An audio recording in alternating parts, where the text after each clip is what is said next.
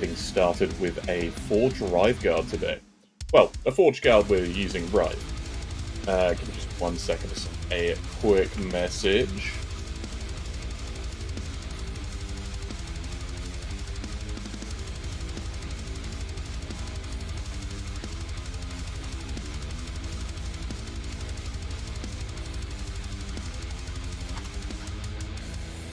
Alright, let's get going.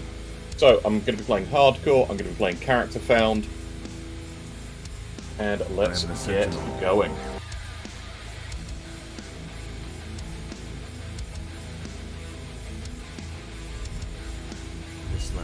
Okay, so this is going to be the second sentinel we're going to be leveling, but I'm going to be leveling this the most effective way I know how, which is with Rive. Now the problem is we don't get Rive until level 5, which means one of these is going to be going in until then.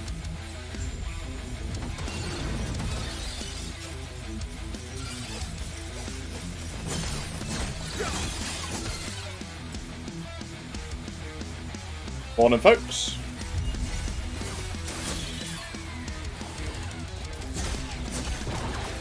I know I don't normally stream on Tuesdays, but I felt like I was going to play this anyway. I figured I may as well stream it.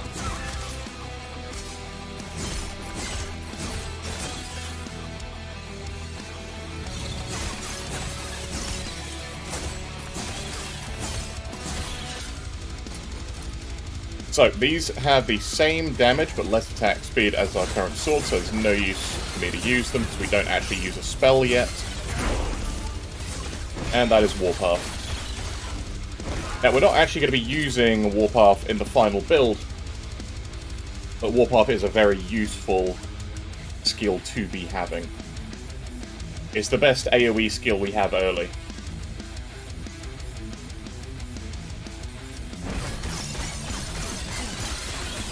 It just wrecks through big groups like that, but it costs a lot of mana.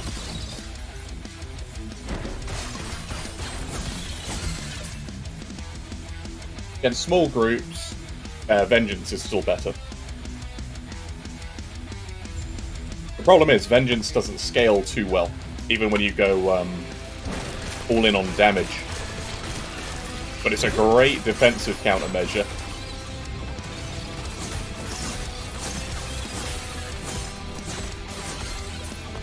The issue is, it just has no range to it.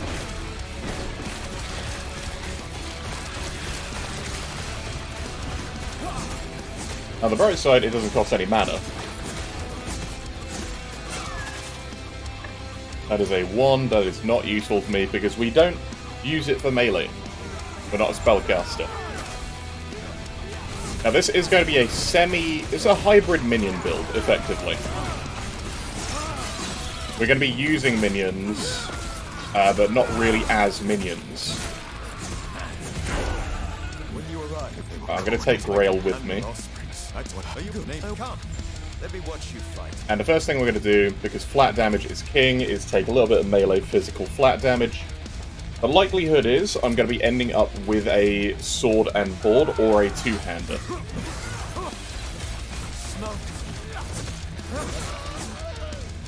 Mostly because Forgeguard can also get a high amount of block, but it doesn't get as much damage from it as, say, Paladin with spells on...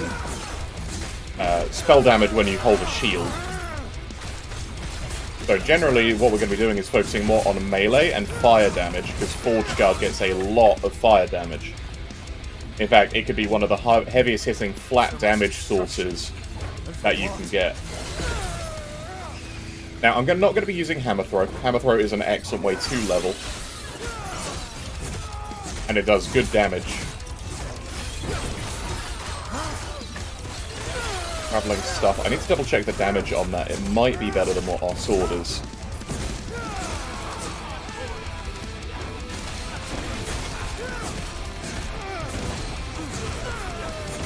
The issue is these guys, if you don't block the hit, they do just hit very hard. Oh, there you go. 26 melee physical damage. That is an amazing find.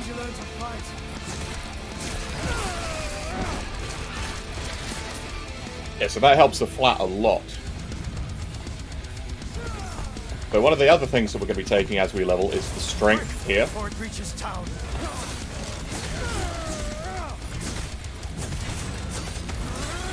Going to stay away from that and throw hammers.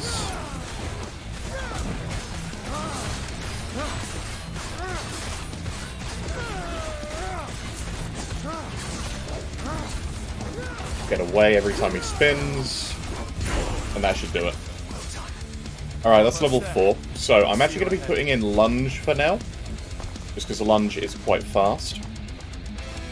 And when you take a look at lunge's actual abilities, there's a lot of very interesting things in here. But the initial choice really determines on which way you go. So this one here has more damage. This one here reduces the cooldown of lunge when you use a different melee attack. Which this is in general very useful, because it has a 4-second cooldown, meaning if you lunge and you hit something, effectively you're going to have lunge back again. It only reduces it by 8%, which is not huge, and then you have this, which recovers it by additional 3% per point. So it's around 14% in total with these, but this also means you get health every time the lunge cooldown triggers. And then you get melee damage to high health, you get extra lunge charges, and then you get haste after lunging. Over here you get maximum damage, you get an extended area if you're using a spear. Down here it becomes a cull, but it is also based on distance traveled, which unfortunately makes it not super useful. However, this node down here is something which we're probably going to be using. Meaning, when you kill an enemy with a lunge, it resets the cooldown of some of the heaviest hitting skills you have available. As far as this, maximum frailty. Frailty reduces enemy damage, and then over to the left, you get health back, you get extra block chance while lunging, up to 100%, and then you just get straight vulnerability. This makes lunge one of your best movement skills. And you can make it hit everything along a path, you can increase the damage generically, you can get bleed, you can turn that bleed into ignites. Path gets wider, you get physical penetration. If it is converted to fire, it grants fire penetration. The problem is it's only 2% per point, but it is a buff that lasts afterwards. So it is actually a stacking buff. And then down here you get haste another way for allies, and then you get lunge to allies. Allies, I don't know if it counts as minions, but I believe it does. So we're actually going to be going over to the left initially. This is going to be swapped out next level for Rive, and then it's going back in at level 8. I'm going to be taking more flat melee damage. I'm going to sell everything in here. Unfortunately, it's just not useful, and we're going to go and pick up the Hender's Spear in the next area.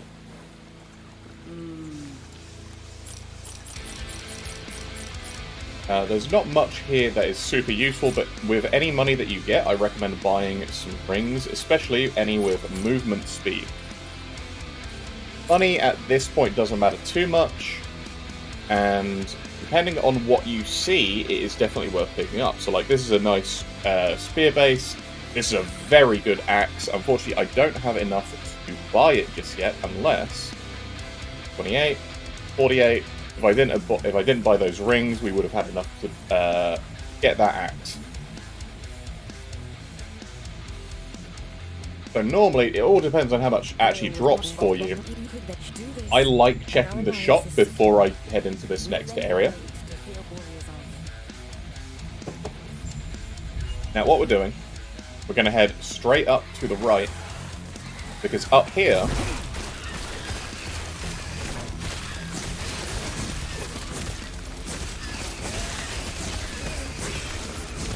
to the right, there is a... Oh, that's a nice mace. It's only got melee lightning damage, though. And unfortunately, this, I believe... not actually. This actually will do more damage.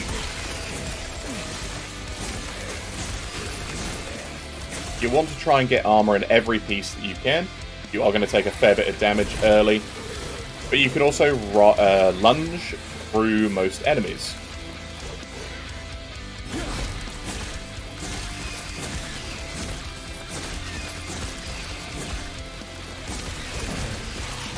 When you get a big group, I recommend using spin. easiest place to get blue gear early.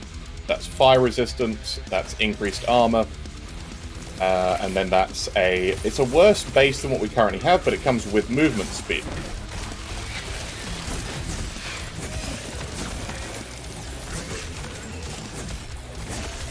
Slow on hit, silver ring. If you can get 2 silver rings, you can move quite fast with that spear. So actually, I'm going to switch that in, and I'm going to switch this over the dodge. Mostly because extra flat damage doesn't do a whole ton for us right now. I mean, it's the best thing to get. That's a lizard one. I'm not going to bother killing that. It's a little bit too tanky for the effort. But big groups of enemies are always worth killing.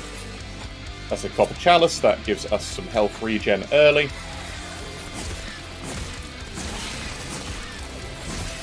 And we finally have Rive. So I'm going to be getting rid of Lunge and slotting in Rive. And I'm just going to ignore the rest of those enemies, because it's more XP efficient to move on to the next area. So I'm actually going to be going into Strength, and I'm going to alternate these until we reach Armor Clad, in which case I'm going to max out Armor Clad. I'm actually going to switch in this ring over the silver ring, and I'm going to switch back in this two-handed mace. We're going to be respeccing out of Lunge, and we're going to be putting Rive here.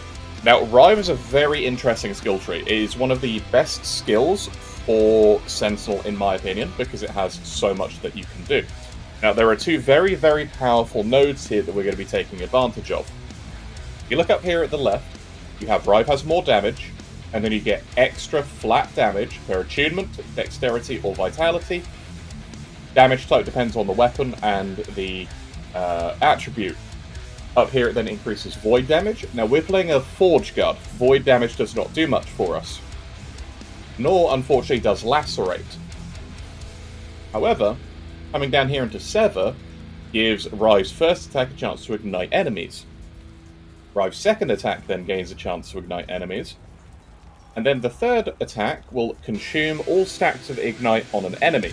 This makes Ignite a more damage buff for us every third hit, and it stacks. So the faster our attack speed, the more buffs we give ourselves. And then we also get Life Leech. Only 3%. Unfortunately, that does not stack. It also then causes it to do more hit damage against ignited enemies, and then you get more critical chance versus ignited enemies. This is very excellent when you pair it with Concentration. And going this way also lets us go into Bound Weapon. Now, Bound Weapon is what we're going to be using fairly early.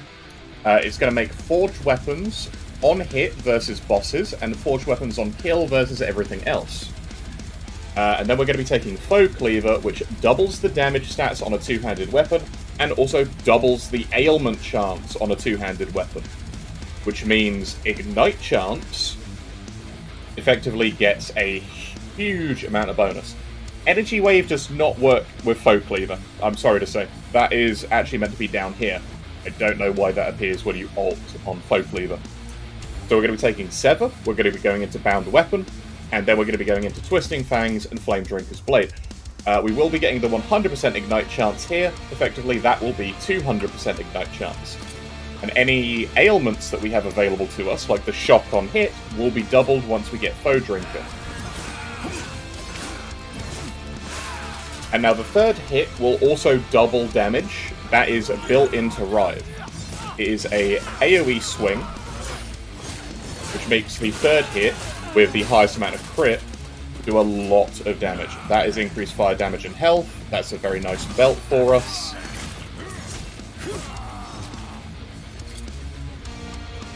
So up here you have one of the more annoying first bosses. Morning Villanich, how you doing? But yes, Sturiax. Now the thing is, you want to keep moving, preferably behind him. So he will drop meteors in your position.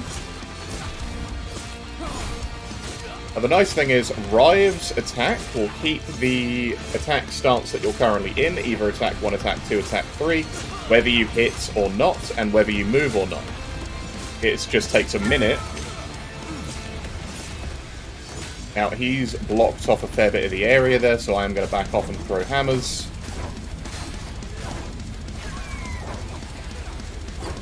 Right, he's a bit more vulnerable. Head back in and whack him to finish him off. Didn't think too much of him.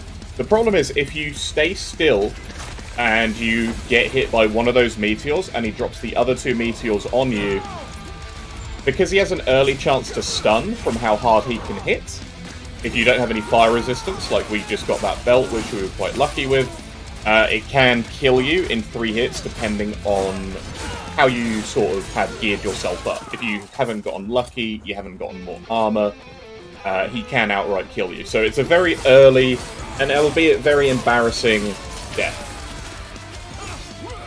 Because if he stuns you while you're trapped in the Phoenix Breath as well, it can also kill you.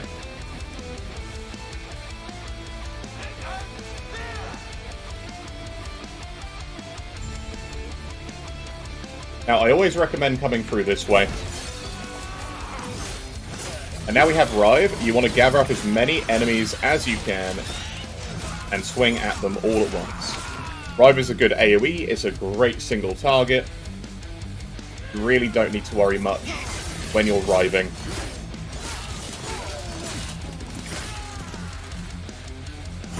Especially once we get further up in our passive tree. Right, here we go. So we're going to be taking Bound Weapon. Now we take 3 Bound Weapon before we can take Foe Cleaver. Then we're going to continue in Sever, Twisting Fangs, and Flame Drinker's Blade. So this is effectively a minion build, the minion hybrid melee build. Which is similar to how the Primalist functions, except you have temporary minions to begin with.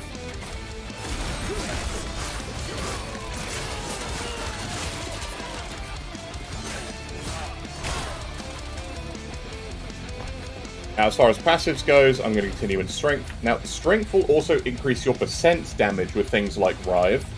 When you hover over the skills, it'll tell you what tags they're at. And every point in Strength will increase your armor by 4%. And when you hover over Rive itself, Strength scaling increases that damage by 4% per point, which means with 3 points in Strength, we have 16% increased damage. But overall, getting flat damage and increased damage early is very good. If you want to be a bit safer, obviously I am playing in hardcore right now, you can go for Vitality. It's not that needed.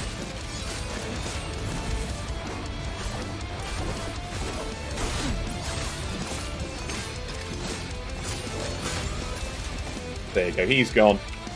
We've got a new armor with higher base armor. That's very important.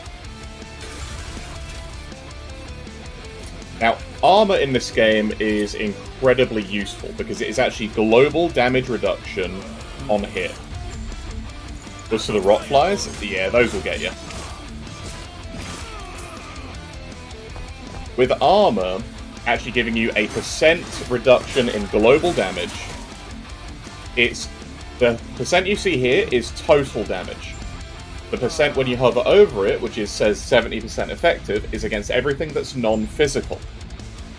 It does not work against dot damage, unless you have a specific modifier you can get from sealed mages that you encounter later on.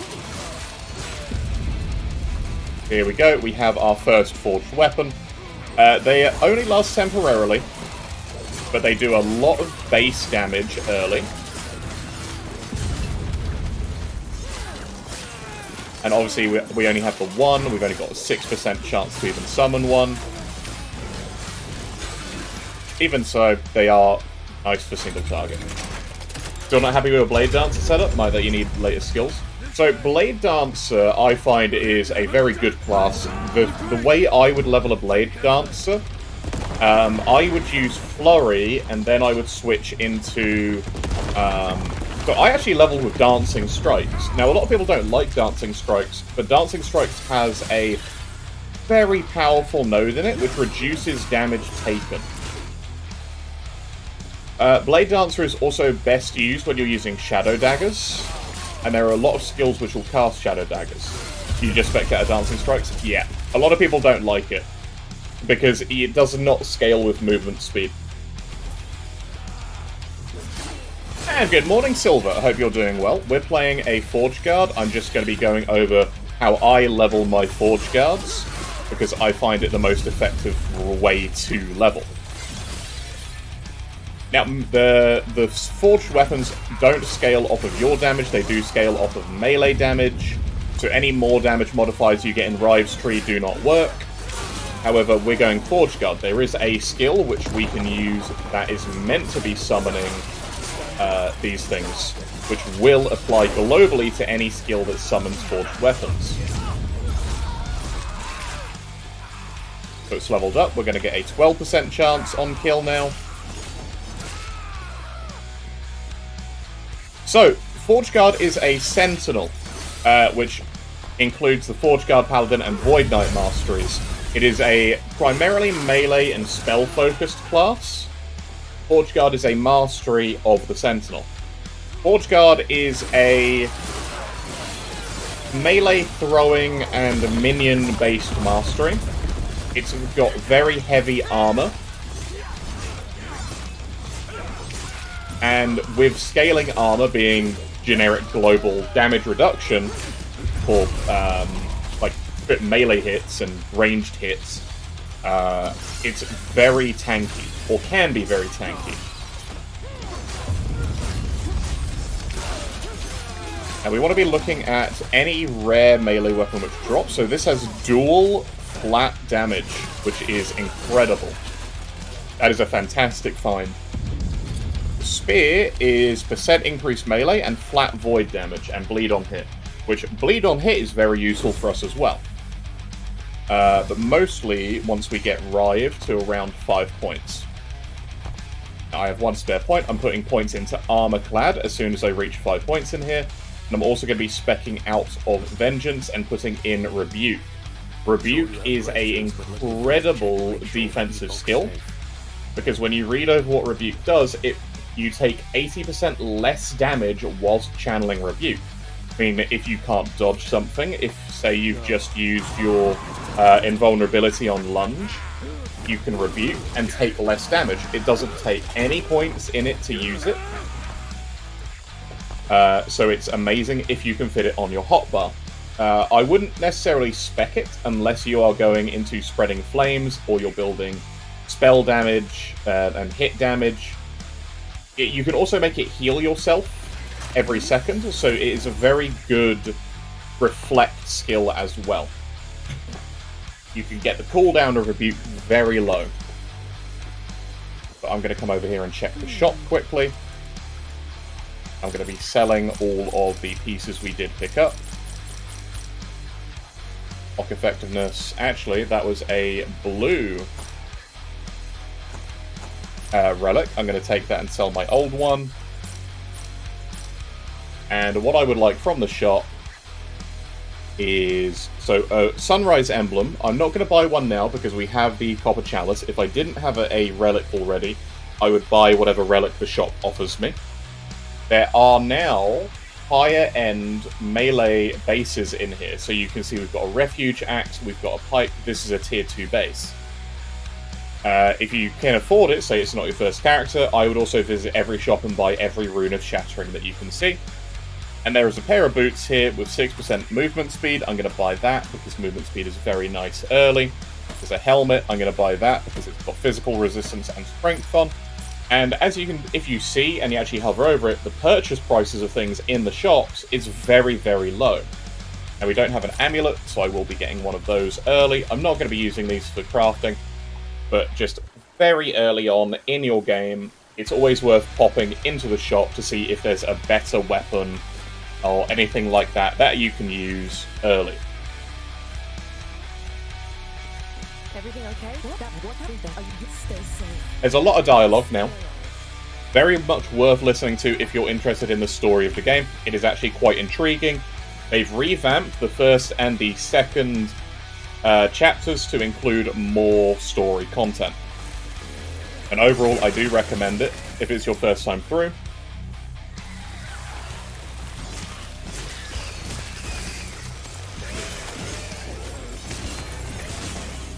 And there you go, we get 2 swords. They're going to do a lot of work as we move. Because they hit very fast.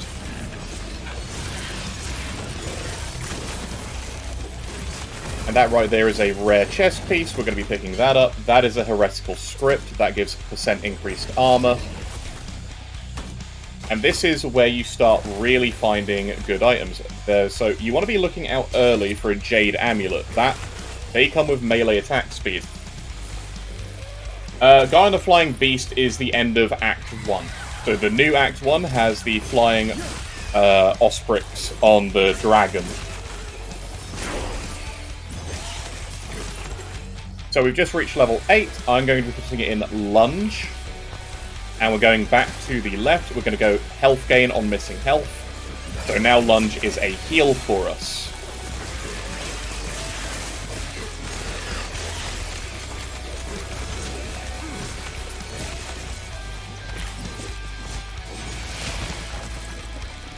So generally, if I'm trying to... I'm not doing like a full speed leveling strategy because I'm not skipping a lot of content.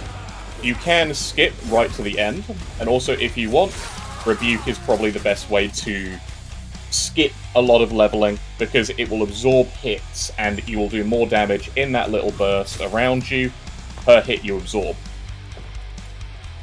However, I'm going to be leveling with Rive and with minions. So we have a Sunrise emblem now. I'm going to double check, see if I've got any Ignite bonuses. I do not. I can put Health Regen and Strength on there. I will not do that just yet. I'm also not going to equip it just yet. And we did find a rare chest piece with health, armor, and flat damage reflected, which is quite nice. Cooldown recovery speed boots. And this emblem will make you incredibly tanky. So 9% increased armor early. Sentinel has one of the highest flat armor bases in the game. We equip that. We gain, what was that, 20 armor just by equipping the relic. Unfortunately, it doesn't increase the percentage at the moment. It takes an exponential scaling of flat armor to increase that number.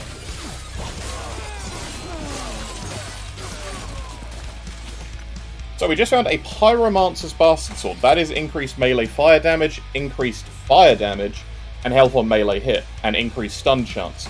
Now, I will be switching into that, even though this mace technically does more flat damage, because that increased fire damage will also apply to ignites that we land, thanks to our node here in Sever. Now, if that had ignite chance on it as well, we'd be very happy.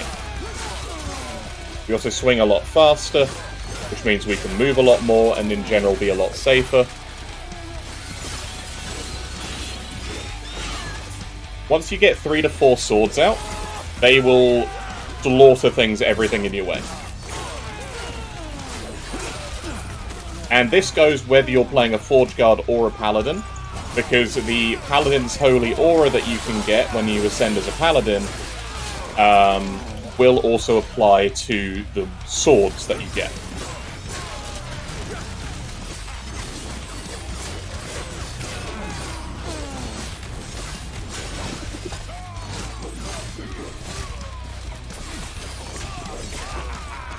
Now, I haven't stopped for the chests in these areas, just because there's not one with a particularly good item for us. There was a spear with additional fire damage, but the sword we just had drop is generally quite better, and we've had some nice two-handed weapons already. We're going to head out through the summit, and we're going to fight the boss. Now, this fight, at this point with Rive, the speed of it is based on RNG, because with Bound Weapon we have an 8% chance of spawning Forged Swords. If we can get a lot of Forged Swords spawn, you're going to see a lot of damage come up on the guy very quickly, because Forged Weapons are quite high base damage.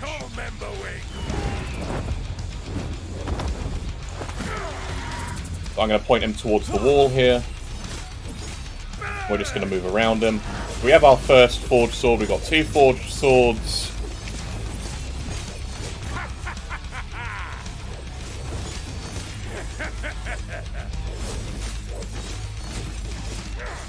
Three.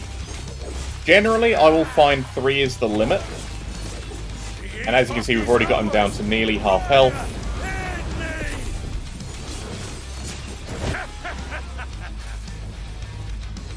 Anytime you can't avoid a hit, you want to try and use Rebuke. Just get to the side of him anytime he does his fire breath. And just wail on him. And there you go, he is down. Very fast boss. Double check any loot. So this has fire resistance on. That's a nice item. Over here we have a Deft Refuge Axe with melee attack speed and increased damage over time. That is a brilliant find early. We also have a base spiked club there. That is also quite nice. That innately has bleed on hit, so we can use either one of these for crafting. Because we want to keep in mind what we're going to be getting with Rive very shortly. Being double the ailment chance. Meaning the 29 there goes to around just close, shy of 60. Shy of 60. He's back. He's been. You're back. But we'll do. We're going to leave. I have to speak to him twice at the minute. I'm so sorry to you too. I'm going to transfer all items, and then I'm going to double check to see if I've got anything I can put on either one of these weapons. Primarily this one. Increased melee damage is a very useful stat early. Do not be afraid of crafting on items even now, right? The damage over time, unfortunately, takes up a second slot, and we don't have any ignite chance yet. So we're not going to change our weapon, we're going to stick with this one. Although, I believe this would actually do more damage at the moment. We just don't get the health on melee hit.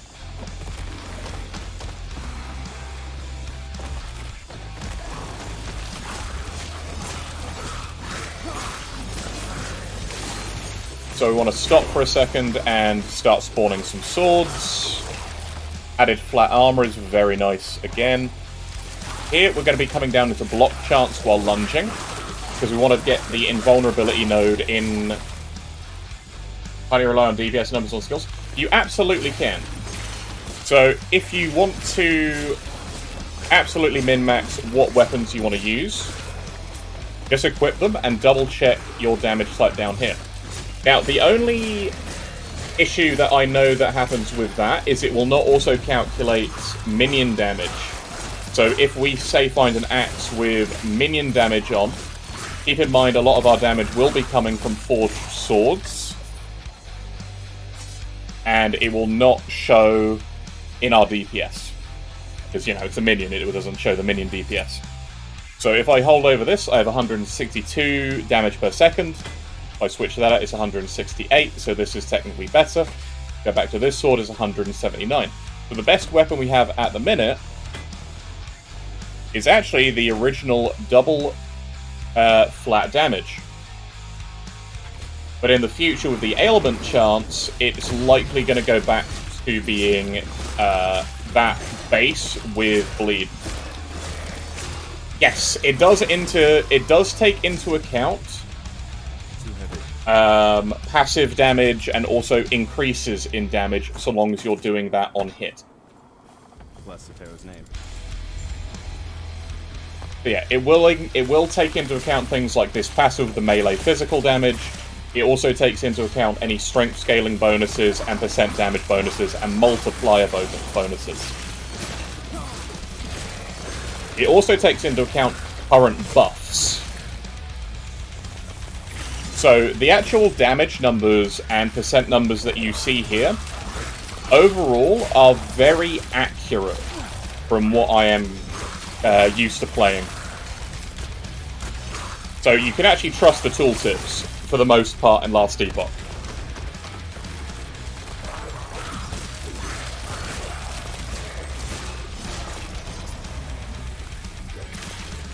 Now, normally what I would do is I would run through most of this area. But as we do a lot of upfront damage, if we kill smaller enemies as we go, we are going to be spawning more forged weapons. Hopefully. Depends on the RNG again. But if we spawn the forged weapons, they're going to kill more as we move. And usually it only takes 1 or 2 swings. So you have 3 options for movement abilities, normally. We have, well, actually no, Sensible I think has 5 options for movement abilities. But generally you're going to be using either Shield Rush or Lunge. Lunge is a very useful skill, and we're going to be putting points into Juggernaut Dash, and taking our 3rd point in Bound Weapon. We're not going to be taking the 4th point in Bound Weapon for a while, because there are more nodes which we want to reach.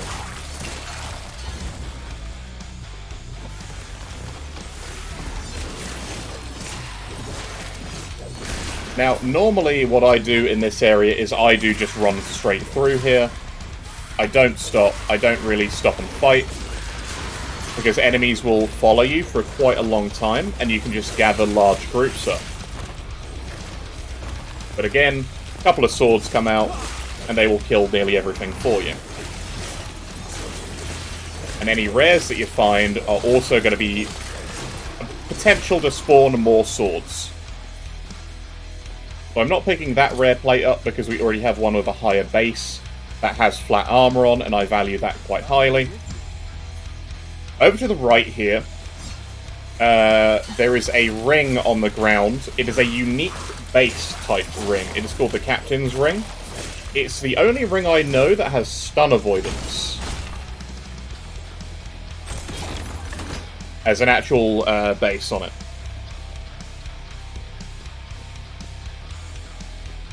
So once we get our next point in Rive, we want to be looking to switch out of our Copper Relic. I like the Copper Relic early because health regen is a scarce resource, and we don't have this node yet, which gives us health every time we Rive.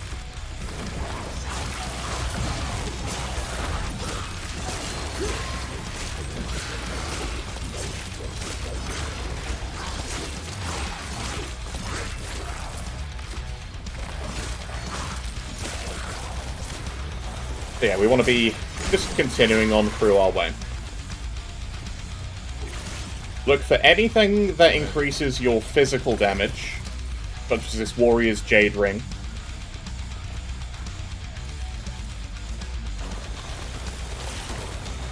Mostly because we do physical damage. I want to come to each of these people. I'm going to drop one of these weapons if we find anything better. And generally, I wouldn't use a loot filter until I'm a little bit further in. Now, there are a few options here, and actually, I'm going to be taking this node here for the increased cooldown recovery speed for movement skills. It also gives me flat health. The reason we're taking this is because we're going to be using a skill called Void Cleave later. And Void Cleave, effectively, what that does is we're going to turn it into a movement skill, so it's going to benefit from that cooldown.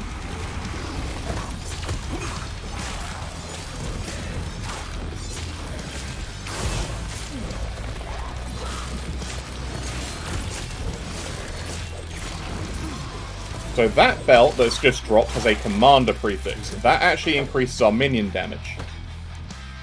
That is excellent. It also comes with flat health and cold resistance.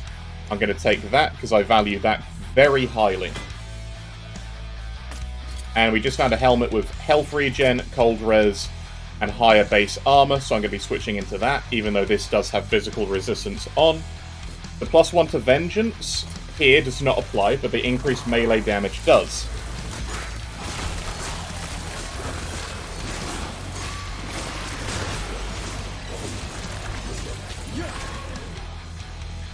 So we want to be trying to use anything that we can with increased melee damage and flat melee damage. The damage types we want to focus on are fire and also physical.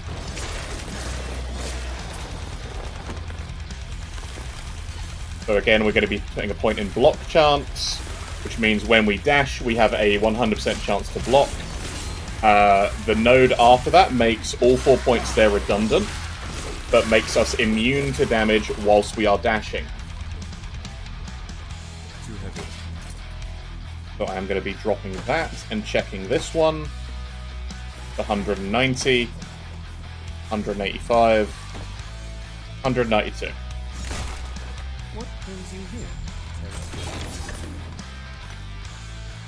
Stun chance and void resistance. I actually value that right now because we don't see much fire in here. This one has the crit chance, so I'll be taking that over stun chance.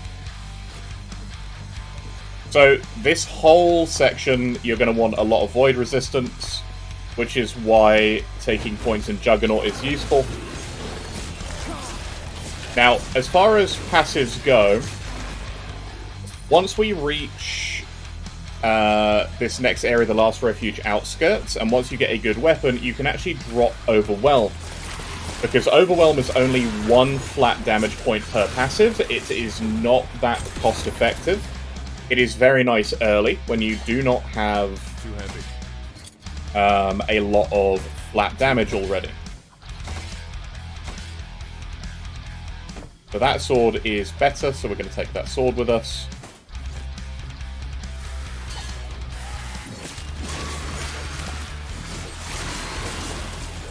Any flat damage early is fine, because enemies do not have much in the way of resistances yet.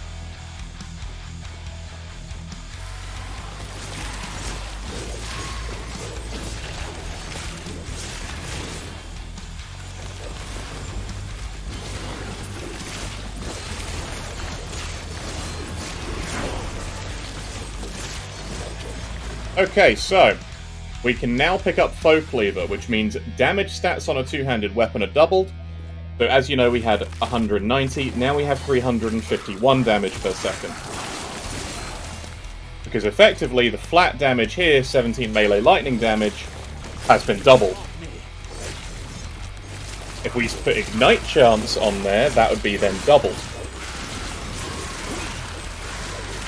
It is one of the strongest nodes, in my opinion, in the game. Now, you don't actually need to fight this at the moment. I imagine on 1.0 you will need to fight it. This boss is also very easy to cheese with Rebuke, because he multi-hits. Is he going to drop us anything nice? He is not.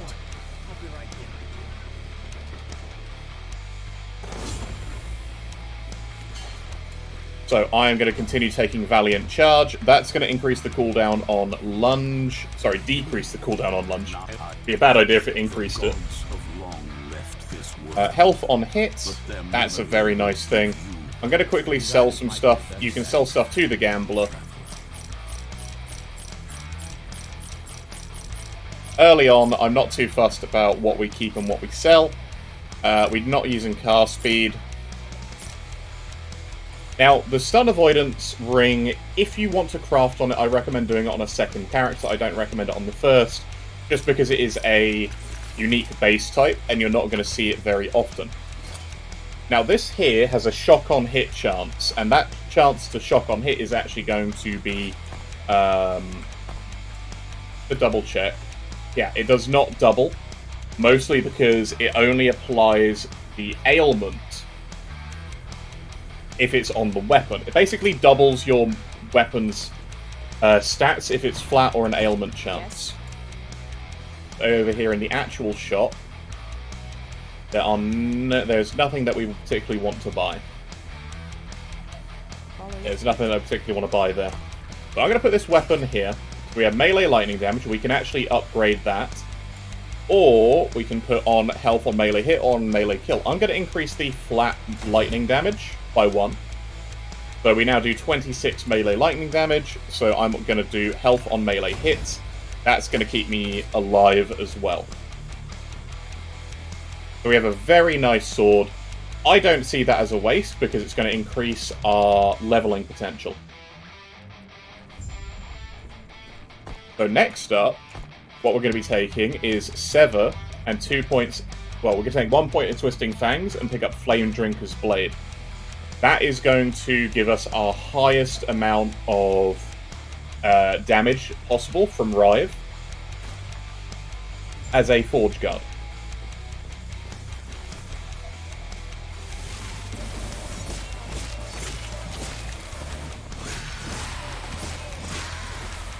So the node we have taken, the Foe Slayer node, that doubles the stats on a weapon, makes up for a bad weapon, and it amplifies a great weapon.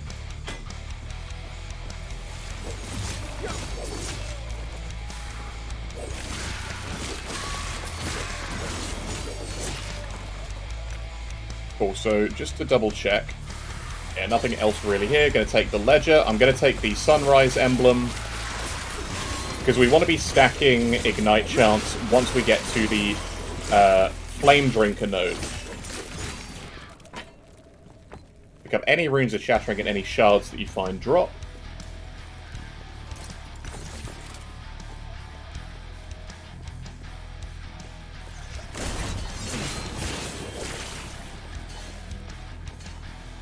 Effectively, we're actually more of a melee build with minions that spawn as extra DPS. We're less of an actual minion build. Like, we don't hide behind them. So I'm going to try and remember to use Lunge a bit more. Lunge is just a great movement skill. You can be very aggressive with it.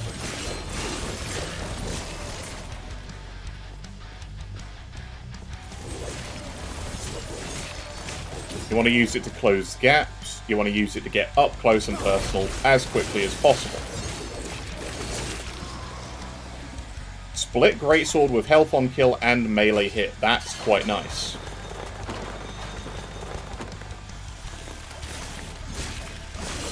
So you always want to be looking for better bases, because base damage is also doubled with the node in Rive. So with this, if we can we have no flat physical damage on here. We have flat void damage. I'm not going to use that just yet.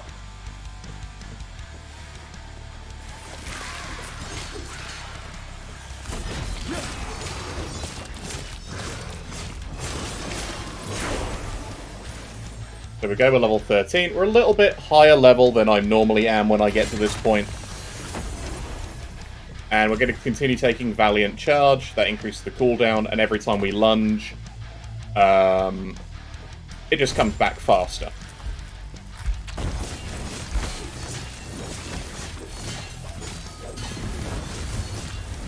So you just want to avoid the bubble. That's the dangerous move here.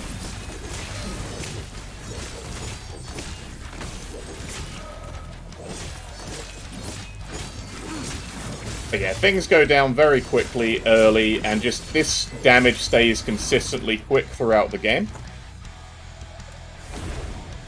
We're going to leave, hand quests in. I'm actually going to be handing this in to Elder Fresra for this pair of gloves right here.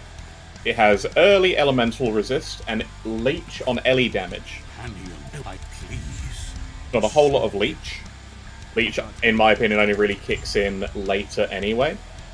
And I also forgot to hand this quest in here for another passive. So once we have 5 out of 5 in Valiant Charge, we're going to be putting points in Time and Faith. This gives us health and mana every time we use Rive, which is just amazing. It's an incredible passive. I'm going to sell this for now. We don't need this, we're not using Shield Bash. And generally we want to be looking for something like this with 8 melee physical and increased physical damage on it. That's amazing. And this here has Ignite on hit, so I'm going to buy both of these. I'm going to switch this in, so we're at 418. When I switch this, we're at 342. So this actually is a drop. When I switch this in, however, it goes up to 411. So we're slightly less than this, likely because of the huge melee lightning damage. What I'm going to do is I'm going to shatter this, which has the Ignite on hit, and I'm going to shatter this, which gave me the health on melee. So I'm going to be putting the chance to ignite on here, because that 36 now becomes just 71%. 71% chance to ignite. We get another shard like that, put that on there as well. That's a lot of ignite chance.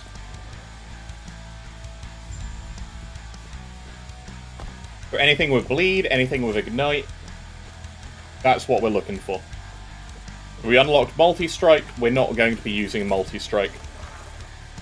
I'm going to be popping in here because there are 2 chests in this little side room. Nothing much for us to really want. We're just going to continue. Grabbing the Haze Shrine. And we're on our way.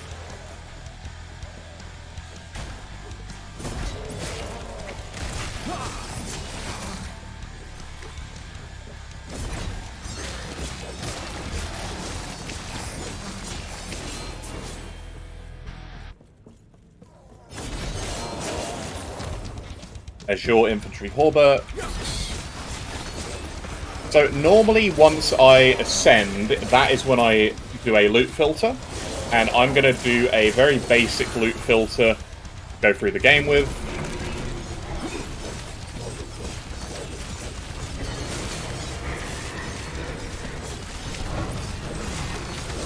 So the Idol of Loathing is just being shredded right now, because he's also got 12 stacks of Ignite on him.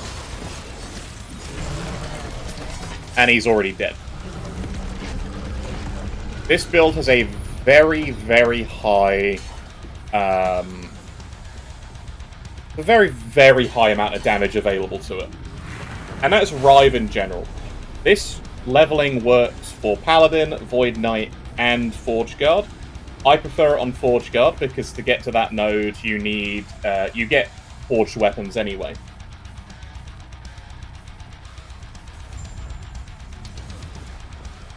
So, we take the 4th point in block chance, the next point we get invulnerability while lunging.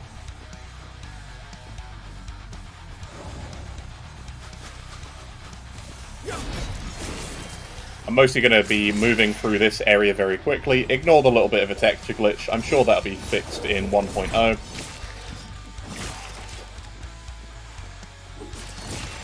Rejuvenating Sash has increased cooldown recovery, which...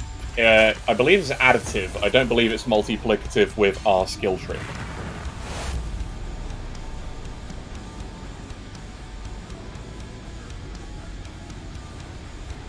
Dum-de-dum.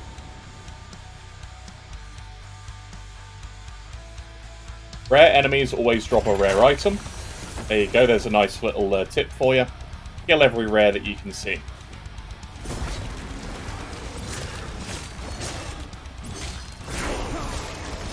And Rive has now leveled up again. We'll take the 2nd point in the first strike ignite chance.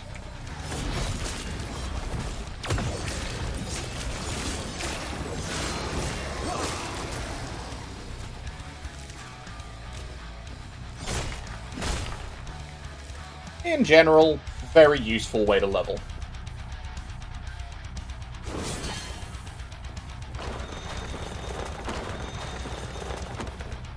Again, take points to get the health every time we Rive. That's going to keep us alive. I cannot do that. Stand down or die. I cannot do that.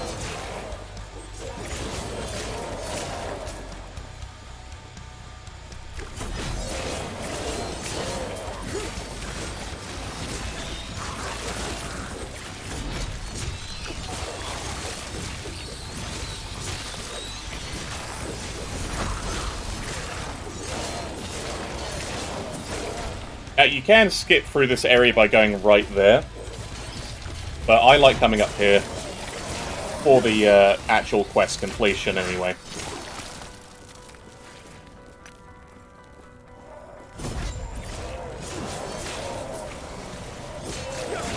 A lot of blues, and of course you get the unique enemy.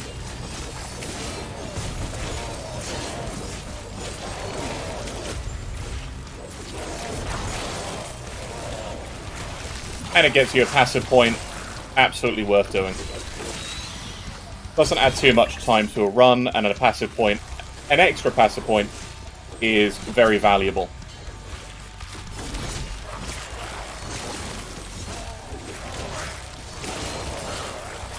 That's a melee hit shard and a melee damage shard. That's very good.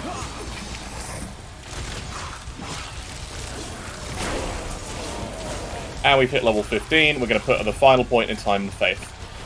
So we're not taking any more points in the Sentinel tree for now.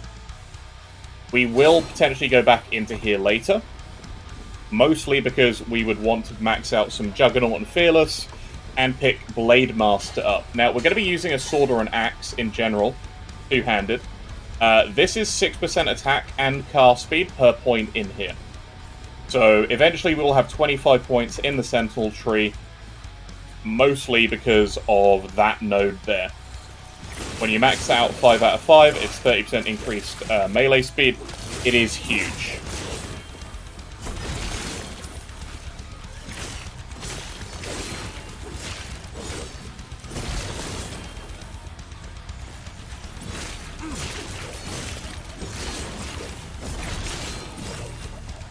Now these swords are very, very nice.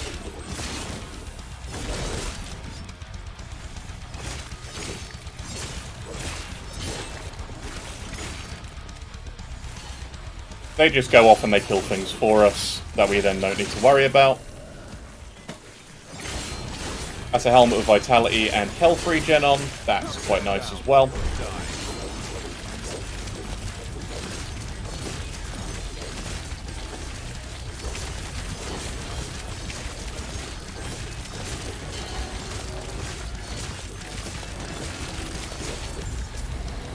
There we go.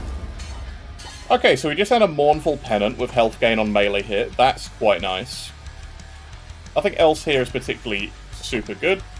But I'm going to be switching in this with the Ignite on hit, and I'm going to see if there's anything here we can add to it. We can put Raw Strength on here, so I'm going to do that. And we have this, which when we compare, we have less health regen, but we have 5 more flat armor and a little bit of stun chance and a little bit of physical resistance.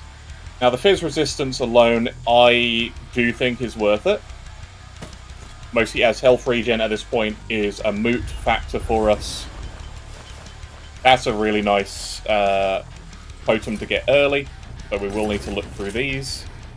Increase health regen, flat health, and potion on ward on potion use. Anything free is... well, it's free, isn't it? Anything free is good.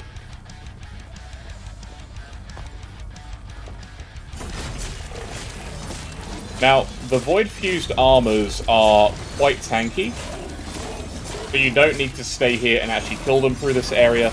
I just recommend, personally, moving through the area and ignoring most enemies, because you can outrun them. They have a very long spawning animation.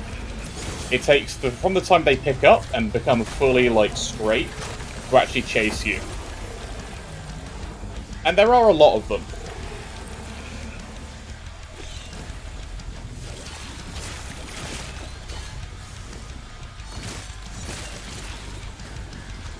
We're just going to head down here.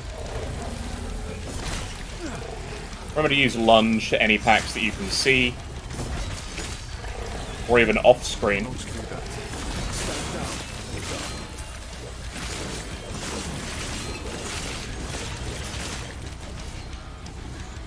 Gonna come up here, talk to this guy, and say goodbye. And we're gonna leave. So we're level 15. That's around where you want to be for this fight anyway. So we're on pace to fight this boss.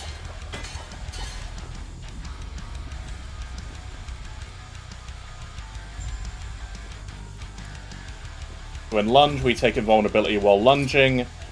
Very nice. Very, very nice. We have a pair of boots with no movement speed, but with strength, void res, and fizz res. I'm going to switch those in. Just do a quick gear check. See if I can put anything extra on the axe. I can increase the physical damage, so I'll do that. Stay back. And we get ready for the fight of our lifetime. Accept nothingness. And yeah, just stay and wail on him. You have health gain on hit. You just want to try and stay behind him. The more you hit him, the more weapons spawn. Move to the right every time he starts that, and then just move back to the left. And you'll be fine. Don't worry if your weapons die, you've got more of them. This is why I keep Hammer Throw on the bar, mostly because of a move like that. It can stun you.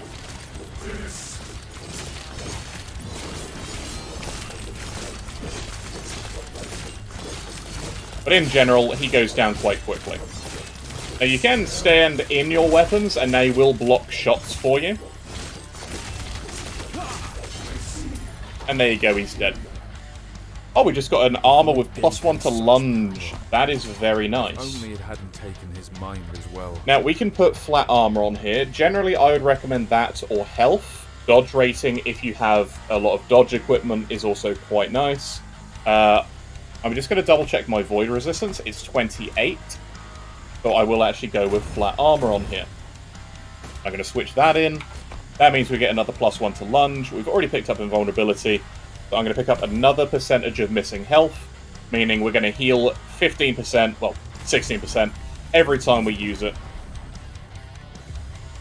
And we're going to go ascend as a Forgeguard. Hooray!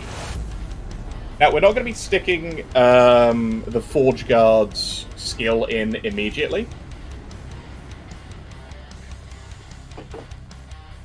We're going to be getting to the point where we're level 20, we get the 3rd slot, and then we're going to be putting Forge Strike in. And I'm going to go over Forge Strike when we get it.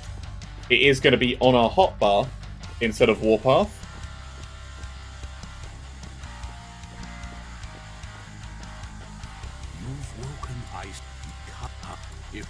So, Forgeguard gives you 35% physical and fire resistance, and 3% increased armor for each hit you take in the last 10 seconds. It is not as good as Echoing or as Paladin, and Forge Strike is an interesting skill. Personally, I think Forge Strike needs a slight update to guarantee at least one weapon when you land it. But we've just unlocked the total Forgeguard tree. So I'm going to go over that in just a minute. Now, because you can put points in any tree up to halfway once you've unlocked any mastery, and you have 20 points in Sentinel, mostly what we'd want to come in here for is Devouring Blade, Abyssal Endurance. In Paladin, you would want Conviction. Conviction is an incredible 8 points to spend, because that gets you Fire Pen and Fizz Pen, and we're going to be doing both of those damage types. With Forgeguard, we can get Fizz Res when hit, which is generally quite nice. This is a flat amount, however. This does not count every hit that you take, it only activates once. Block Effectiveness we're not going to be using, because we're not using a shield. Stun Avoidance can be quite nice, and this also reduces stun amounts that you take. Flat Health and increased stun chance is useless to us. Flat Armor and Flat Reflect. Now, we're not a Reflect build, so that's also not that great for us. 30 Flat Armor is very nice, though. Crushing Blows. Unfortunately for us, we're not really going to be using Crushing Blows, because we don't use super high mana cost abilities. Iron Attunement is very nice for both us and for the minions that we're using, but Smelter's Might, which is here, is the best thing in the world for us, because in the end, that 70% Ignite and Bleed, that turns into 140 for us, and the 70% applies to minions. Meaning, when the swords hit, they ignite things. Now, as far as the rest of the tree goes, though, we're going to actually be going into... Well, I'm going to pick up 1 in Battle Hardened for the free armor increase. Because 6% increased armor when you hit does stack in instantly with a 3% increase. Thank you. There is an old passage. And in a couple of these quests... Greetings.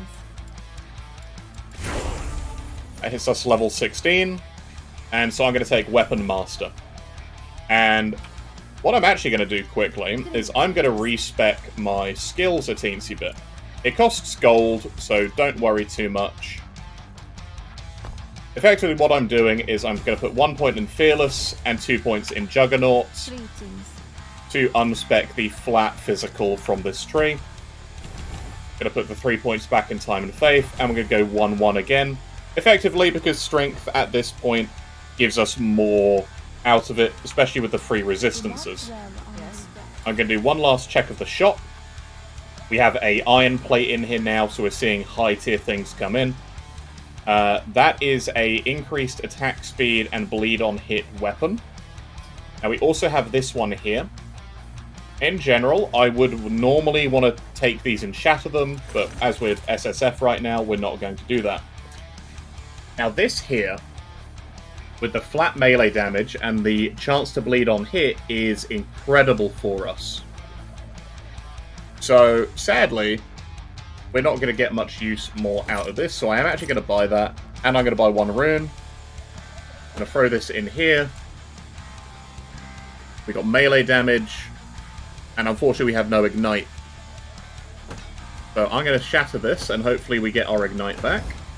We got 2 physical damage shards. So I'm going to put physical damage on here. We got no more forging chance. That's a shame. But 68 chance to bleed on melee hit is huge. It is huge. May I tear a smile upon you? And keep in mind, the base damage of this is 31. So that's actually 62 base damage for us.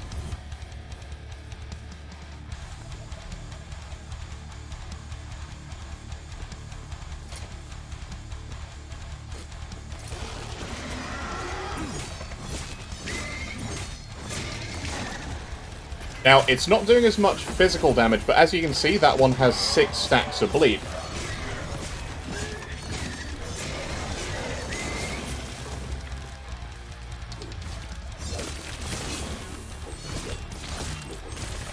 We do want the ignite, but we're going to need to wait till we get more ignite shards.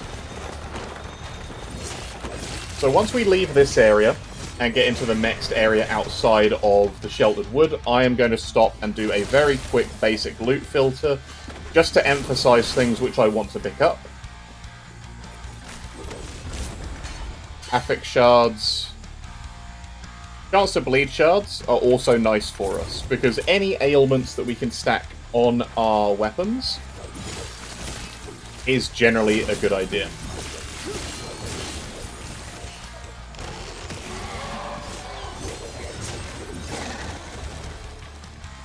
We're just going to skedaddle out of here.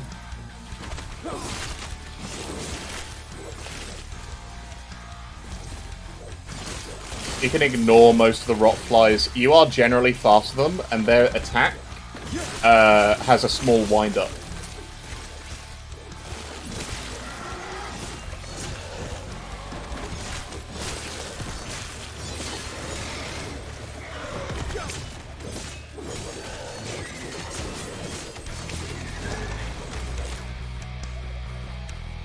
Or stillness is stun chance, we don't really care about that.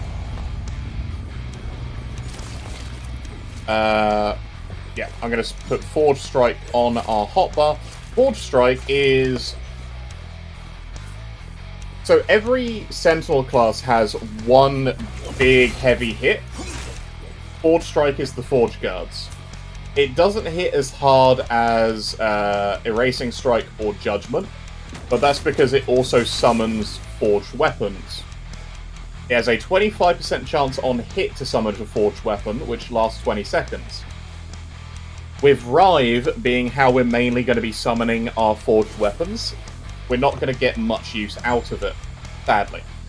The reason we have it on the hotbar is obviously just because we can throw damage out, and it has a high chance on hit, and it looks hella cool. But effectively, because we get mana back, it's free for us to use and throw out when we need to.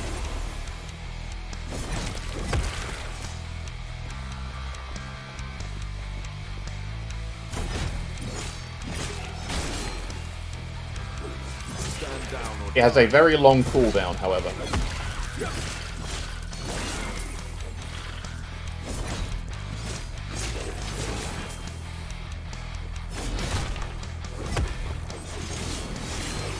But there's also a very long stun. Okay, so before we continue on, it's time for a quick and dirty loot filter. So I'm going to manage loot filters, and I'm going to create a new filter from scratch. I'm going to call him Forgeguard. I'm just going to go with an axe for a symbol, and I'm just going to do Forgeguard. I'm going to make it red. The first things I'm going to do are two-handed item types. I want axes and swords. We don't really care about maces. We've been using maces up until this point. Axes are the best one for us. We're going to do that, and I'm going to have them show, so long as they have the affixes, I want at least one of either melee fire and melee physical. I would like physical damage or fire damage, and also fire penetration or physical penetration. As far as general goes, we will take crit chance and crit multi. We will take minion damage, minion physical damage, and minion melee damage. These are good for us. We'll also take minion damage over time. Now, they don't really spawn that often on weapons, so that's fairly moot. And then we want ailments. So we want bleed, and we want ignite. Everything else we don't particularly care about. We can also do shred armor, because shred armor is also counted as an ailment. That will double if it is on our weapon, making it super effective. Effectively, we're going to do this. I'm going to update that. And... oh, hang on a second. I forgot one thing. We're going to emphasize it, and we're going to show in a different color. So I'm going to make them heavy gray. So this is just going to emphasize them. And then I'm going to add the rule. I'm going to duplicate this rule. And then I'm going to go, if they have at least 3, I'm going to have it be recolored in, let's say, green. Let's go with green. Green is only used for set items, and it's very easy to tell where set items are. So I'm going to emphasize that. I'm also going to come back down here for the recolor into that. There we go. We're going to recolor anything with 15, and if they have more, if they have 3 of them, it's going to be, hey, pick this up. Now, we're also going to do the same thing for our armor. I'm going to make that a nice... let's go with, like, an orange. I'm going to emphasize it. We're going to go with item type, and we're going to go with armor. We're going to go helmet and body armor. Mostly because with gloves, boots, and everything we don't really care about too much. Actually, yeah, you know what? We will do this. We'll do this. And I would like affixes. At least one of these. I would like added health or increased health. Or even hybrid health. We would like attack speed, because that appears on gloves. We would like damage. General and damage type, we would like to see fire damage and physical damage. And any fire penetration. And also phys pen. With crit, we will tick both crits. For attributes, we want primarily strength and vitality. As far as health recovery goes, we don't really care too much. With dodge, we don't really care. I would like added armors and increased armors. Endurance, and generally you will find anything with resistance anyway. Crit strike avoidance is very useful to take reduced bonus damage.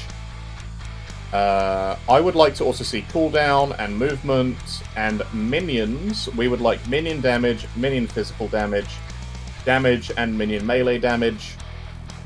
And as far as... oh, that's the prime list, sorry. As far as Sentinel goes, we want Phys Pen with bleed. We want chance to bleed if wielding an axe. We would like melee fist damage if holding a sword. We would like increased armor shred effect, fire damage over time. Mana gained with Rive is not super useful, but it's nice to see. We would like increased fire and ignite duration, fizz damage and bleed duration. We want levels of Rive. We want levels of Lunge. We want levels of Forge Strike and Void Cleave. These are really the ones we want to see levels for.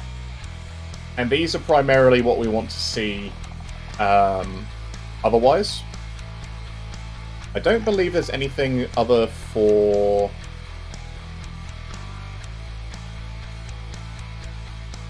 Yeah, I don't think there's anything else there which we want. And the last thing that we're going to do is experimental nodes. If we see experimental armor applies to damage over time, this has to be recolored. And it's only going to show on certain gloves. Haste effect and frenzy effect are useful. Ward gained on kill is also quite nice. We don't really care about the rest of these because we're not going like ward gain or anything like these. And personal ones, these are affixes you find through chests. You're going to see these anyway. So I'm just going to confirm this. So anything with at least one of these affixes is going to appear. And I'm going to add that. Now you can also do level dependency. And it's only going to work when your character is between certain levels. This I'm not worried about too much yet. I'm going to duplicate this rule. And I'm actually going to have it with more than 2 of these on one item. I would like this to be recolored to a different color. I would like that to be recolored to a nice pink. With at least, you know what, we'll go with at least 3 for the nice pink. And I think I'm not going to emphasize it, I'm just going to recolor it. And I'm actually going to change that from orange to be like this. That's yellow. That's like a light lime green. That's fine. So this is what we're going to use. Effectively, we're using armor and recoloring it with multiple affixes that we want. We're going to also recolor weapons. You can also do rings, which we're going to quickly do as well. So we're going to go item type. We're going to go with accessories. We're going to go amulets, ring, and relic. And we want these to be recolored. Oh, we'll go for the same like lime green, because you can easily tell the difference between a ring and armor. And we're going to do the same thing for affixes. Effectively, we want to see like melee damage, we want like melee fizz damage, we want attack speed, we want damage types, we want fire damage, we want fire pen, and fizz damage. I think the easiest thing for us to do is actually just copy this, and we just changed the item types. I did that for weapons, not armor. Okay, so recolor types of armor. Where are you? Oh, did I just delete my my fancy weapon one? I did. You gotta be a little bit careful sometimes of what you're doing here. So I'll do that for 3 again. I'll delete this one, and we're going to recolor this for 5 types of armor. We're going to untick armor, and I'm just going to tick accessories. And the only thing is we're going to add here in... actually, no, we're not going to add anything else. I'm going to add ailments. I'm going to go bleed, ignite, and shred armor. And there you go. It's going to recolor accessories with 44 affixes. I'm going to copy that, and I'm going to have it emphasize them in pink as well, if they have at least 3 on any of those. So that's a quick and dirty loot filter. Now, the last thing that we're going to do for the loot filter is going to be item types. We're going to go idols, and we're going to add conditions, affix type, and also add condition class requirement. They have to be sentinels. Actually, no, we don't want that, because we're just going to use the affixes for it. So we would like sentinel idols, specifically fire damage over time, bleed duration, fizz damage over time, Armor, chance to shred on hit. We don't really care about the damage taken as physical. We want Fire Pen with melee attacks. Chance to shred armor on hit with fire skills. Chance to bleed on hit, high health. Chance to ignite while at high health. Shred armor on melee hits. Area of Void Cleave. Where else are we going? Percent missing health on Lund. Damage reflected is optional, depending on what you want to do. We're going to go increase area with Rive and Forge Strike. And that's basically it. These are the ones we want to emphasize. I'm just going to recolor them, and I'm going to make them a nice blue. So that's that. So, we are going to reload by pressing X, and that's going to activate that loot filter for us. And we should start seeing better items that we actually want to pick up. Now, it's not going to hide any loot. It's just going to recolor loot. Because I am of the opinion that until you're really late in any game, and also with this game having shattering and removing of affixes, no loot piece is, you know, terrible except white. You can also hide white bases if you want. In fact, I might go and hide white bases, because normally white items I don't really care about past, like, the first 5 levels.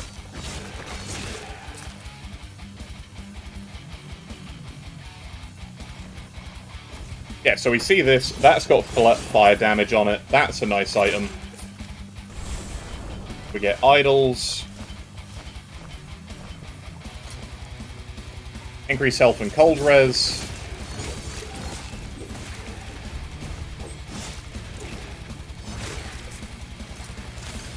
That's got strength on it. That's why that got recolored.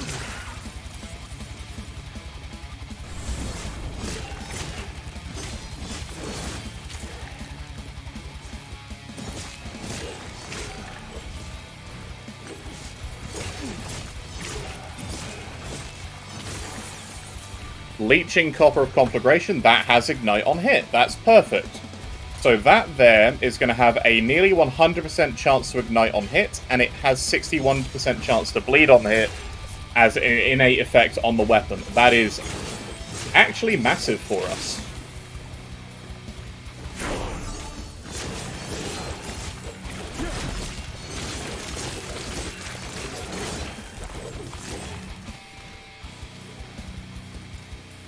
So, I am going to come down here into Second Strike Ignite chance. When this levels up again, we're going to into Flame Drinker's Blade, which is going to chew through all of the ignites that we have here. Now, we can have percent physical damage. I'm going to wait for flat physical damage to add to this, because this has melee damage leeches health. I'm actually going to switch that in, and I'm going to shatter this. Because this is potentially one of the best things we could have found. It's only 549 damage per second, but the ignites make up for it. Yeah, unfortunately we only have the melee fire damage there, which I no longer have a shatter.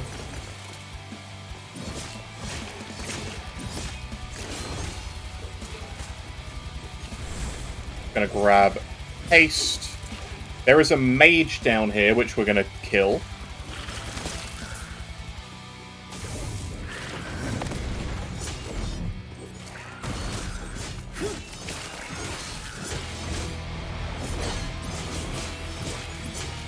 It's going to be a bit of a long fight, just because they have quite a lot of health through the game.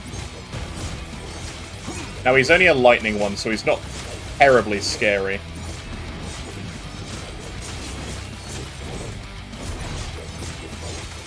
Just stay on him.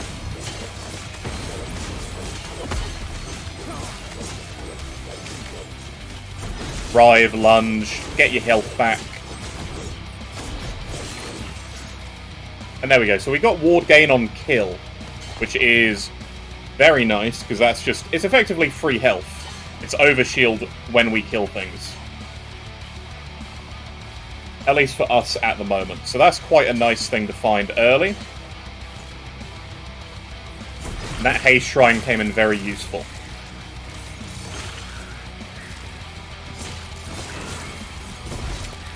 Oh, that was a green pair.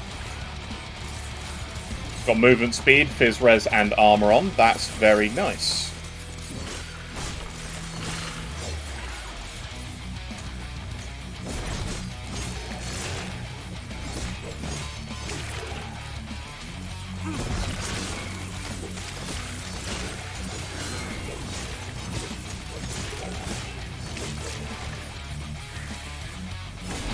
Hang on, that's a Rune of Shattering. We want that.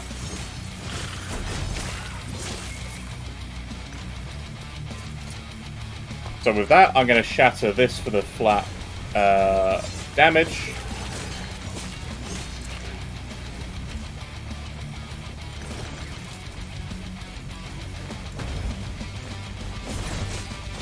Obviously, you don't do it while in combat. I just like doing it while I'm in combat. So I'm going to go from fire resistance to ignite on hit chance. There we go. That's good. And now this is going to have melee fire damage added to it. Which it doubles, so that's 22 fire damage we just added. And also I need to put a point back in lunge. Because when you have points in a skill from an item, if you unequip that item, even accidentally, it will take the point away. I did not mean to re-enter the Forsaken Trail, unfortunately. That's just a misclick on my part. Yeah, we're gonna just head straight up. I'm gonna sell the rest of this stuff because I'm not interested in carrying it with us.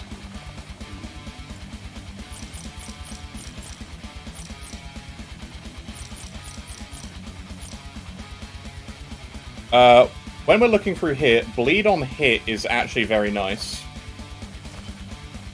Because we're obviously scaling a bit of bleed. The more you can get, the better. We're not really doing lightning damage anymore. This has flat armor on, which I value over the poison resistance and the potion use there. Fizz damage over time. Sorry, increased damage over time and fizz res. That works for both the bleed and the ignite. And fizz res is nice. Otherwise, nothing else here is super good for us except the poison on hit, but we're not really scaling poison. No weapons, but I'm going to buy another Rune of Shattering. I like keeping Runes of Shattering up through the campaign.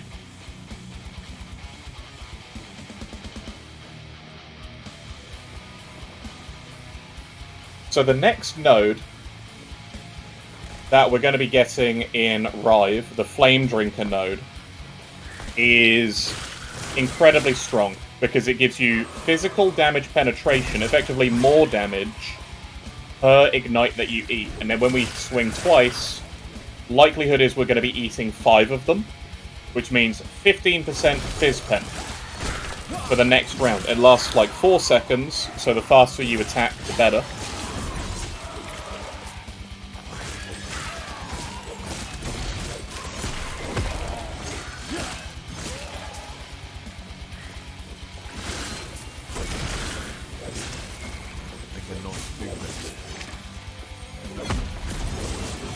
Drop the hammer a little bit too late.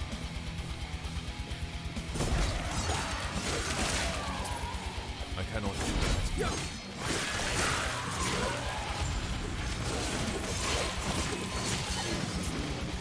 The horrors persist, but so do we. I cannot do that.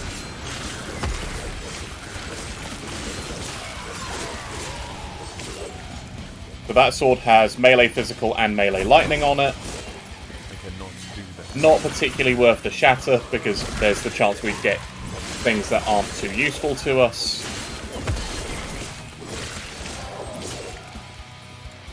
And with lunge now, we're going to go into melee damage along the path.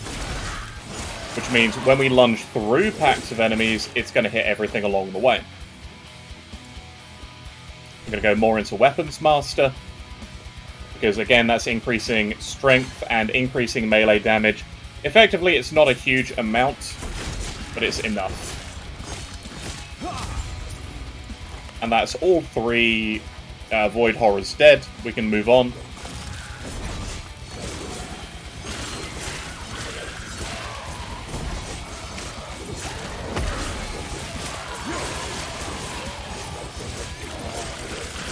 Rending of Conflagration is more Ignite on hit. We want to take that. Ignite on hit is the best stat we can possibly get our hands on.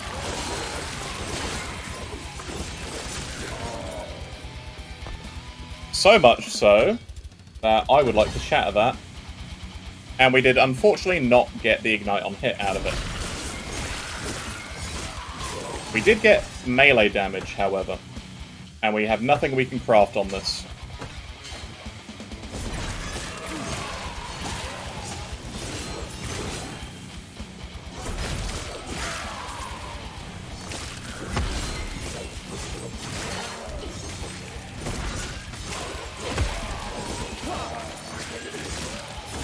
Effectively, Rive, Lunge, Hammer, whenever you like. Vitality Achievement and Fizz-Res on a nice base, but I like having that +1 level of Lunge that our current chest has.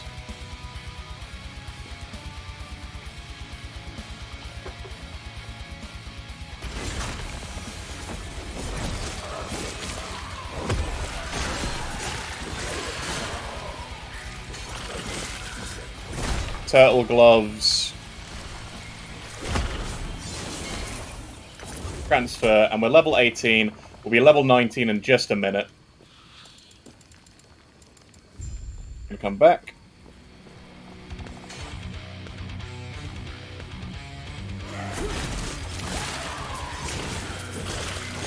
And that's another mage we're gonna kill. And that unlocks Void Cleave. So Void Cleave is going to take the place of Hammer Strike. Void Cleave we can only use when we have an axe or a sword. Two-handed, that is.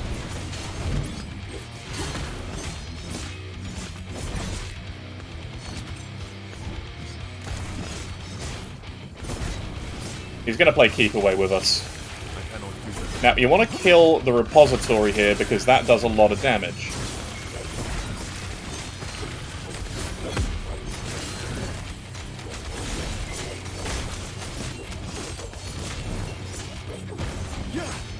This one hits hard. Very hard.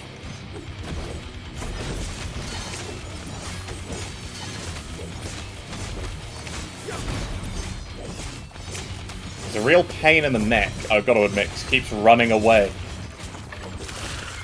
There we go.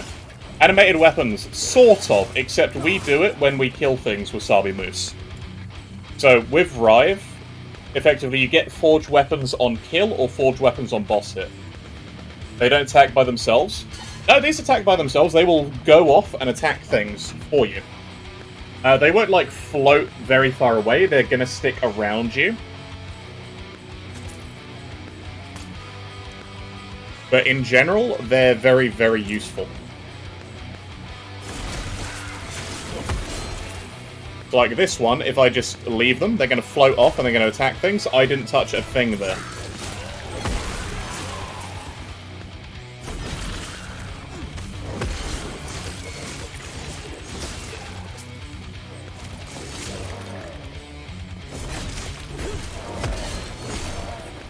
So they're very good, and the thing is, you need to be a Forgeguard to make proper use of them.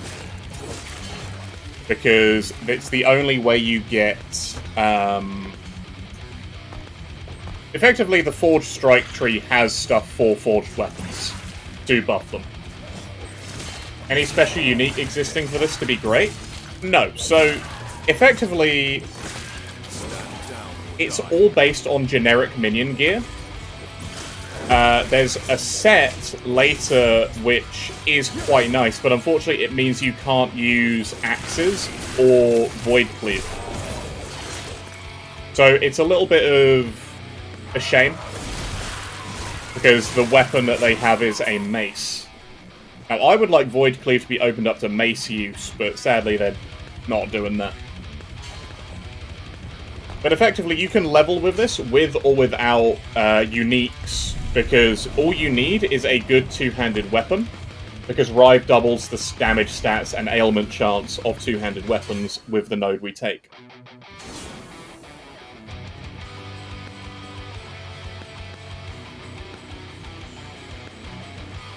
There's nothing generically special about it, but uniques that you find along the way can make it more useful.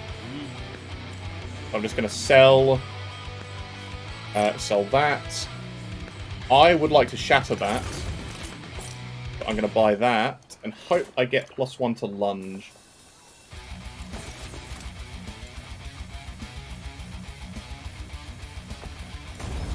We got +1 to lunge. Amazing. I'm going to upgrade that to tier 2 for the increased melee damage. And we're going to put invulnerability back.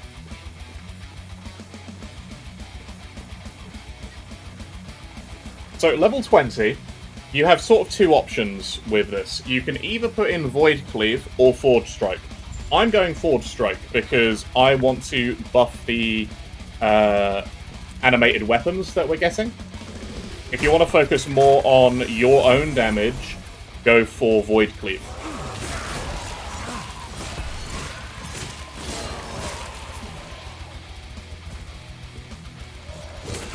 Eventually, we're going to be using both.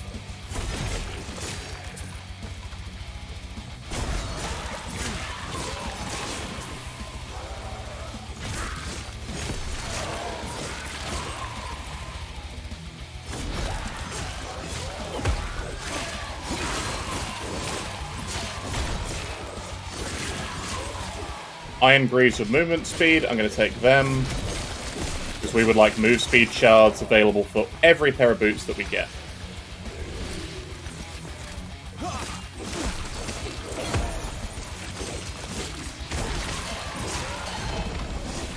Oh, that is a belt. That is the Scavenger. Now, Scavenger is kind of interesting. I don't like it on this build, so sadly that's a wasted drop for us. But for rogues, I really like the Scavenger.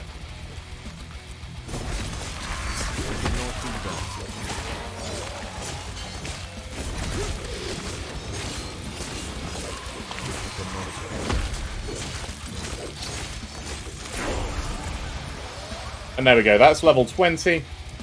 And we're going to be taking Flame Drinker's Blade.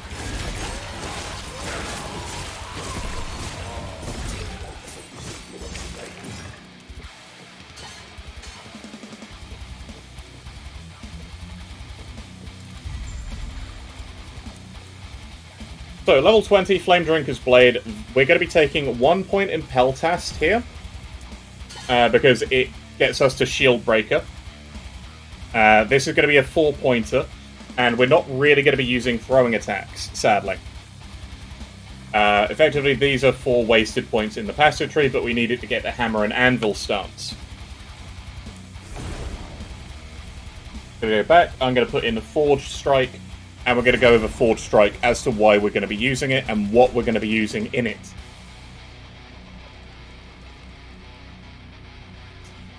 So, with Forge Strike, there's a few different ways you can go with using Forge Strike. There's Crit, which increases the base crit. You get a guaranteed bleed, but it halves your number of forged weapons. It converts to a spear and has a huge crit multi. And you can also make it convert to a sword, but then it can't crit. But all of the crit multi becomes Fizz Pen for bleed. So you can make it into an absolutely disgusting bleed skill with this. I've done this once. I didn't mind it. I just found the Ignite and Summon weapons I prefer. You can go down, which adds just more damage. Any stun bonuses become damage over time. You get more hit damage. You make it shred armor, cast at targets. You can get increased armor, so you can turn it into a buff, including having Global Fire Pen. This is where we're going to be heading after we take the actual summon nodes. You can make it larger, you can add damage, you can make it do Exploding Ground. It doesn't do a whole lot of damage as far as Exploding Ground goes. You can make it ignite, you can make it do more damage. Up the top is cooldown recovery, This increases the attack speed and forged weapon attack speed. You can have it no cooldown. You can make it grant you mana every time it summons a forged weapon. Codin2, thank you very much for the follow. And you can also make it so forged weapons can't move, but then you get ward when you're near them. So if you want to use Rive as sort of a buff ability, you want to use Forge Strike with weapons which don't move, because when you're hitting bosses, so long as they're alive, they're going to be there granting you ward. Now, it's not going to help your clear speed, but I'll be honest, Centaur doesn't normally need help with clear speed, especially not Rive. To the right here, this is actually your minion piece, so you can get flat damage added to them, which is excellent, up to 40 fire damage. You can make them explode, but have a lot less duration. You can have a better chance to summon them. You can make them convert into a Great Axe occasionally, which hits in a larger area, and then you can increase the maximum amount you want. So even if you go up here, it's going to be a good idea to take this. So what I'm going to go, I'm going to do something slightly different. I am going to go into the flat damage, and I am going to go down into this down here for the Global Fire Pen, and we're also going to make them grant us forged weapons. We're going to make it grant us ward. So effectively, I want to summon exploding weapons.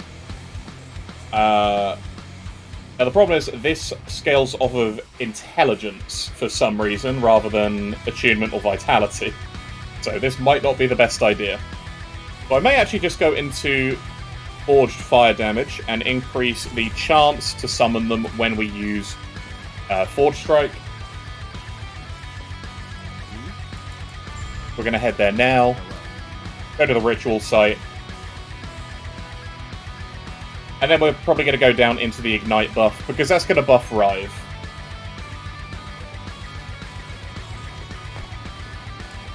As far as where we go in Rive now, we're actually going to go up to more hit damage versus ignited enemies.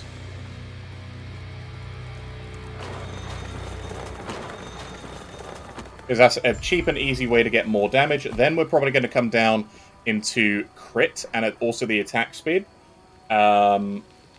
We can also make it shred armor, and we're probably going to want to come over here for third strike damage. Because with this done, and also more ignites, there's not really many other places we want to go. Strike 3 kill threshold can be super useful, but I prefer using lunge for that. Yes.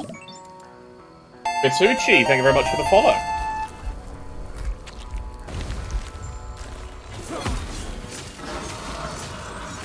So we're just going to set it on fire, and we're gaining a stacking buff that adds Fizz Pen. Am I cycle starting with this? So I may cycle start with something like this, because it scales very easily. As you can see, it's chunking down health, even without, like, Twink gear.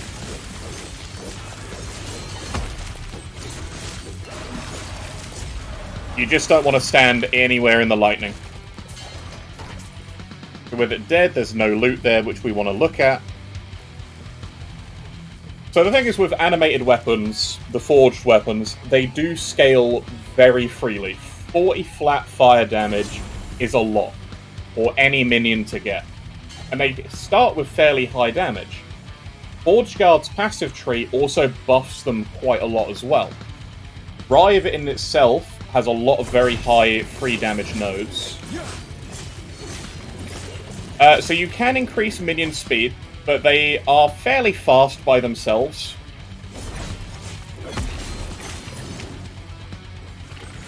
You don't need to worry about minion health on this build either, because we don't care, because we resummon them all the time.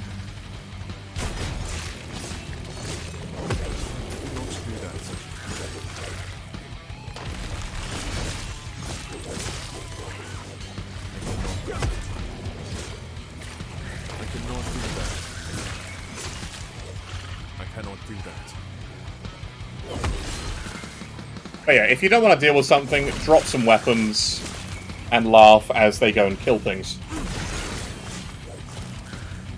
But yeah, it's not like Grim Dawn or like Path of Exile where you can stack a ton of minion speed and watch them go absolutely ballistic. Mostly you want to scale their attack speed. They don't really get much in the way of move speed. No pet gets a ton in the way of move speed. Generally, they stay roughly as fast as you do.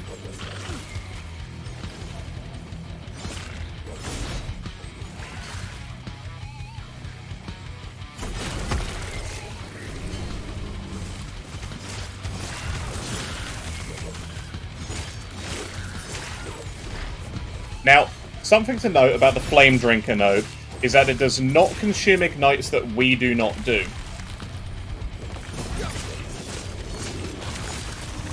And what that means is effectively, if we do not apply the ignite, it will not eat it. So the ignites our minions do don't increase the physical pen that we get out of the Flame Drinker node in Rive.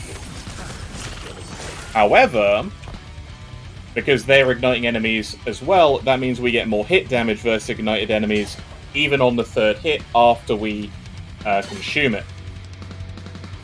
So now that we're here, we're going to be coming down into Broadside, and we're going to be going into Crusader's Fury, which gives us more physical pen per enemy. And then we're going to go up here and convert it into Fire, which means we'll get Fire penetration instead of physical penetration. Well, we can have both, really.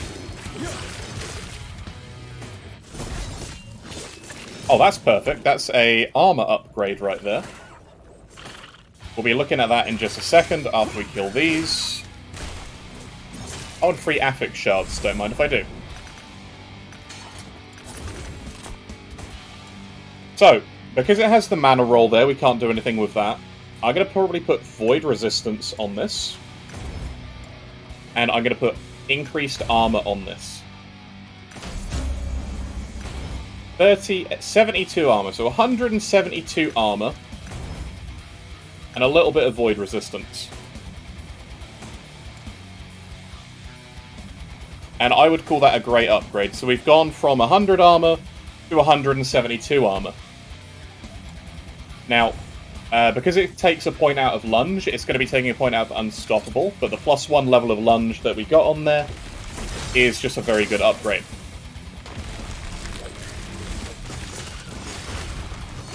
You want to be scaling your flat armor as best you can through the campaign, because at the moment it's a 30% damage reduction against physical hits, and a 21% damage reduction against non-physical hits.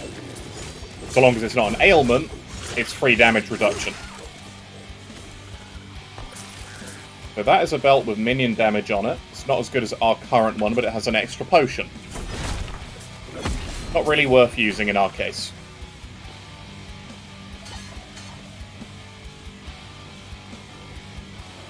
So we've leveled up again. So what we can do now... Give me a second to murderize these things. So this is leveled up again. I'm actually going to take the increased summon chance again, just because that's going to be effectively a guaranteed summon most of the time.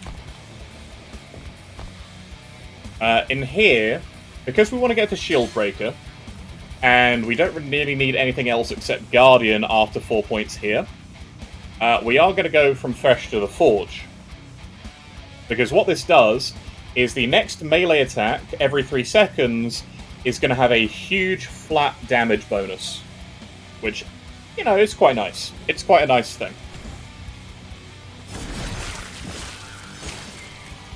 But it is a scaling one, and it also applies to throwing attacks. Now, we're not actually going to be using a throwing attack in this build.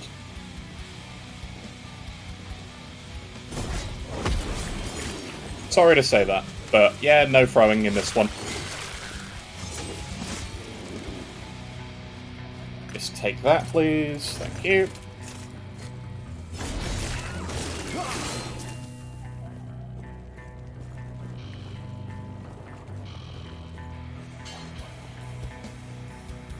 So yeah, we're having a fairly good time. I'm not going as fast as I can, because I'm stopping and reading and explaining things, but you can speed through the first 3 acts in around 2 hours. We're not too far off of that. But normally I wouldn't stop and, like, craft on gear, I would just keep running.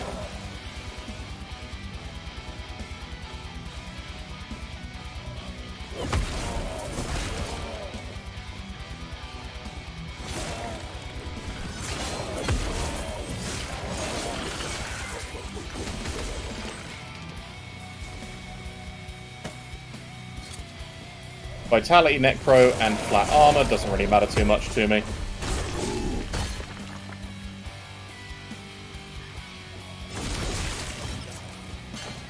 Immediate deletion. Love it. That boss has still not had a health buff at all. I'm fairly sure it's like actually level 5 or something.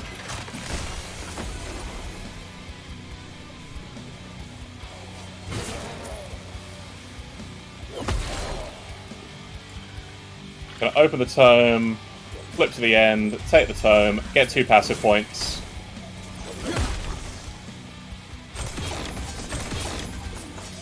The Great Sword of Hunger, that has bleed on hit, health on gain, health regen endurance, strength and dodge. Nothing really there for us to worry about. So we're going to go to the Ancient Hunt. We're going to do a... We're going to kill the dragon, get the free idle slots. Now, as far as passives go, I'm just going to put them in here, up for 5. Then we're going to go 4 into Shield Breaker. Once we then reach this tier here, we are going to go into Smelter's Might for 5 points. And then we're going into Hammer and Anvil, which is going to reduce our damage. It's going to reduce our damage, but it's going to give us a 25% damage reduction. Effectively up at all times.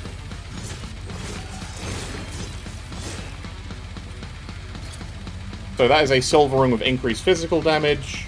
Going to be using that. Don't really have any other rare rings that we want to use.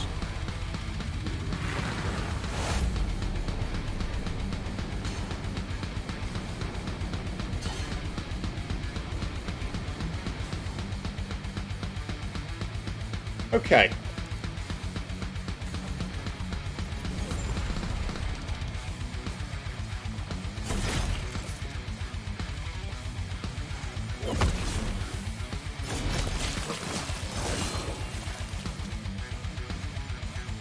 Neither of those are any good to us.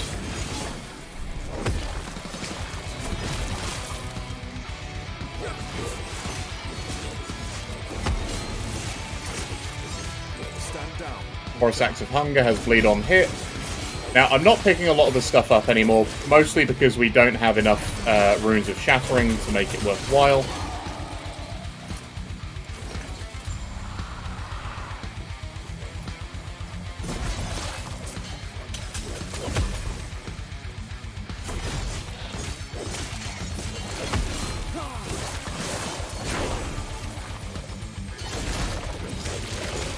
Now that was a Rune of Refinement, which rerolls affixes. We don't really need that at the moment.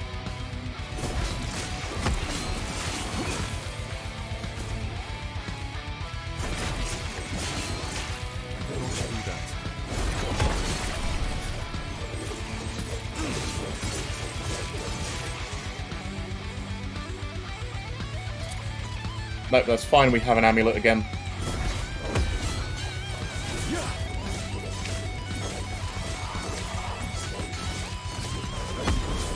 So just use Forge Strike every time it comes off the cooldown. Keep your weapons up. Run away when he does that. Hope the weapons don't shove him into you. That can kill you.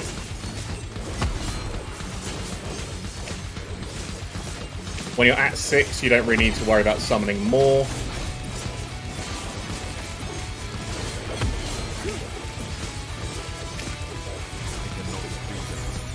And he's down. So Forged Strike has gone up. I'm going to increase our maximum number of forged weapons now. Nothing really there for us. So passive-wise, fresh from the forge.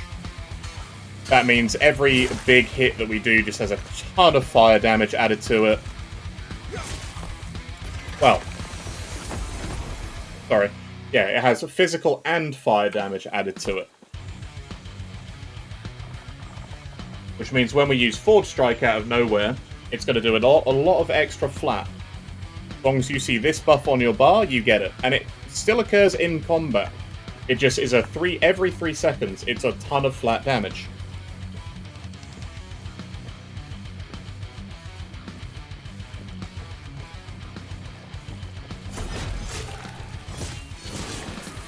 Now, if you want to go and hand them in, you can absolutely do that.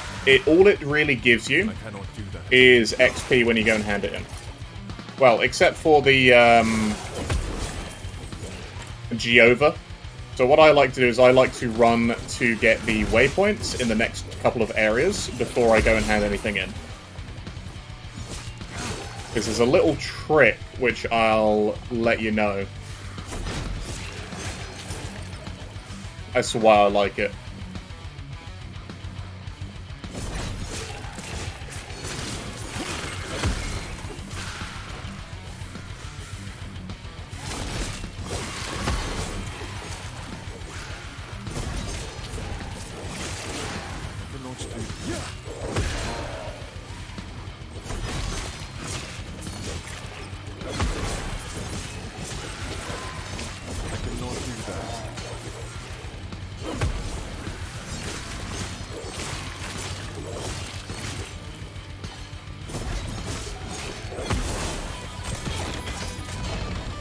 Oh, that's a relic. That is a Pebble's Collar.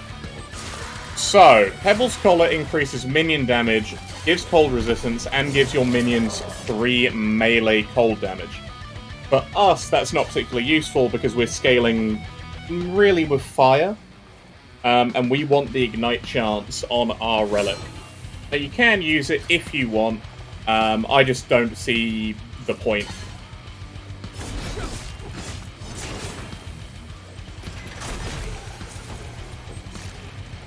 I'm going to speed through the next areas because we're level 22. It's a level 21 area.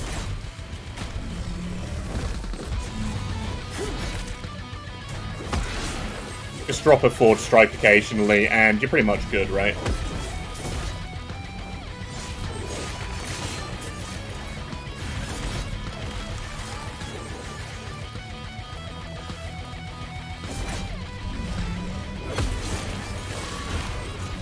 It will also one-tap a lot of bosses. So here I'm going to take the 100% Ignite on the second strike. So that means we're eating at least a guaranteed 2 Ignites.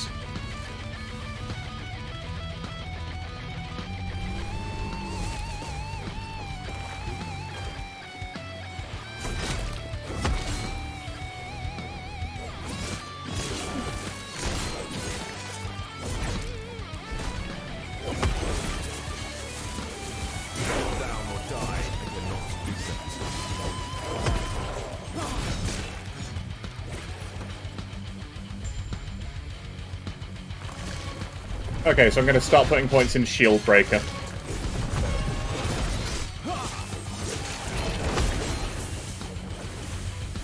There's a nice ring. And we're just going to start eating Ignites off the Guardian, and we get effectively a ton of Fizz Pen. And it's global Fizz Pen, it doesn't just apply to Rise. So when we Forge Strike, that's going to then do a lot more damage as well. So out into the Temple of Aterra.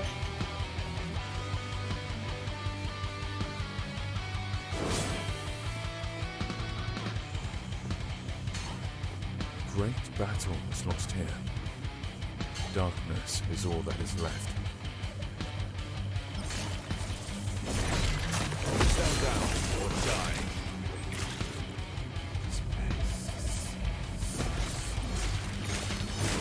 I cannot do that.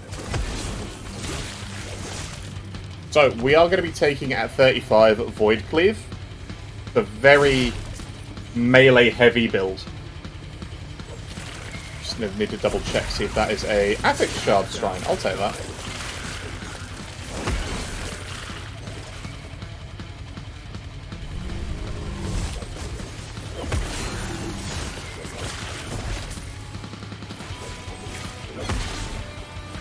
So lunge has leveled up. We're going to start grabbing Fizz Pen per enemy that we lunge through, which is 5. Effectively kickstarts our Fizz Pen. I'm not actually going to turn that into fire damage now.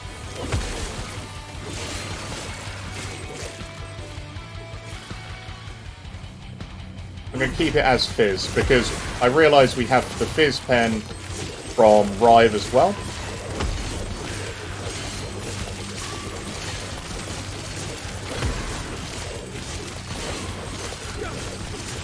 We're going to turn Forge Strike into no cooldown, so we can easily spam up against bosses. So I'm going to go here for 4. Also going to increase the attack speed.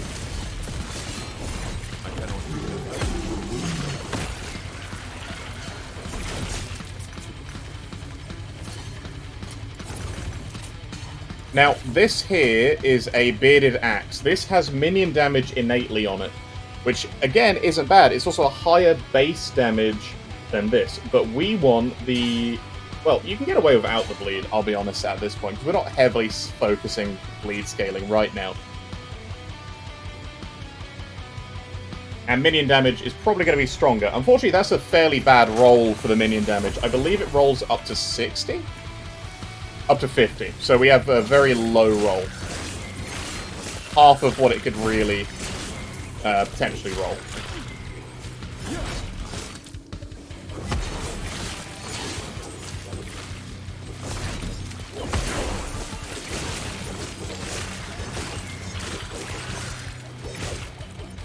Conflagration, crit multi, health, ignite on hit. Take that, and I'll pick up these boots as well.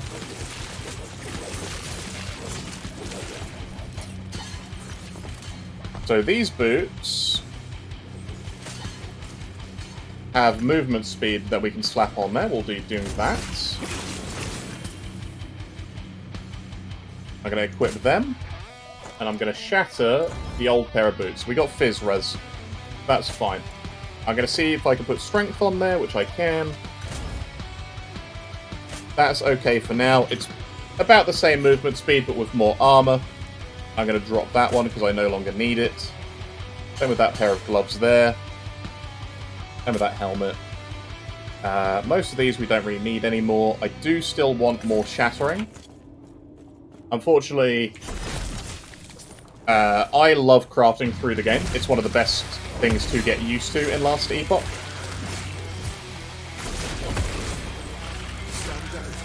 And you really don't need to worry too much about wasting things. Just so long as it's helping you survive and play right now, it's worth it. So, Shield Breaker again. I cannot do that.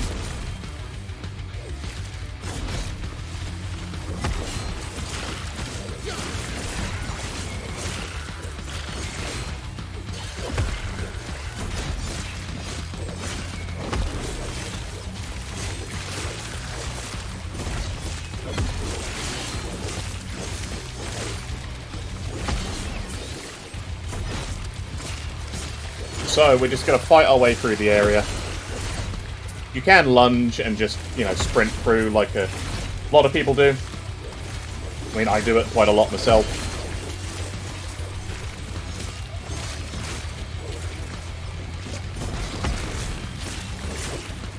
I cannot do that.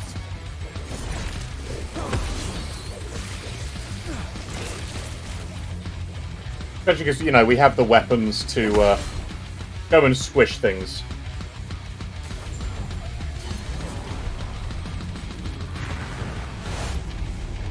We'll go hand that in.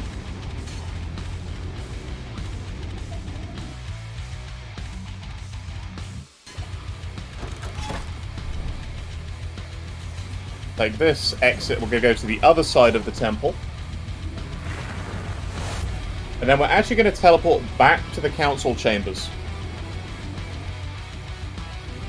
Because then we can hand those quests in, and then teleport back, and we're at the bridge, right? I'm just going to ignore him. there's no need to fight him, unless you really want to see more rare items.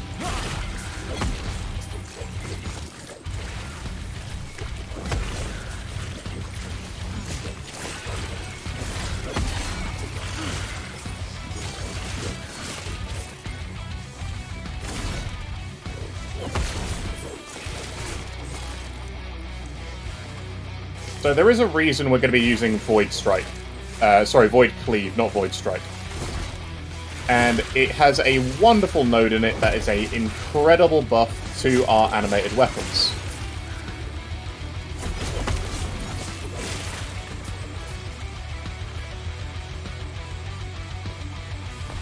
Effectively, when we get to it, I'll go over it. Level 25, so 10 levels to go before we go. Really need to worry about that.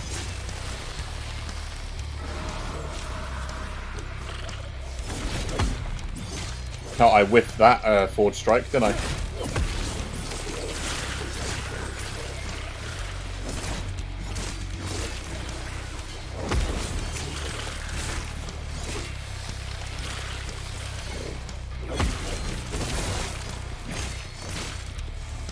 Proper Deft Hide Gloves, that is attack speed. I will actually take more attack speed over the current ward gain on kill.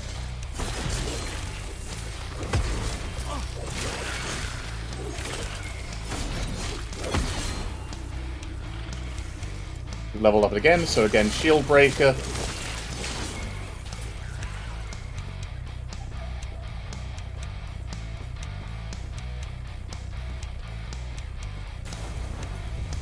So, to the Ancient Temple. Grab the second node. If you really want to speed through this bit, you can use Shield Charge if you're playing a Centaur, if you're like one-hand riving.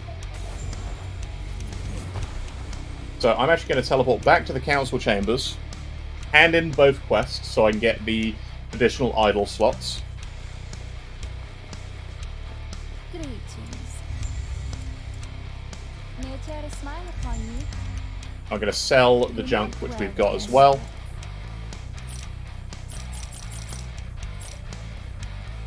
And I'm going to buy 3 Shattering Runes. Now I am going to shatter this. You've got a chance to ignite. But I'm going to put on here, chance to ignite.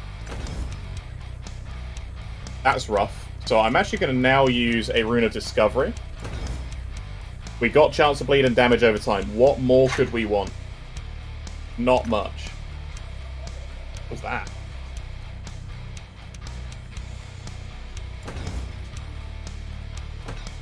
So this has higher base melee damage. It's got increased damage over time. It's got bleed and it's got ignite, which doubles.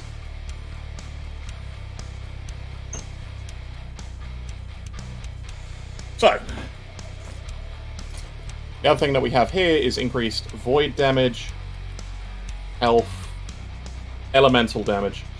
Not super useful, but I will switch that in. Maybe. Oh, there you go. Increased minion damage. So on this, I'm going to increase our physical damage, and we're going to increase our necrotic resistance.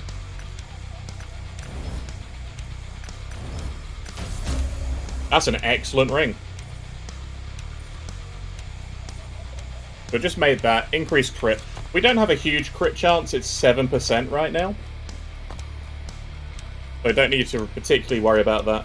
But hey, the base had some minion damage on it. We use minions. It's good. So now we've teleported back.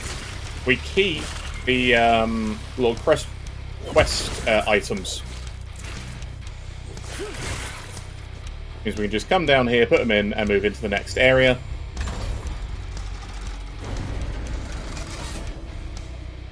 It also means we can now equip more idle slots, because we just got a few more.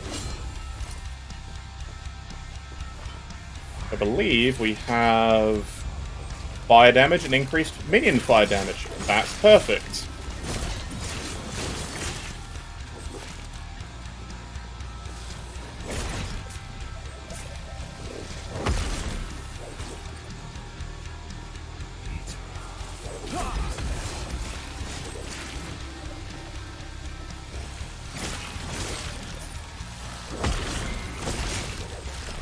Now, a plated belt is probably going to be the best item that we can get, so I might go back and grab that in a second. Scholar's Ring has minion damage, intelligence, fire resist, and necrotic resist. I mean, that's going to be useful as well. Yeah, I'm going to come back and grab this quickly. So, Forge Strike, I'm going to go into Light Forge, get more cooldown.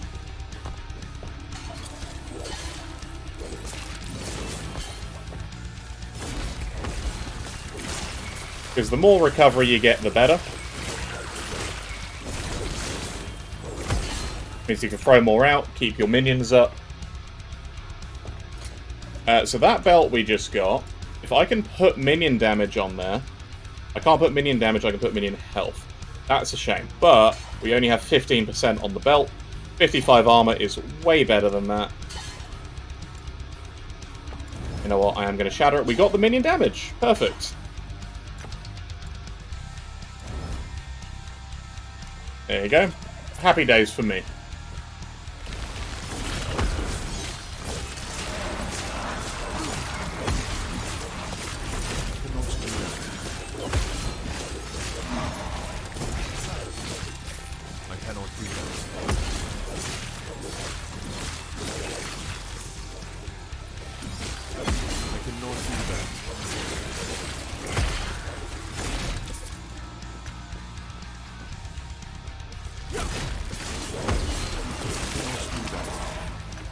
There you go, Eviscerating is crit multi. It's not bad.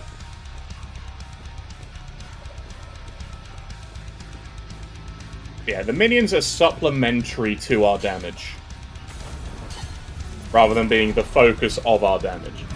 Now, getting extra minion damage is still a damage increase overall, so it is worthwhile getting.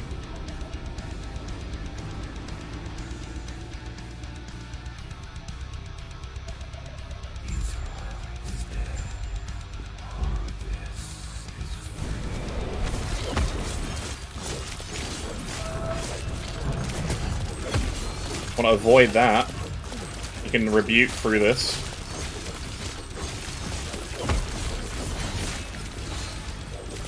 You want to try and take out these eyes because they do a lot of damage.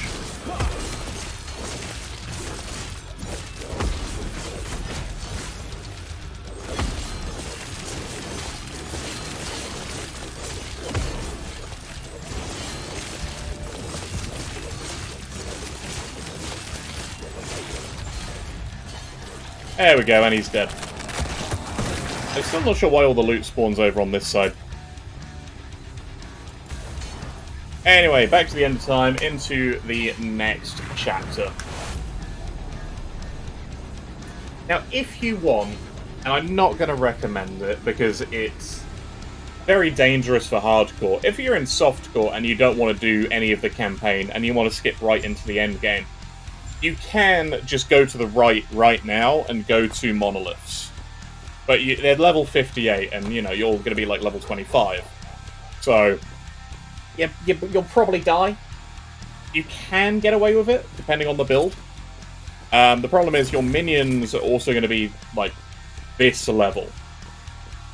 And you're not really going to have the damage that you need or the resistances that you're going to need unless you're in really good second character or even third character gear. And honestly, going through the campaign is not difficult. It can be quite fast. It's just a lot of running. Why movement speed is very, very important.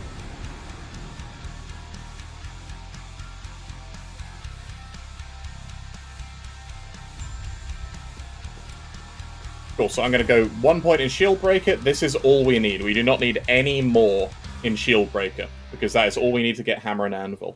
The next point we're going to be taking is going to probably go into Fresh from the Forge, and then we're going to be taking Champion of the Forge or Smelter's Might. I'm probably going to just go Smelter's Might. The thing is, Champion of the Forge is 20% increased melee damage with two-handed weapons per point. Have a good one, Silver. Enjoy your net, my friend. I know, 20% increase is a lot. Crit does not scale dots, so make dots a less effective damage type. Yes and no. So what you want is to increase dot duration and increase penetration, because The global penetration or shred when you lower enemy resistances will multiply ignite damage and dot damage. Dots are effective because they have a flat damage rate, right? But they have infinite scaling in most cases. So I picked up the wrong quest. I need to not pick up the Forged quest. What you need to do is touch it. It's free golden XP, so, you know, it's whatever.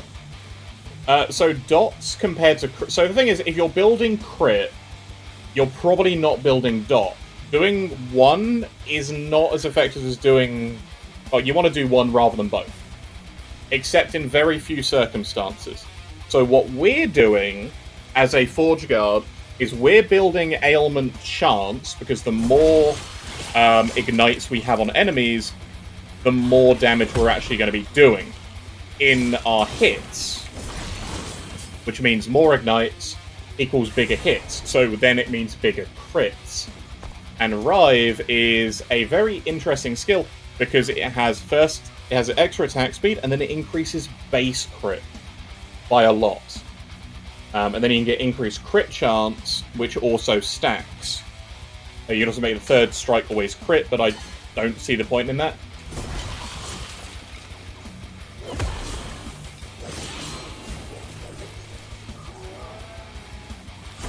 Because as Max was looking on his stream the other day, it is just kind of a waste of a point. Because you've already got, by the time you get there, 8% base crit.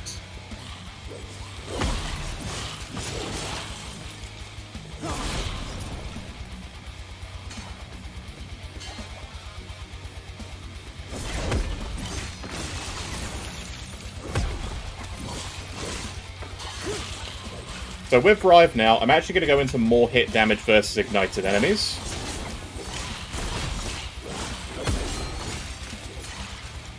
Because that means when we're going to be hitting them, effectively we just get more damage as long as they have an ignite on them. And you know, they're always going to have an ignite on them.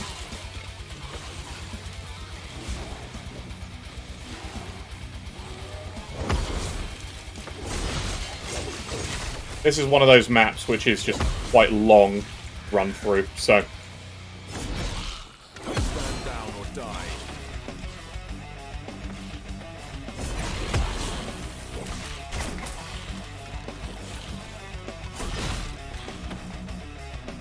There is a chest up here. Oh, it's the Cave Druids one. I can't remember... Yeah, has a guaranteed Lightless Arbor key, which is fantastic. Poison on hit, resists, a lot of fizz res. Oh yeah, and Primalist armor. Yeah, Lightless Arbor key. The Lightless Arbor starts around like level 25-30. So we could in theory go there and skip through to a later act if we really wanted to. I believe it skips through to a later act. I will need to double check. But that is a guaranteed key from that chest for the Lightless Arbor.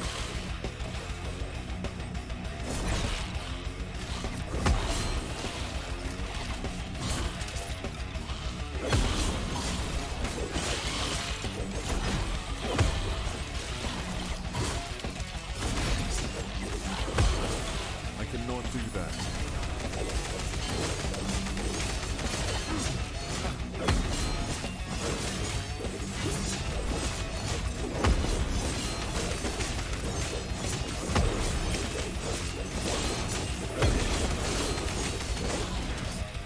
But yeah, it's all supplementary.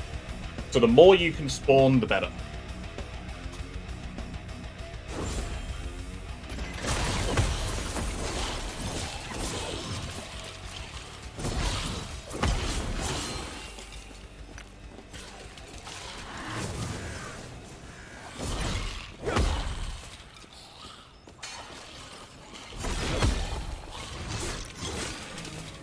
Stand down or die.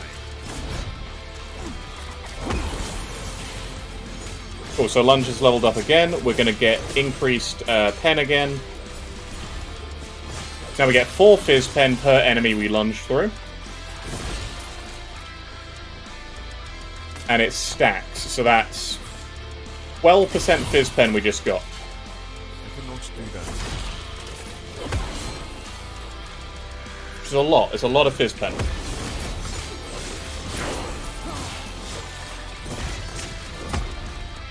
Especially when you consider it's then stacking with Flame Drinker's Fizz Pen, which means we're just getting a lot of more damage as we go through the campaign.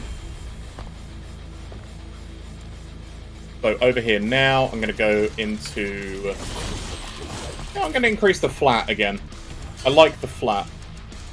You can go into Guardian if you want, instead for the health and the stun chance. Depending on what you take in Forge Strike, you can turn that stun chance into damage over time. Which does make some nodes in the passive tree better if you want to do like an ailment Forgeguard. Because then you just sort of build very high stun chance and it becomes effectively increased ailment damage. So we've also just got on Manifest Armor, which I am going to be bringing out. I cannot do that. Because that is another minion for us. There are sort of two ways you can go into doing this kind of a Forgeguard.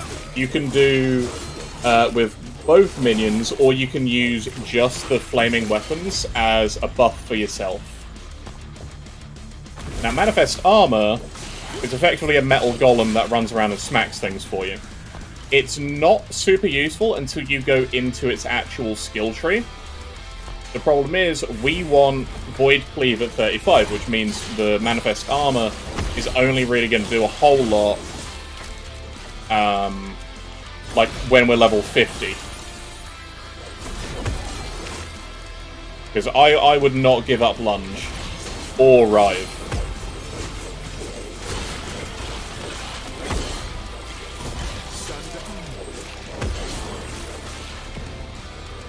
So it is a choice, really. You can choose to go Void Cleave, or you can choose to go Animate Weapon. I'm going Void Cleave because it's going to increase the damage of all of the weapons, which is what we're really scaling. So here, I'm going to keep going in Light Forge, because it increases their attack speed as well. And, you know, 20% increased minion attack speed doesn't sound like a whole lot. It adds up when you consider we have 7 of them.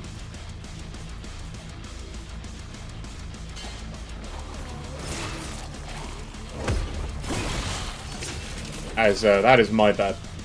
Yeah, he's another extra free damage source that's just constantly ongoing, and he will take aggro from you. Just expect him not to survive for super long periods of time. The main focus of this particular build I'm going to be doing is the swords. I'm mostly using him for as we level. Because we're focused on Rive, swords, and Void Cleave. Dum-de-dum.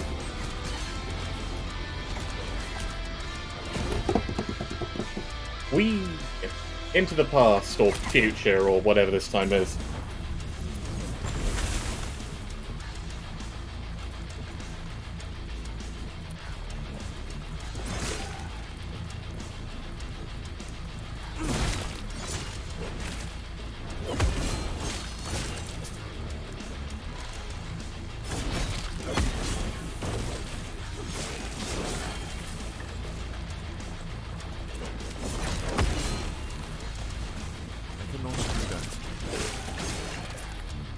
Battered helmets.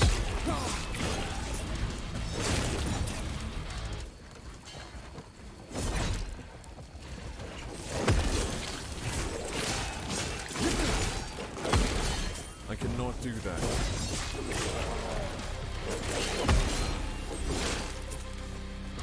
Pyromancer's is fire damage. We're mostly scaling physical damage in this build, actually. So, we're scaling Ignite and Fizz damage, so... I know it's a little bit redundant, because Ignite does scale up for fire damage, but ho-hum.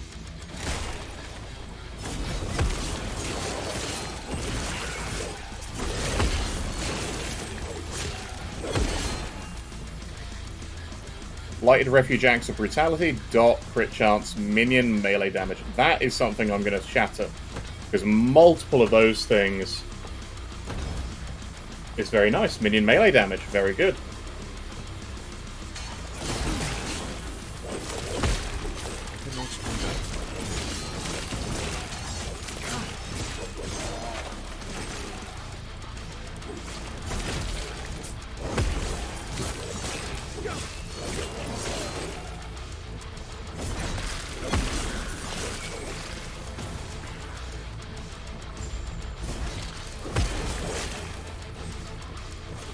Yeah, it's a supplementary damage. I mean, they do kill very quickly.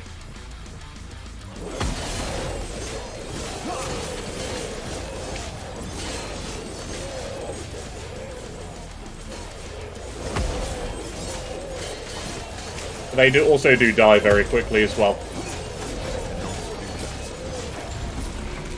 Cool, so he is dead. On to the next. Our Animate Guardian died. Sorry, Manifest Armor.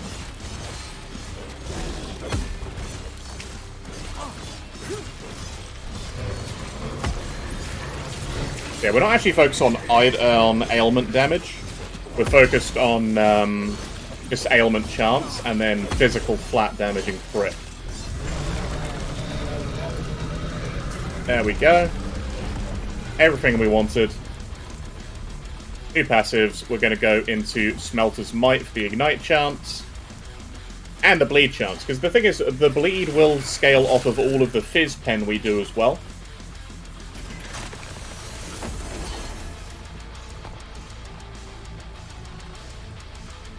Oh yeah, it skips to the Corrupted Lake. Yeah. Cool, so to the Risen Lake we go. We're just going to keep the key. We're not going to go do the dungeon. We also got our new idle slots, so I'm going to move that there. I believe we had some health. I'm just going to use that for the minute. Hang on, no, this has Necro Res. I'm going to use Necro Res. Poison Resist. Yeah, we'll use Poison Resist as well. Because you can use them to fix your resistances. Now, we have 55 Fizz Res, so we're pretty much golden, right? Against physical damage. Plus then we have high armor, our armor scales up, so it is just ailment and non-fizz damage we need to worry about. For level 28, again, I'm just going to go Smelter's Might. It doubles for us, because we have a two-handed weapon.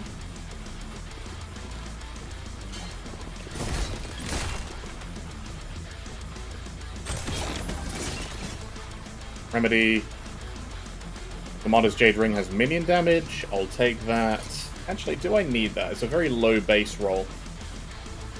I don't need it. Welcome, traveler. Maybe Terra smile.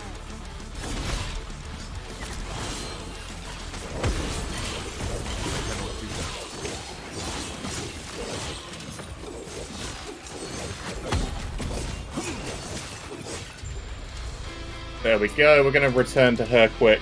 Say hello and goodbye.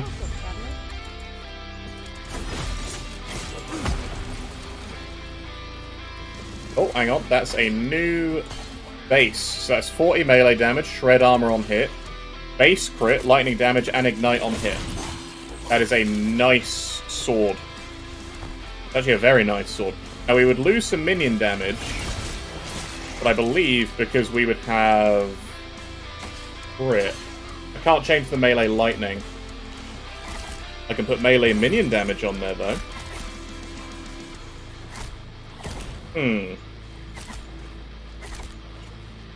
40-42.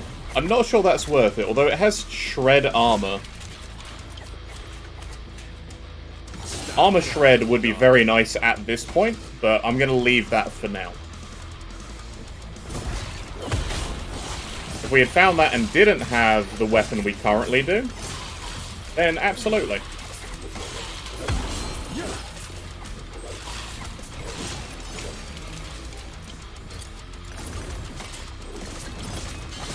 Because we can get a lot of base crit with Rive.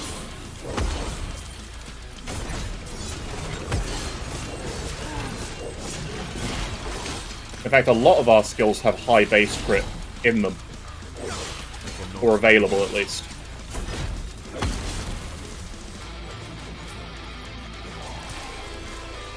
Hey, XP on kill. That's nice for this area, because there's a lot of enemies.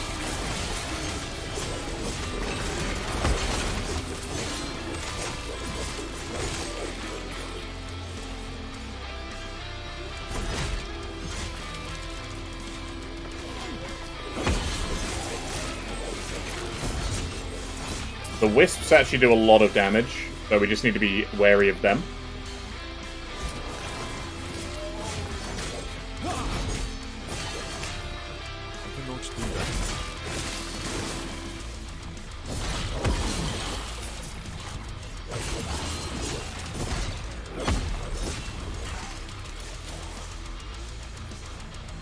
Okay.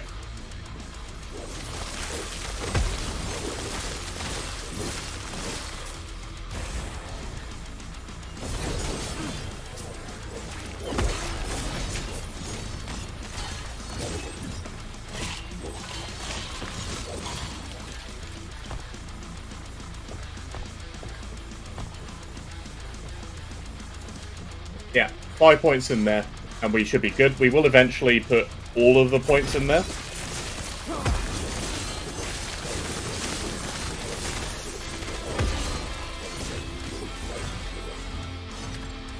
Sentinel's Hauberk, Hammer Throw damage, Shield Rush attunement.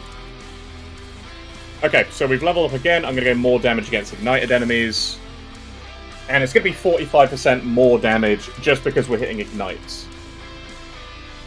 It's not super great, but it's still quite nice. And then we can also go more crit chance, which is multiplicative.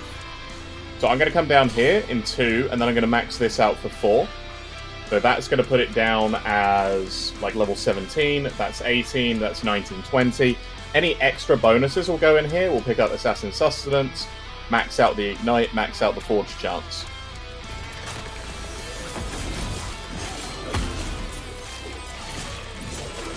And if you're wondering, like, well, you're not getting a load more damage in there, we are, because every Ignite gives us effectively 3% more damage against enemies that we fight. I cannot do that.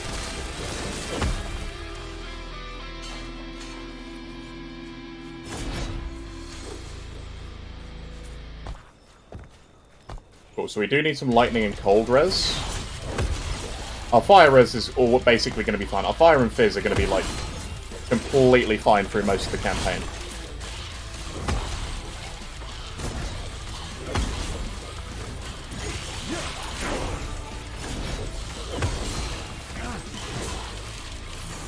Hang on, Warrior's Gold Ring.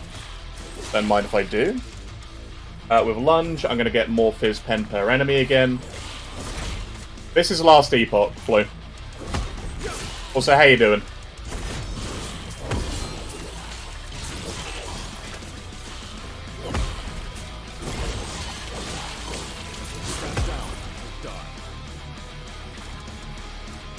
Good morning, my friend. How you doing?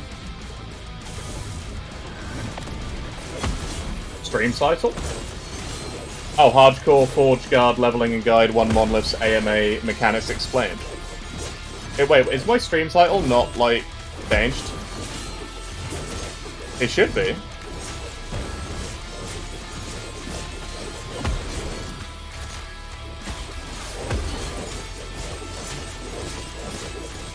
Oh, unless you you haven't closed my stream since the last time. It could be that. Might just not have updated for you. Blah blah blah blah blah. I can't speak today. Do I always kill the Exard? I do kill... I always try Villanich, because they drop experimental affixes. Some of them can be very good. So, like, for us, if he drops a belt like this... So this is mana gained on potion use, not that great. For us, anyway. For, like, a ranger... Sorry, a rogue, that would be very nice, because you can get ballistas to drop potions. So, for, like, what we want is on or what do you call it? Extract it anyway. So you can't extract it. When you get into monoliths and you kill them, you will start finding them, and there are specific runes that you use to interact with experimental affixes. I do the wake up thing. That is understandable, my friend. Otherwise, I'd put you right back to sleep.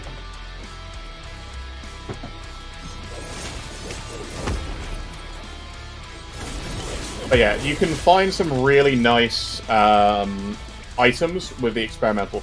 So there is a belt with Frenzy after using a traversal skill. And there is a... like, boots have traversal skill stuff, so there's a pair of boots that you can get with Haste or Frenzy after using a movement skill.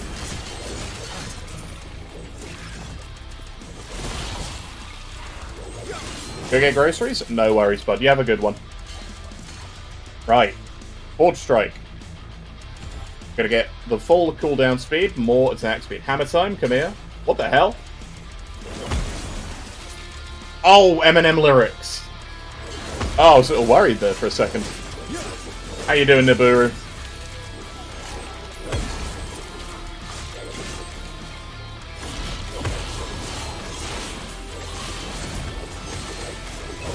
Ooh. Yeah. That's why these guys are a pain, because that's also why we need more Necro Res. Feeling good? How are we all today? We're doing pretty well. We're 2.5 hours in. We're almost done with the first part of, like, Act 4.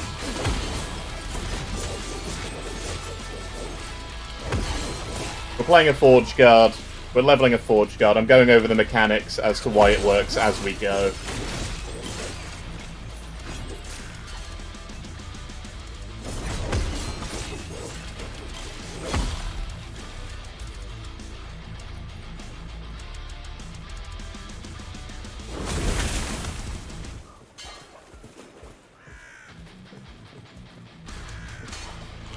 But yeah, as far as Forge Strike goes, you can go into this if you don't want any cooldown.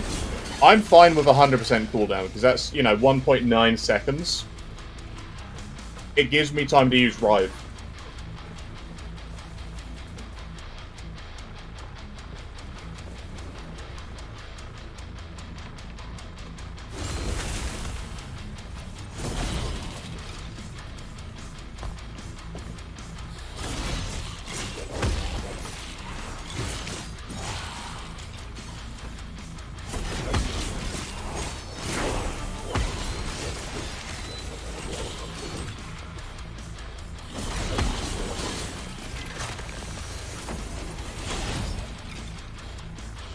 Yeah, no, we're feeling pretty good today. I'm only doing a short stream today because, you know, Tuesdays is normally my day off, but... Wasabi Moose, thank you very much for the follow. I appreciate that.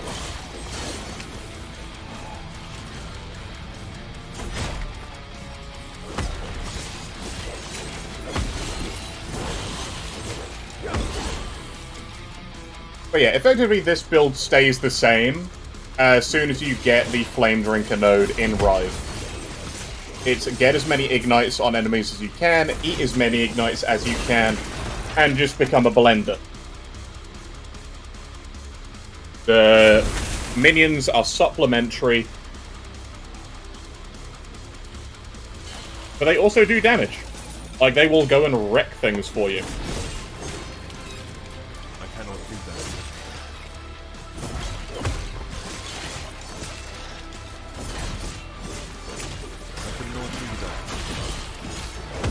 And, you know, when you need to drop a nuke out, you have a nuke available. In fact, you're going to have two.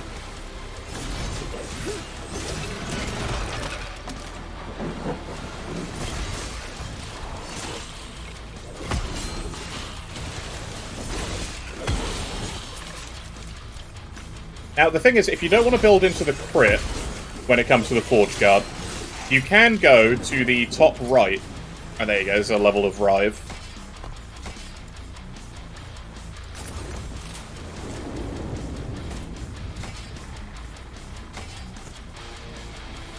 You can build into the top right of Rive instead, because there is a cull. So if you really want to go into the minion damage, just take the culling. Skip the last 15% of any boss.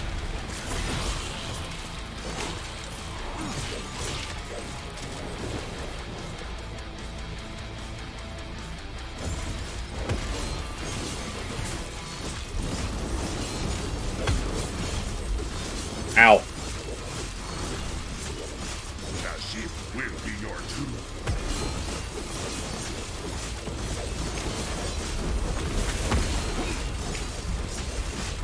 Don't be afraid to keep throwing out Forge Strikes every time it's off cooldown. Keep your weapons up. Immortal Empire shows you mercy.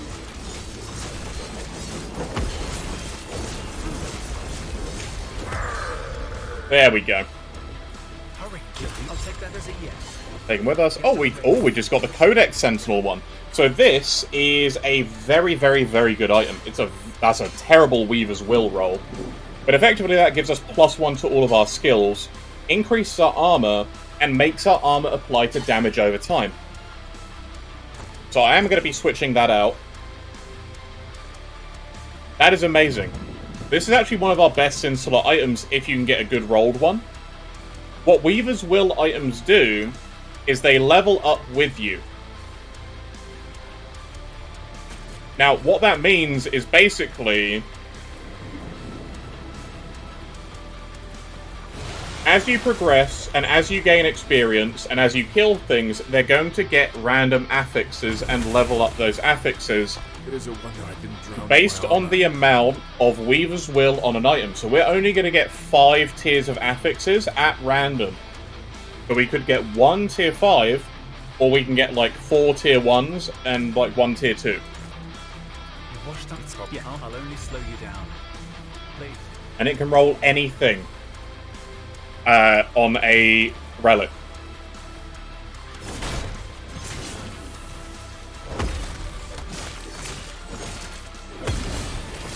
Ow. I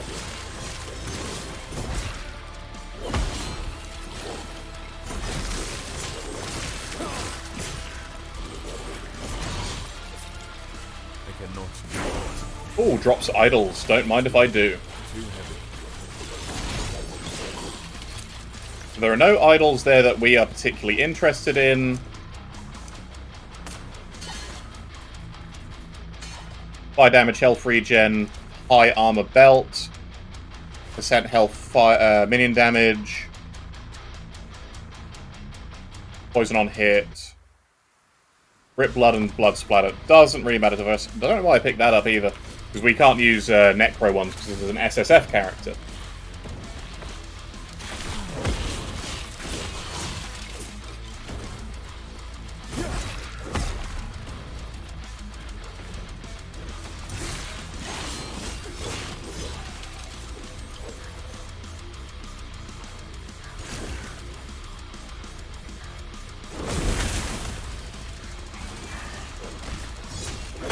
Oh, I got 2 points to spend.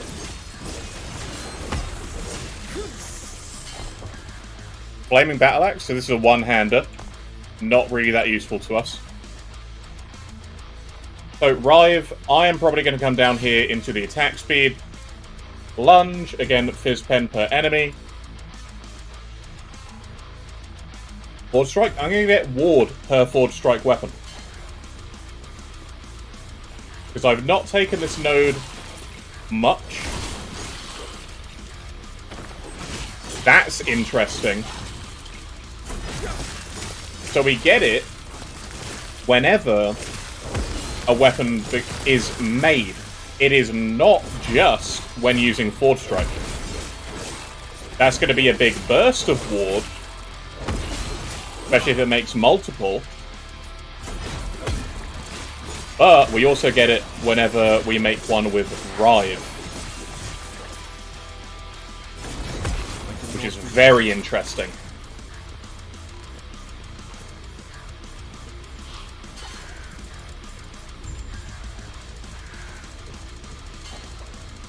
So effectively, as we go now, we're going to be getting extra, just extra Ward. I cannot do that. again, in the passive tree, we take Smelter's Might. And now we take Hammer and Anvil.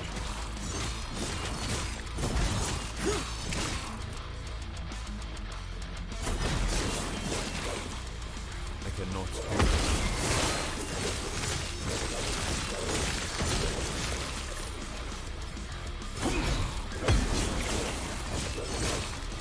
Yes, it's going to cut into some of our damage, but we're not going to be taking all 5 right away. I would say I'm going to take 2 for a 10% damage loss. Not overall, it's only more damage that you lose. And, you know, we make up for that with the penetration, so we're not really going to be impacted too much. But you have increased damage per mana cost here, and attunement and armor cost here.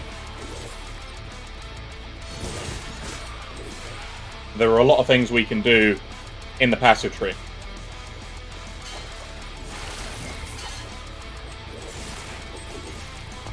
What I'm going to do is take 2 points here and then 3 more points in Smelters before we get up to this point. Then we're taking Folded Steel.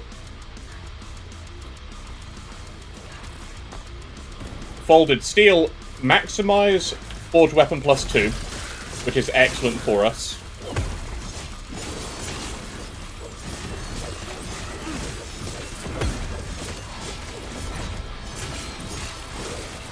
And then it adds flat damage to them as well.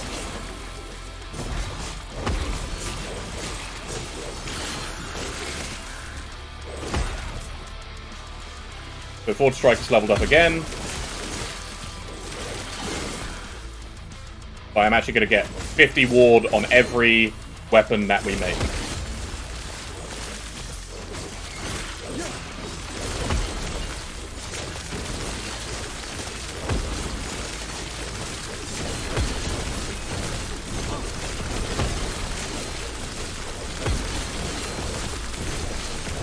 Oh! Oh god. That hurt. We almost died. Bad idea to generally just try and face tank that. I'll be honest, that was stupid of me.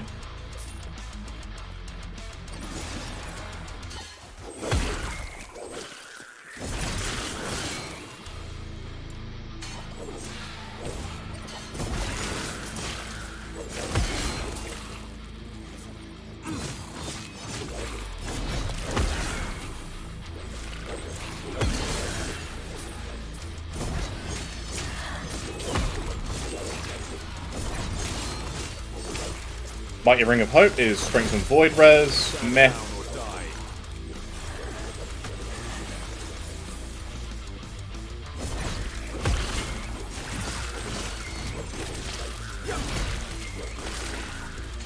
Yeah, I don't know about you guys, but I think the weapons are doing a pretty good job of clearing out trash.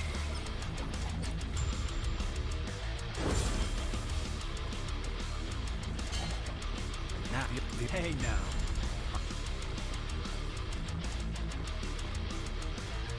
Okay, gotta come up here to activate the portal.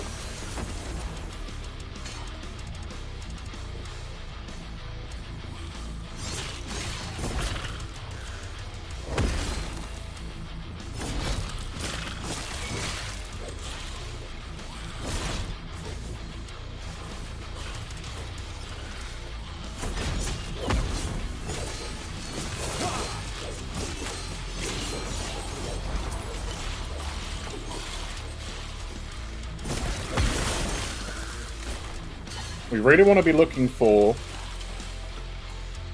better weapons.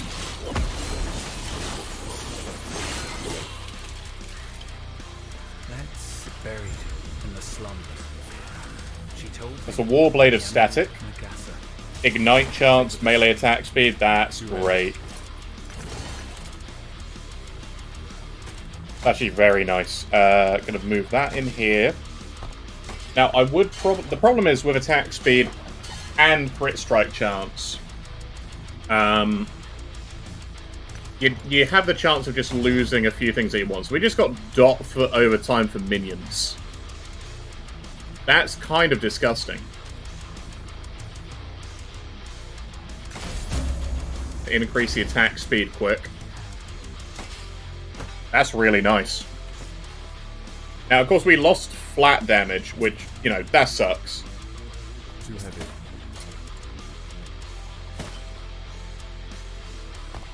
So this helmet has a lot of armor on it. I'm just going to slap some strength on there. Upgrade that vitality a little bit. Upgrade that necrotic res. And that's a nice helmet.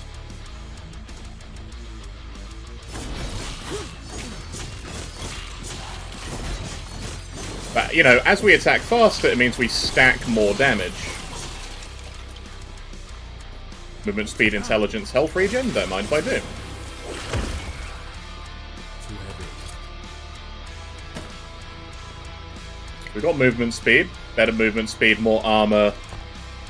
It comes with a little bit of dodge. I'm going to re-roll the dodge. Got health. Intelligence we don't necessarily need. Minion dodge, I mean, I'll give minions dodge a little bit. Upgrade that movement speed, and then we should be okay. That's a slightly better pair of boots than what we had.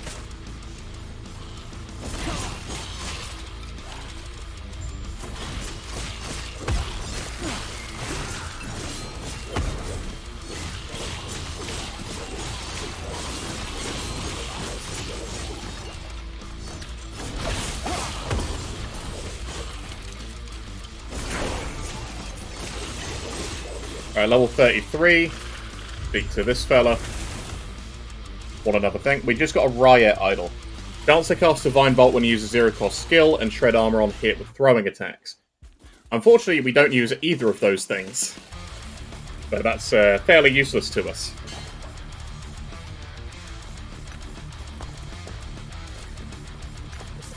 That's a Sentinel Iron Plate with Racing Strike. Again, slightly useless to us. We do, however, have this one with Rive. I'm going to shatter this as soon as we get a... because that gives me the +1 to Rive. We want Rive. We want Rive levels.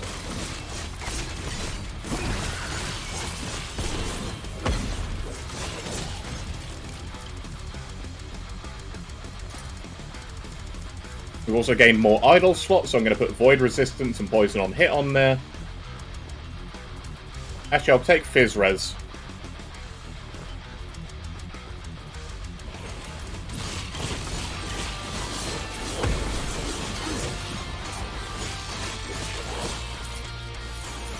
And Ellie Res, actually. Rival's leveled up again, more attack speed. 3. She told me it'd take the courage of a Ruby Nagasa. That's a nice pair of gloves. That's a very nice pair of gloves. So that's increased area and melee attack speed and armor shred. That's fantastic. The problem is it's a low armor base, which kind of sucks. But if I just throw some flat armor on there, I'm more than happy to make that switch. That's gorgeous. So, leveled up again, I'm going to put 10 there and more into Smelter's Might. Cold damage taken is physical and time rot on hit. That's an interesting combo. I'm actually going to give that up here.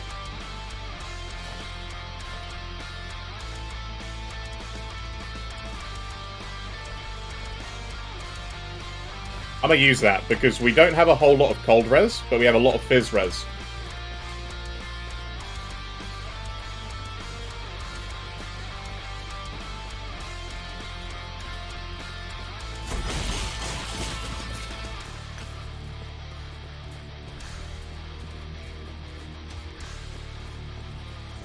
I would call that a good trade.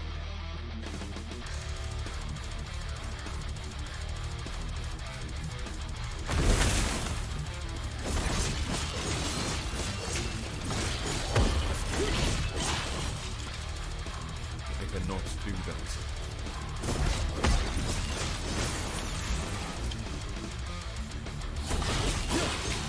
So with Lunge, again, we're going to max out Fizz Pen per enemy. 4 seconds of 10% Fizz Pen per enemy we dash to. That's a lot.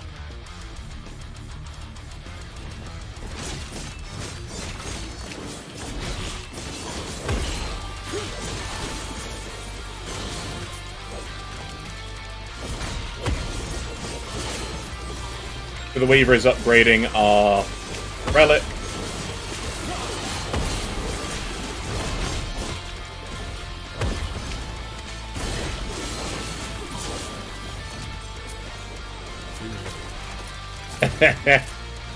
We just got the doublers of Ono's Till, which is actually very nice, because it gives minions a 40% chance to bleed on hit. And, you know, if we had gotten this early, it would have been very hard to switch out of it. Because 7 swords hitting very, very fast, it's a lot of bleed. It's a lot of bleed that gets stacked up. Wish I'd seen it. Let's see, what have they given us? Smite. I'm not using Smite for once in my Sentinel life. I cannot do that.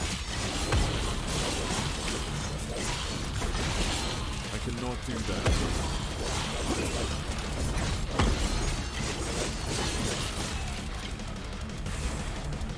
Get some stun, and we'll just make our way up here.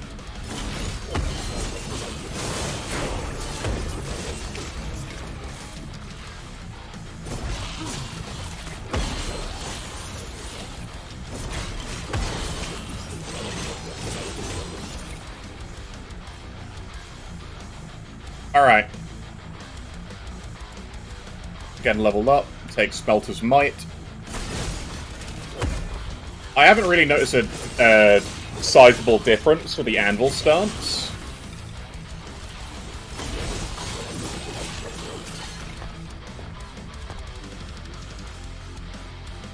So what I might do is I might put another point in here for 15% less damage taken. Which is a sizable buff to our defense. Oh, there you go. That's the first Imperial Halberd we've seen.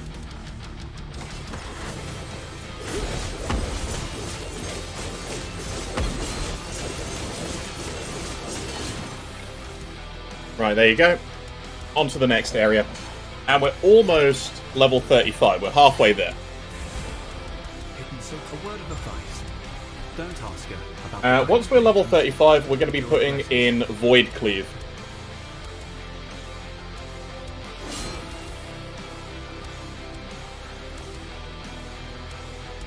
But you know, is this a little fancy spin?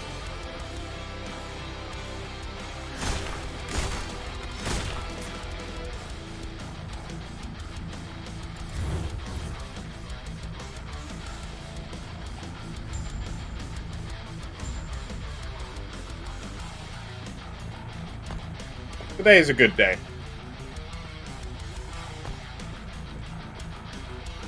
So, we're going to come do this quest. But we're also going to come over here first and pick up another free passive point.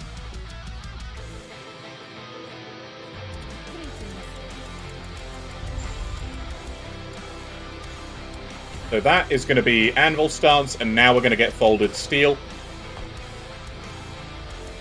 So back to the Shining Cove.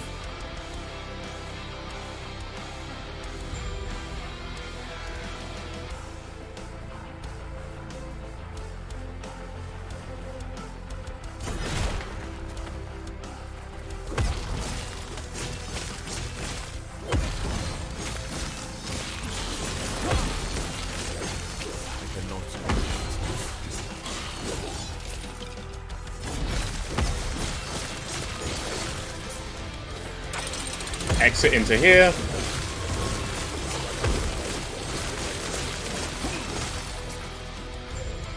And we leave.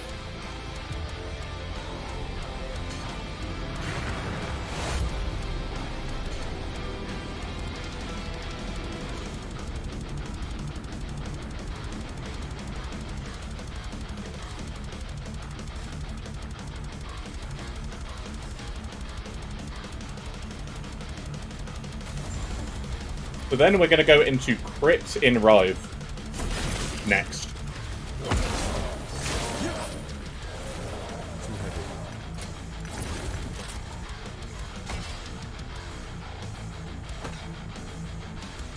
Ah, that's a shame. It's a great base. Not that. I would like that back, please. I'm gonna start throwing some of the old rings away.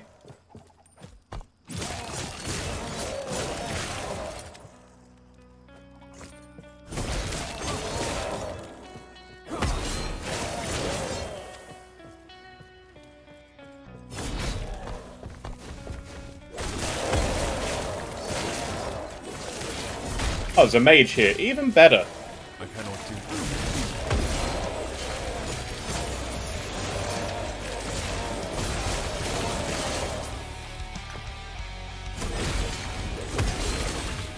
So we're going to pop this open. Just bully the mage. As you can sort of tell, he gets around 20 to 30 ignite stacks, mostly from the minions.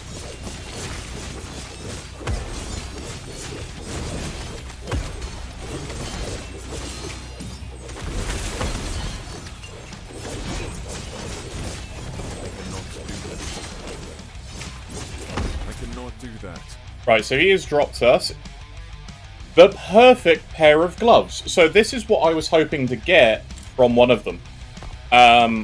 So this has 9% of armor mitigation applies to damage over time. That works along with the 20% we have here. So nearly 30% of armor mitigation applies to dot now, which is ridiculously good. Unfortunately, it means we lose a bit of attack speed in the shred, but that's a small price to pay. A very small price to pay. It also came with armor, so I'm going to throw in probably some poison resistance, because that's our lowest current resistance. There isn't a whole lot of poison damage to worry about, but effectively we lose some armor shred on hit, and that's about it, really. But that is a fantastic pair of gloves.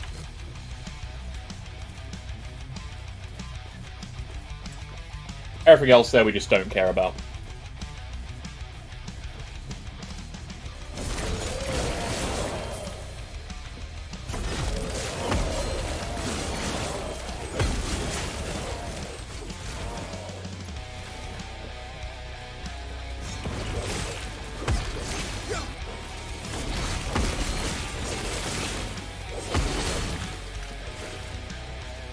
The way I see the ward that we get, it's a little bit of overshield when we need it. Which is in combat.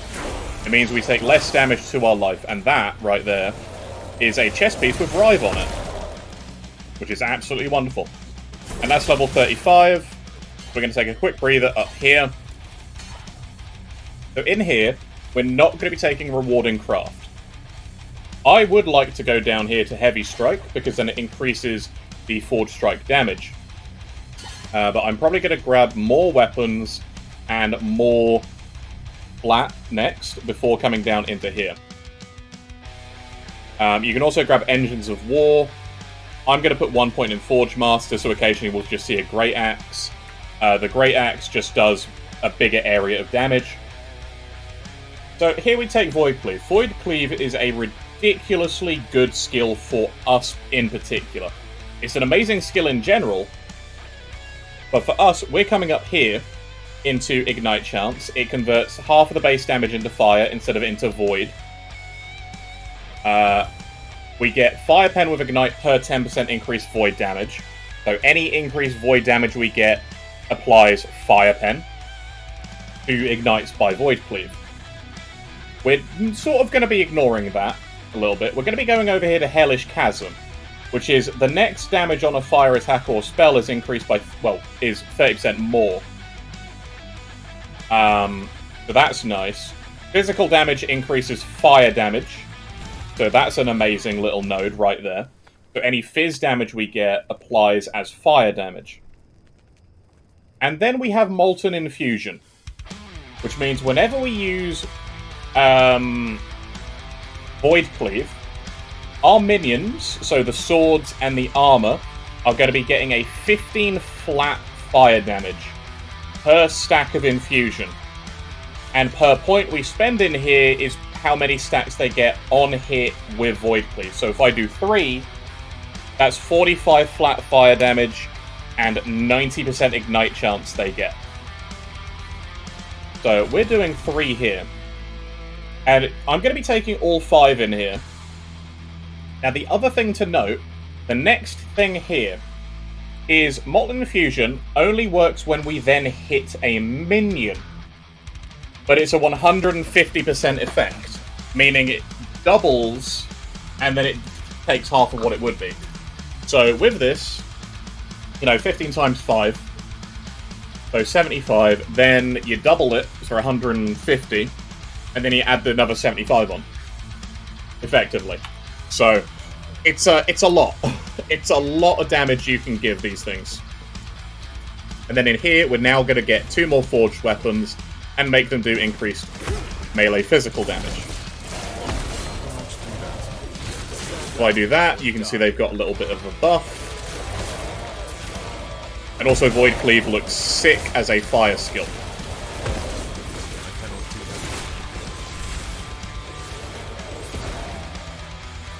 So this is sort of where you want to look for like minion damage stuff, because they're going to start doing a ton of damage now. So that ring we just picked up with increased crit and throwing, the base of this is fantastic because it's increased minion damage. That works for us. So we want to be looking for turquoise-based rings.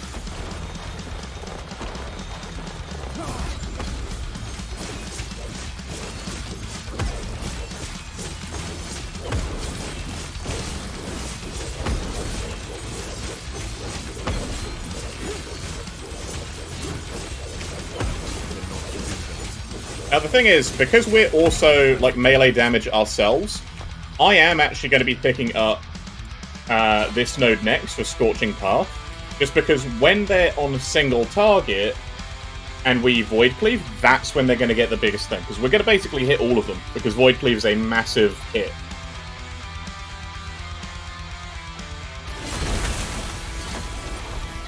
So we're going to return the slab.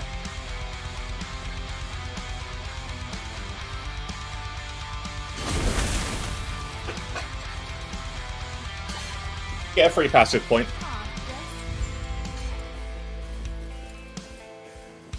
And we're going to scale more fizz damage here. Now, we can do Iron Reflexes, which gives us dexterity. To convert all dodge rating into armor. Can be very nice. Basically means any flat dodge we get, an increased dodge we get, applies after conversion. So if we get dodge and then increased dodge, the higher amount of dodge is then converted into armor. You can also go into Might, which is increased health. Then it's increased melee crit and increased melee multi. Very simple, but very effective. Armor with shield we don't care about. This is all shield stuff, so we can't really take any of that. We can take this for increased minion health. But it's 2 wasted points, but that's 150 increased minion health, which is insane. And it's 150 increased minion armor for 3 points. Like, that's incredible value. We get increased armor on potion use. We are going to want that because we want to max out Liquid Iron. Liquid Iron is less damage over time taken whenever we use a potion, which is... I mean, it's generic, so that's 15% less damage taken. It doubles when we use a potion. So that's 30% less damage over time. And that works with the armor mitigation if it's like a dot that's on us. We're not going up here because we're not doing throwing. Effectively, we want this. We want to take 3 points here. We're going to take Avatar of War, which means every hit we take, we do increase melee damage. And then Molded by the Forge means really we want two-handed axes and two-handed swords because it means more attack speed with two-handed swords, which is bonkers good, or just a ridiculous amount of bleed chance with a two-handed axe. There are some amazing two-handed axes, and that just amplifies what you get out of them.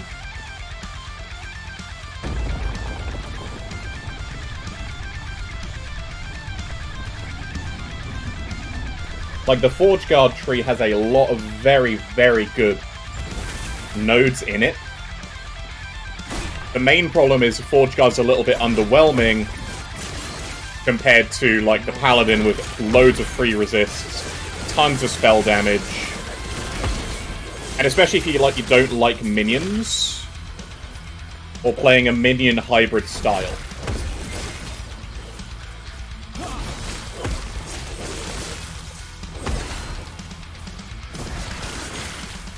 But, you know, you have the highest armor potential out of every Sentinel.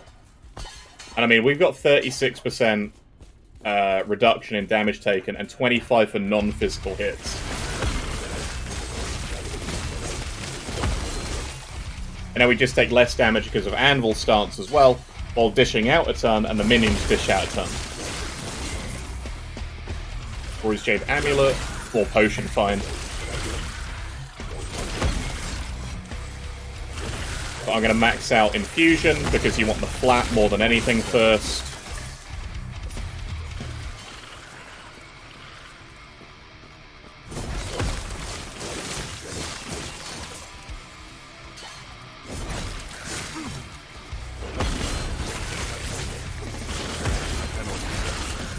And you just keep your mana up all the time, because Rive gives you a ton of mana as well, so you can just always cleave. You can always Forge Strike.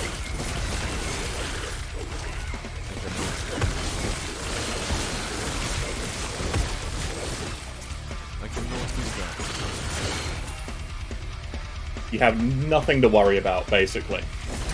Now, we are going to want to try and get some more life fairly soon, because 500 is a little bit risky.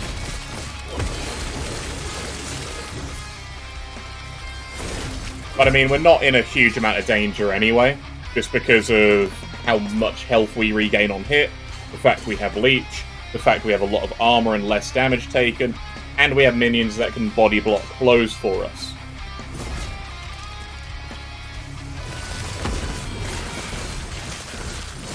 I cannot do that.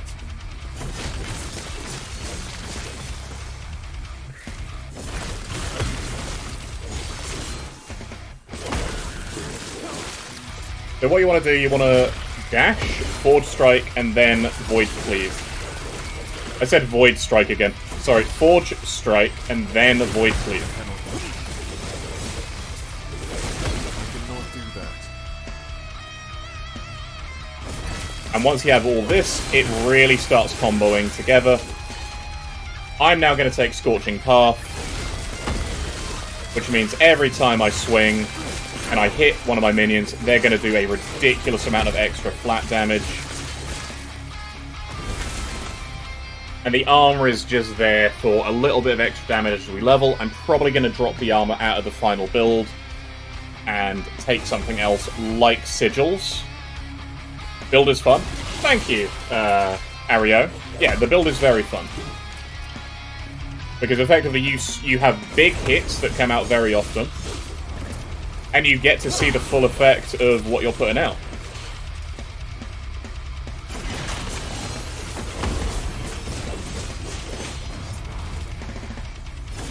But it is a debate whether or not you want to use the node here, whether you want to use Scorching Path, because it means you have to aim towards your minions, and you're not always going to hit them.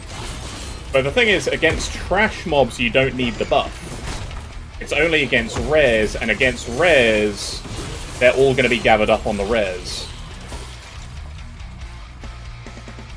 Kopesh. Okay, so we're starting to see slightly better weapons now. But still not too good.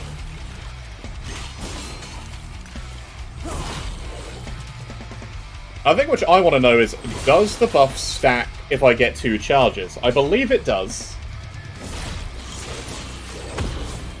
Which means if we swing and hit a ton of them...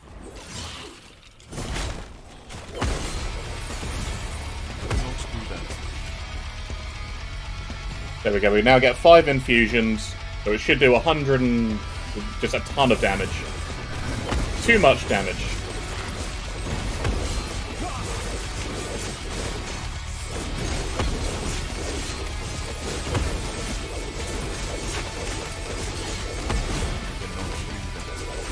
Yeah, look at that. Look at how much damage they're doing. That's a lot. That's a lot of damage. And then there's dodge rating and endurance threshold if you haven't been hit recently. That's not too good for us, so I'm just going to leave that one. We have +1 Rive armor. We're going to lose +1 out of lunge, which is a disappointment. But +1 to Rive is very nice. I have 1 shard of level of Rive. Now, if I did get another one, then we could potentially make that tier 5, which is insane. So I'm not going to spend that on there just yet. I'm going to go into increasing that armor. That'll do 116 armor. That's 245. Where do we lose the thing out of lunge? 1 point in Crusader's Fury. That's fine. As far as this goes now, we're going to start stacking base crit chance for Rive. That's going to be a lot of crit. That's going to be a lot of crit that we get.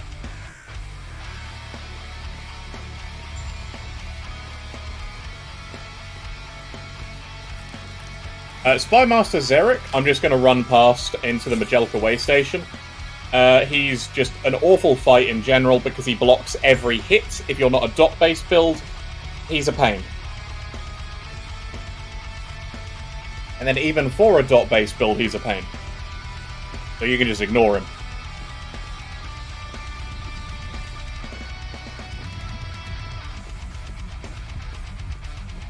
This quickly. On my Cool, so we're going to move on to the next area. And generally when I hit monoliths, I go to monoliths after Hiabora. Because I like going into monoliths with all of our idols and all of our passive points from the campaign. But effectively, this is how I level a Forgeguard. Hopefully. I do Rive into Lunge, into, Forge Strike, into Void Cleave.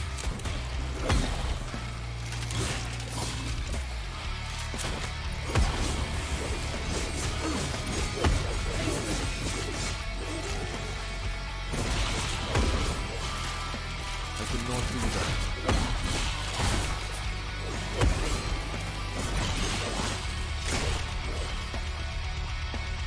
We go Rustlands.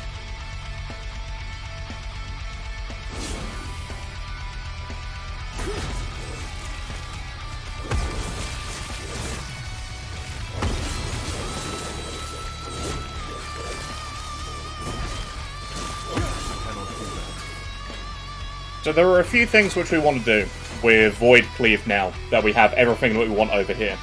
We want to get increased cooldown recovery, we want to get Armor Sunderer, and we want to get Nether Charge.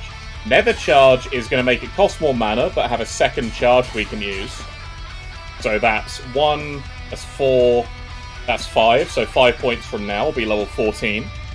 And then we want to get into Abyssal Walker. We want to take 3 points here, so that's going to be like level 17. And we take Gravity's Edge, which adds a flat second to the cooldown, but increases the max distance. But effectively, that's going to make us go very, very far. If you don't want to use this, and you just want to rely on, Lunge, what you can do is max out Armor Sunderer, max out Dark Pathway. Because Void Res turns into Fire Res Shred, you can also take Fraying Strikes. So not only would you sunder armor, you just stack a ton of shred on enemies. So if you hit a boss with that, that's going to be 5 fire shred stacks. And then you hit him twice, that's 10.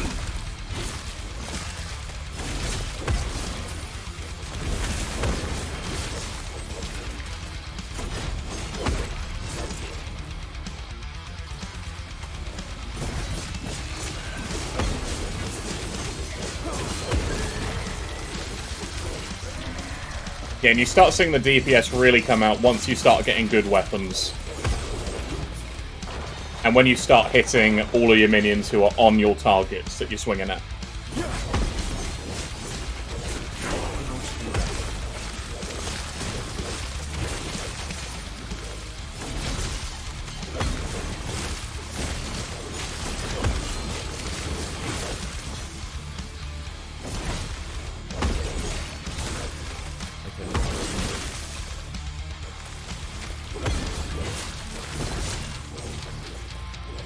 gonna come over here.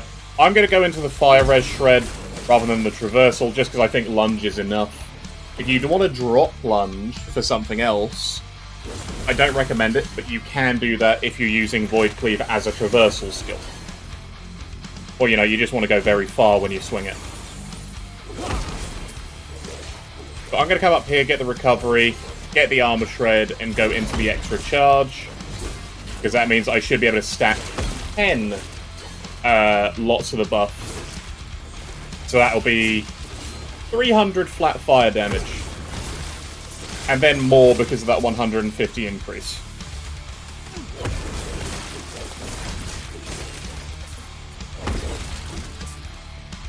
Oh, hang on. Ignite on high health. There you go, that's a good one.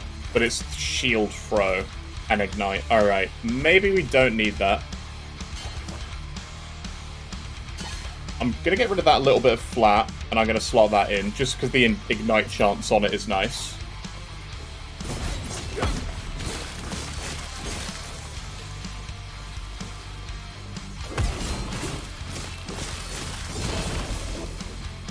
That's a Rune of Ascendance. That's a very nice find. Now, there are a couple of things we can do on this build with a Rune of Ascendance. Generally, I mean, it's hard. I would need to double check what's the best thing for us, because normally we want, like, a good two-handed weapon. So whether it's axes or swords is debatable. Because we have very specific requirements for it to be, like, super good. Because flat doubles and ailments double. We don't really want any of armors, because our armor is fine. Our helmets are fine. So really that leaves boots. There are a lot of good unique boots that we could use. And also rings and amulets. There's a couple of good rings and amulets we can use as well.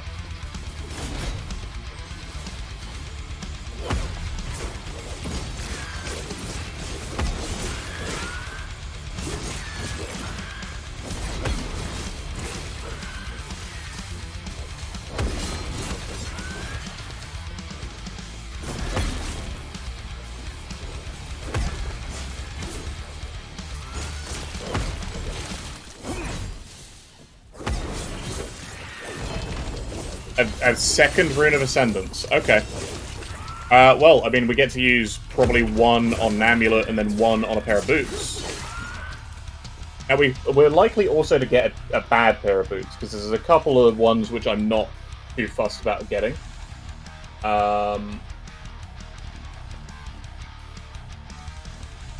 mean, this is a solo self-found one anyway, and in theory we can get anything that we like. So I'm going to go for items quick. I'm just going to double check rare unique boots. So out of that, what I would like a Dark Stride, actually. So that might be worth trying to roll for a Dark Stride, because that would give another charge to our the Void Cleave. And then we could also potentially get Blood of the Exile, which is also fantastic. We can't get Evayan's Chariot. Transient Rest doesn't do anything for us. There are a couple of wasted boots that we have the potential to find. So what I'm going to do, I am going to roll one of these on a pair of boots. We got a Snowdrift. That's a waste.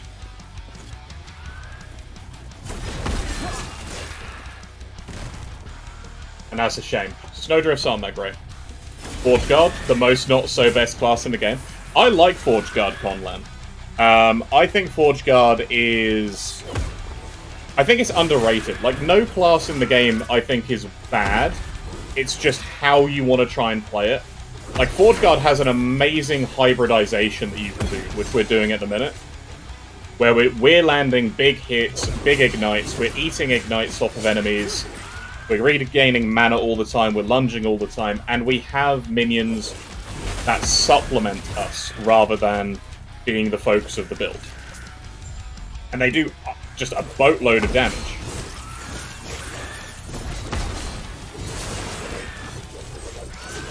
And then again, so do we. Forge Strike as a main nuke. Yeah, it's a brilliant nuke. So I'm taking a more crit chance here. In lunge, I'm going to put that last point back in Fizz Pen per enemy we lunge through. What I'm probably going to do then is take part width, so we'll be guaranteed to hit more. You can go into Visceral Path if you want. I'm not fussed here. I'd rather go into... where is it?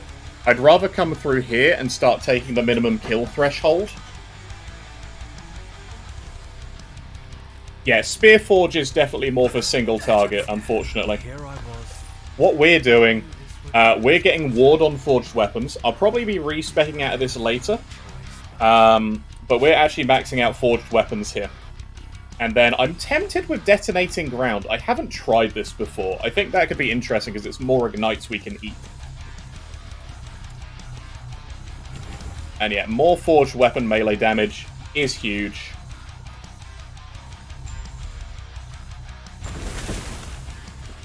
So we just got Ring of Shields. We're not using Ring of Shields. I don't like Ring of Shields. I think it's such a weird ability. Like, I'll show it.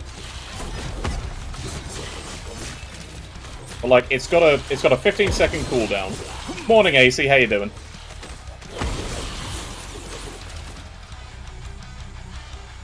So Forge Strike has leveled up again. I don't need more maximum forged weapons. That's fine. I'm going to go into Heavy Strike. I'm going to go down here into Engines of War. And then I'm going to come down here. I want to try detonating ground. Shred armor on hit with fire skills. Don't mind if I do. Well, that's a pain. That doesn't fit very nicely at all right now.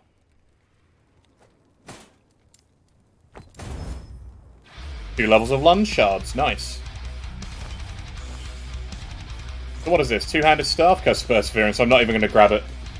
Because we're solo self-found.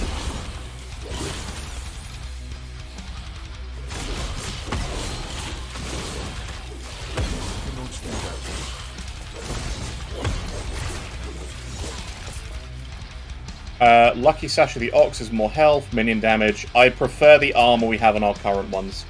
So we're going to go Armor Shred.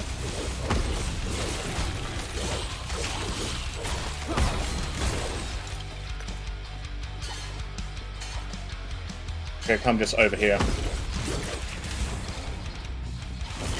cannot do that.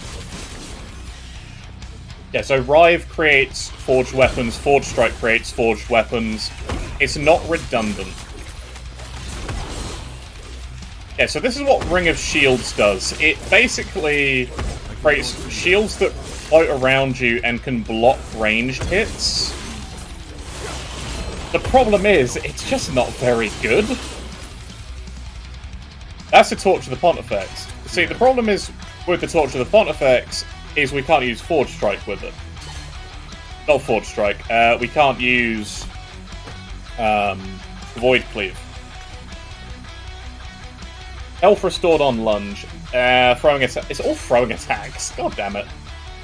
Too many throwing attacks.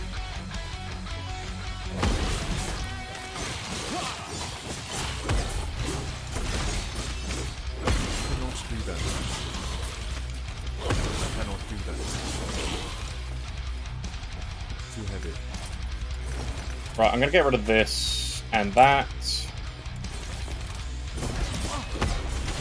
Actually, I'm gonna get rid of the Torch of the Pontifex because we don't have a use for it.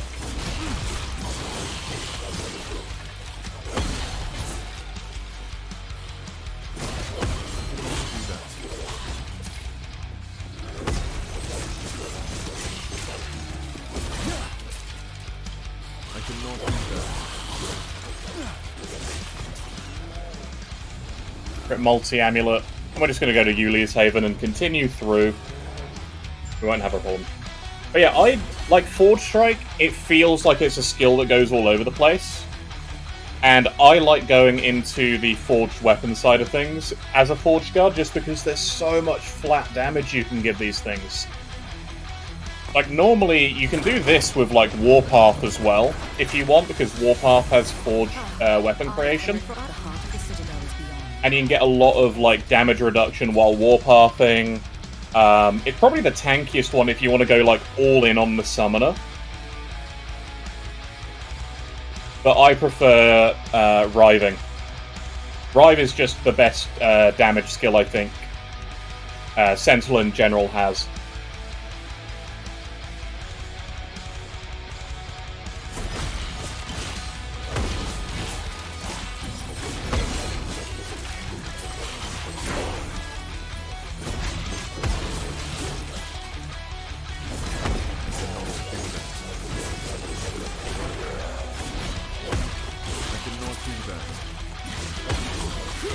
But yeah, you don't need like special gear for it, because all the flat damage comes for free.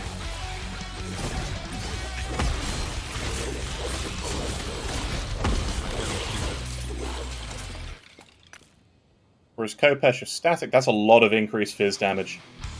Same as shock chance isn't going to help at all.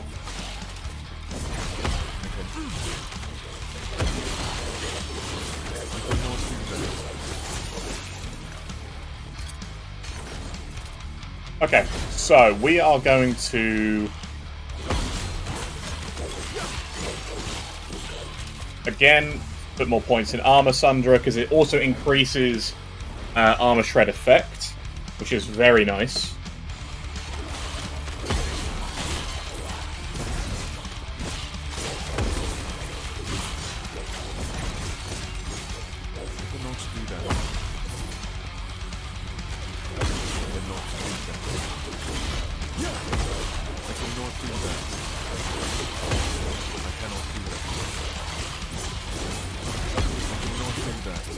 I cannot do that. I need to turn that sound off. That's getting annoying.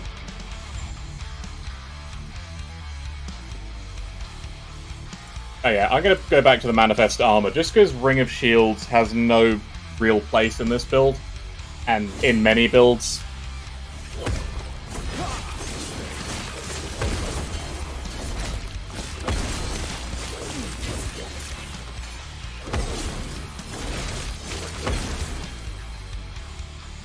Yeah, we're going to go up here.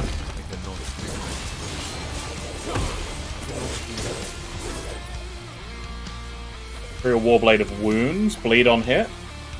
Not too bad.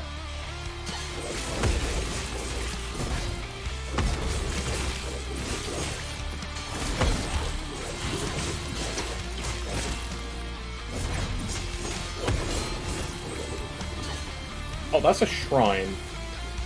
Stun Shrine. Okay. Right, so now we're here. I'm going to take the 3 points in Infinite Bulwark, because we need that for the less damage over time taken.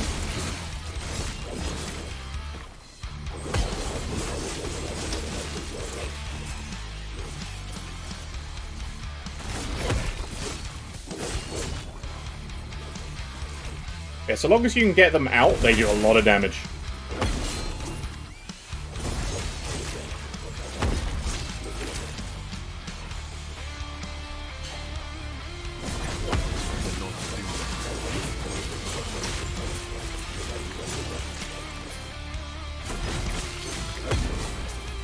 Okay, what was that one? Hide gloves again? I'm gonna probably start hiding, like the 1, I'll up it to 2. But I want at least 2 good affixes before it will show me the items. Just because our gear is fairly good at the minute.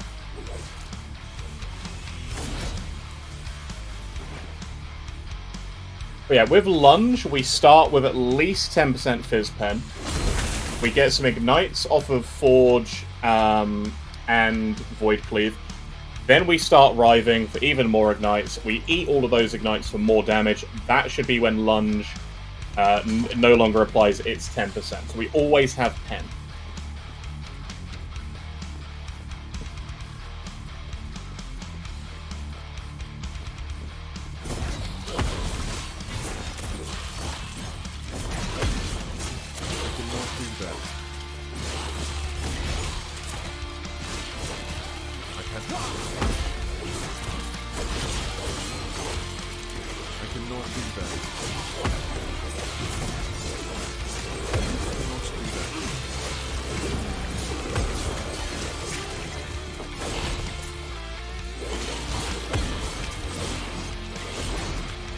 But yeah, I mean, technically, Rive Voyage Knight does more in general because you can get the ignites off of your echoes, which will also apply more pen.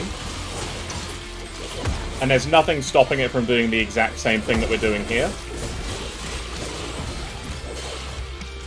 But we just have an extra damage source all the time, thanks to, you know, 7 minions, at least.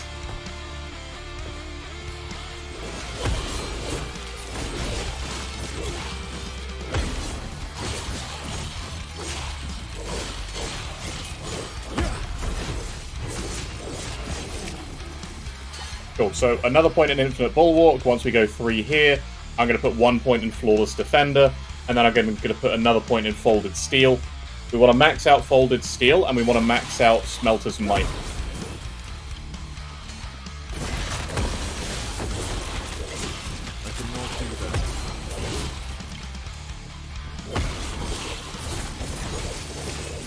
I cannot do that.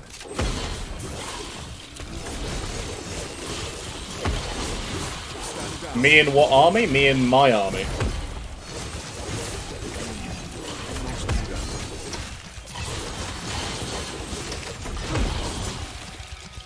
I cannot do that.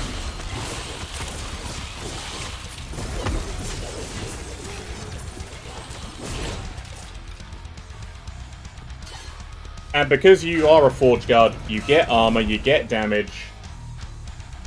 It's so straightforward, and it doesn't do stuff that's super exciting, but it still flows very nicely. And this is why I recommend just use Rive. Ignore Vengeance, and ignore Multi-Strike. I've been expecting you.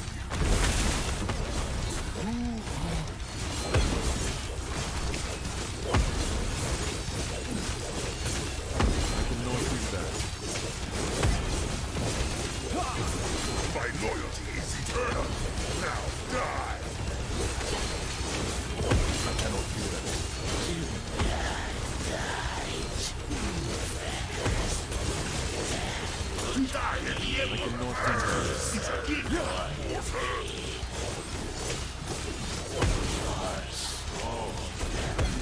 I cannot do that.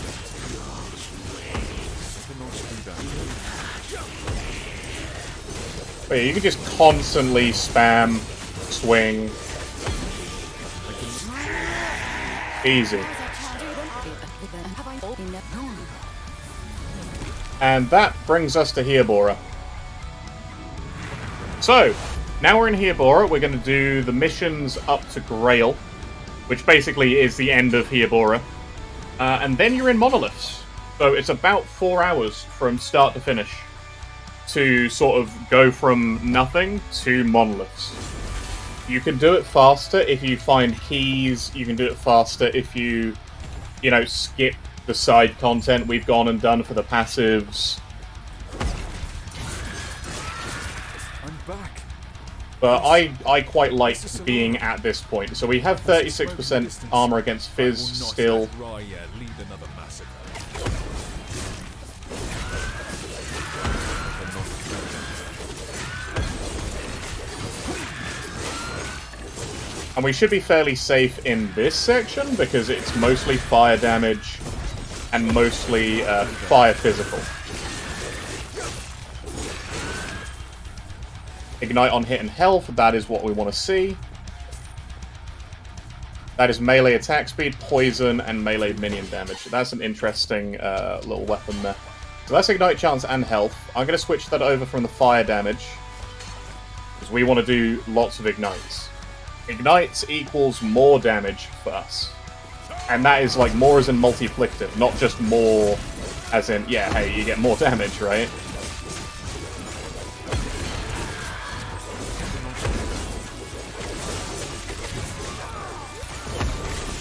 I cannot do that.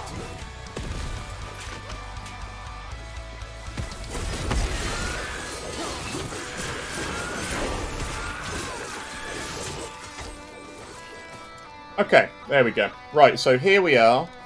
3 points in Armor Sunderer. Next point we get an additional charge. Are there any boots on the ground? There are no boots. Have I got any boots in my inventory? I don't. Because we're going to use the Rune of Ascendancy we got to try and get a Dark Stride. I cannot do that.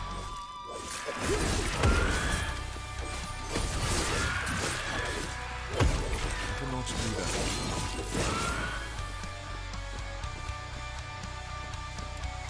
So that point is going to go into Flawless Defender, and then the next point goes into Folded Steel.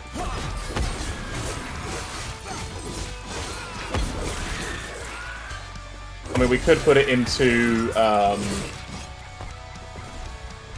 either Folded Steel if we think they need more flat. Really, they don't need more flat.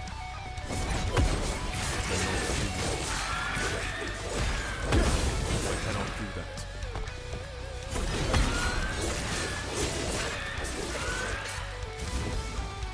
Hey, a free beetle, buddy. I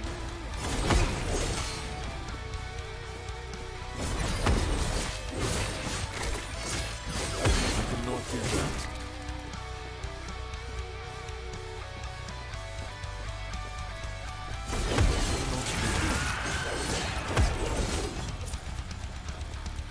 Hey, more haste.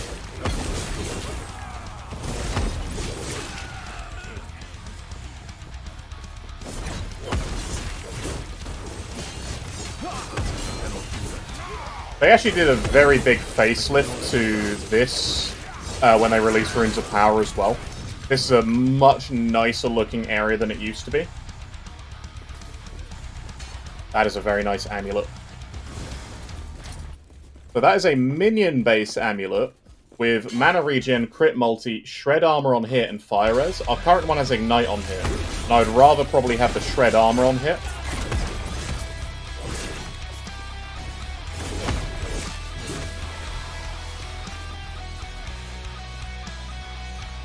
The shred armor in general.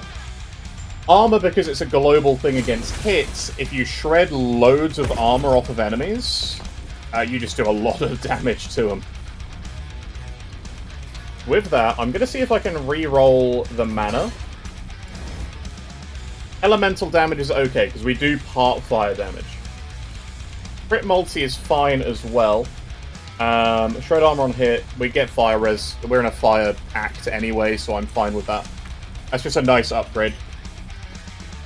And hey, minions get, you know, minion damage and crit strike, so...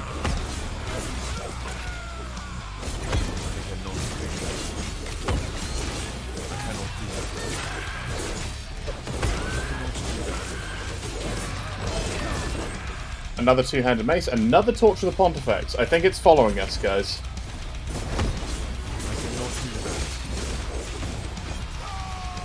Time Rot and Fizz Dot.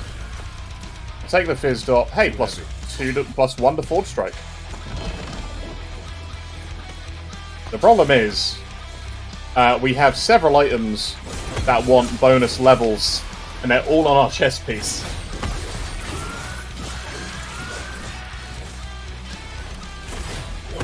I think only Void Cleave is on the hat.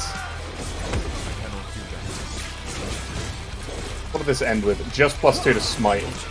Oh dear. We're not using Smite.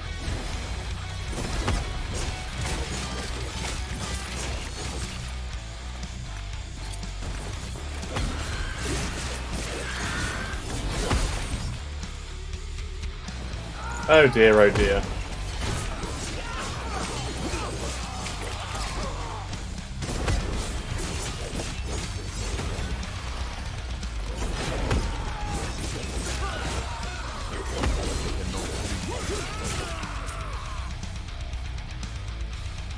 Okay.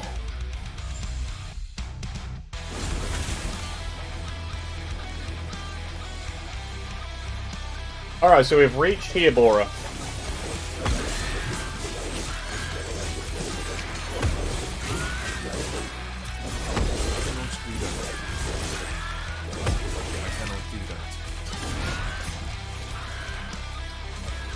Gonna come stand over down there.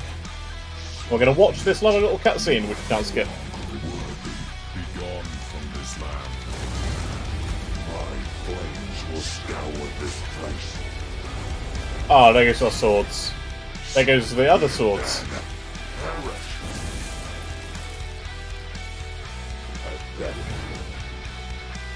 Alright. I do not have much longer. Go north. Retreat. Cool. Here.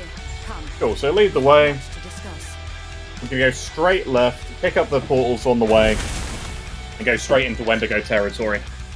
So we're at level 46 area, we're level 41. It quickly outpaces you. Yes. So I'm going to buy some Runes of Shattering off of you, thank you very much. I will shatter this. Got Forge Strike Shards, I'm going to shatter that for melee physical. Shatter that for melee flat crits, and shatter this for ignite and bleed and damage over time. This I don't care about, none of these I really care about. I'm going to see if she has a pair of boots.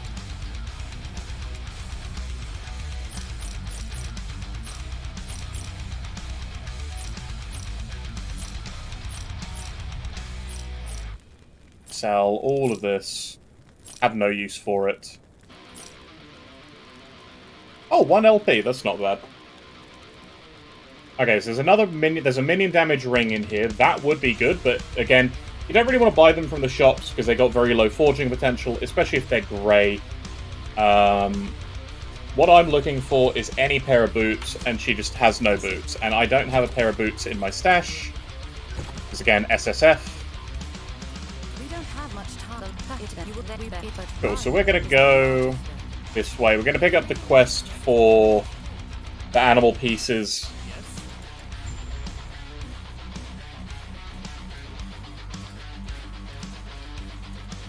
And the thing is, this is probably one of the most dangerous acts if it's your first time and you're playing hardcore.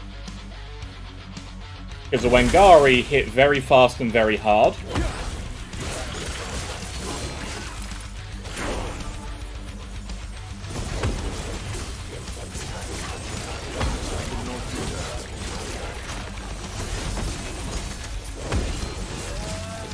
So we want to be looking for good armor. And also the spiders, because they hit with cold and we don't have much in the way of cold damage, we're going to be in a bad... We're just in for a bad time with a lot of this axe. One-handed axes. Right, with Rive, again, we're going to increase the base crit. With Lunge, I'm going to come over here for the Cull. With Forge Strike, we're going area, then we're going melee damage, then we're going to make detonating ground, and I just want to see what this does. They haven't used the detonating ground yet.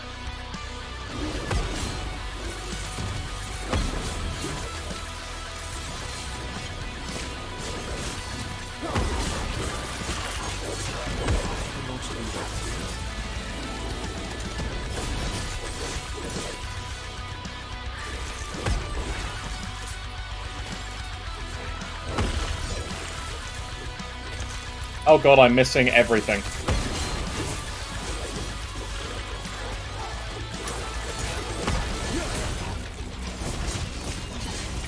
I think this next bit is the most dangerous thing we can potentially come across. So passive points, I'm going to go more into Smelter's Might.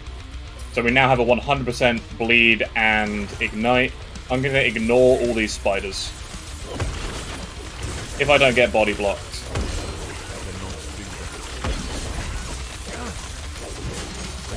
Because they do cold damage.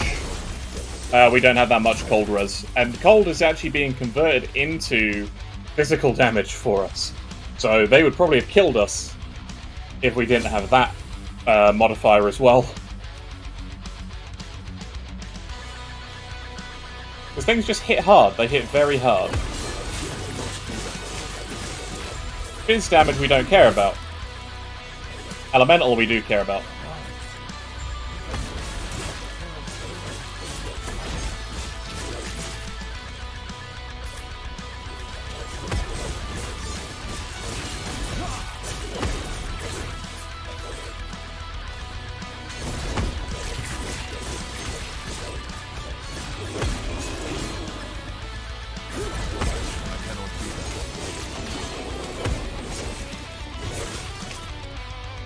Cool, so we are going to head up.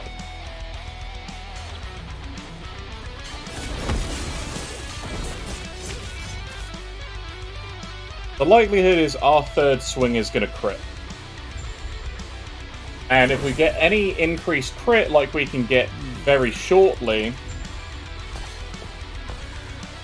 effectively, I do want to grab 1 point here, 1 point here as well. So what I'm going to do is 1 point in Ospric's Bane. I'm then going to grab 1 point in Might, and I'm probably going to grab 4 points in Duelist. And that should get me Lethal Strikes. I'm then also going to take Liquid Iron. We're taking these 4, and we're not taking Molded by the Forge. After this, we're going to go back Max Folded Steel, Max Smelter's Might. We're going to pick up Guardian. We're going to pick up Conviction, Valor, and probably Blinding Light. And then in Void Knight, we're going to grab Abyssal Endurance. We're probably going to grab World Eater, and then we're going to grab Void Corruption. And we can grab Patient Doom as well. Because every 3 seconds, the next melee attack does increase damage. That effectively works with Fresh from the Forge.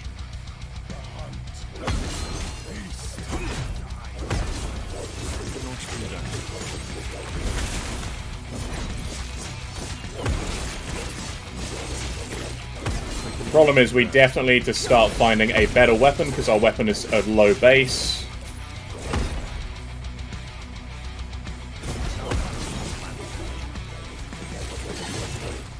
Like, as good as it is a low base. We're starting to find good items as well.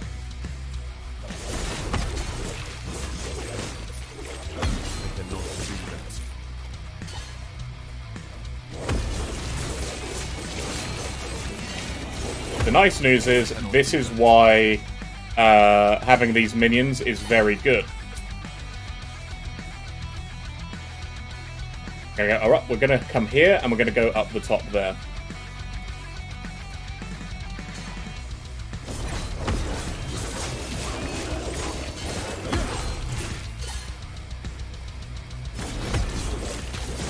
Stand down. I cannot do that. I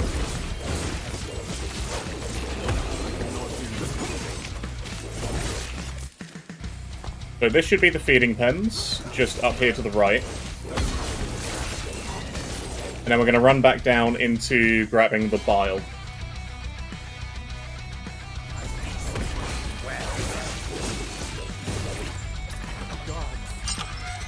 Cool, so he died very easily. 4 strength necro res, that's a nice helmet. Bearded axe. Again, bearded axes are not that useful for us at the moment.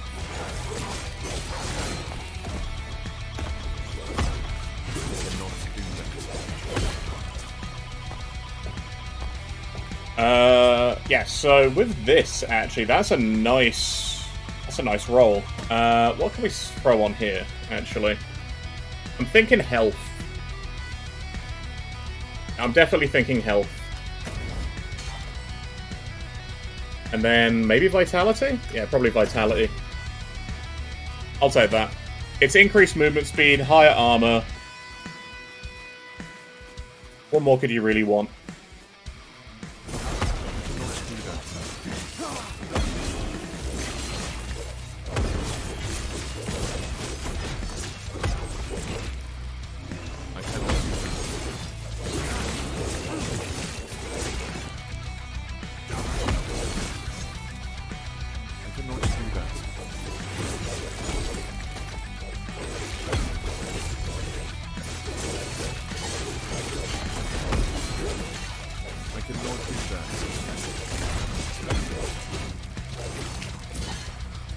Okay, so we just got the Wengari Bile. That's both quests here done. Now it's going to be onto the bosses. That's going to be the dangerous bit. The Matriarch can one-shot you, and you don't want to be stuck underneath the Patriarch's Ice Fall.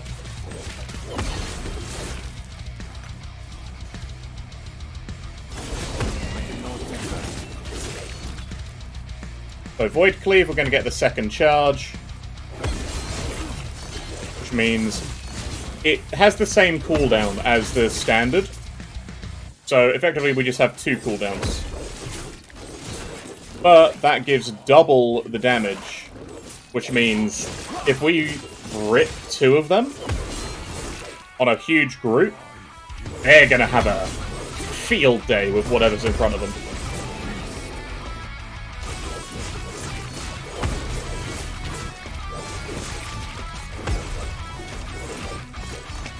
Oh, has my stream just crashed?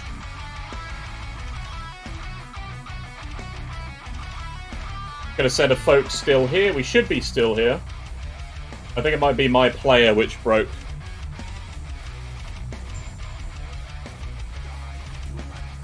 We're good? Sweet.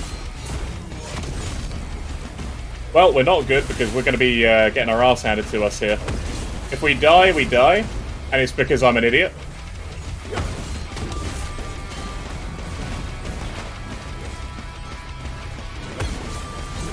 You need to take the Patriarch out.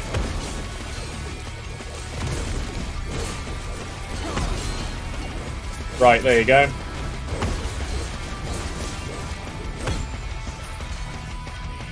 Nice, we did it. I think it's my side. My player's not loading at all. Okay, so I'm taking 1 point Ospric's Bane. Which in general is quite nice. And we're going to go back to town. Actually, no, we're going to go to the Heerboren Forest. We're going to run up through the caves.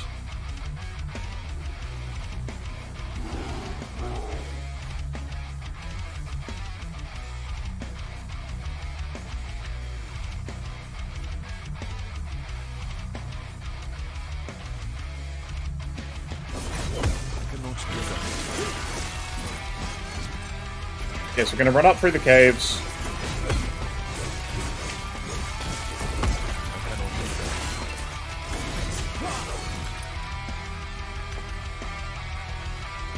We're going to get the Bitter Wing Fang.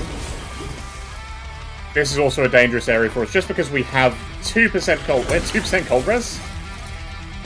Oh no. Have I got any gold rings? I have no gold rings. This is a bad place. I might... Oh dear.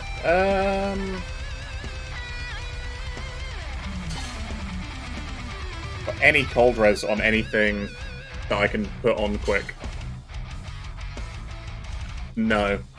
Ah, well, we're in for a fun time.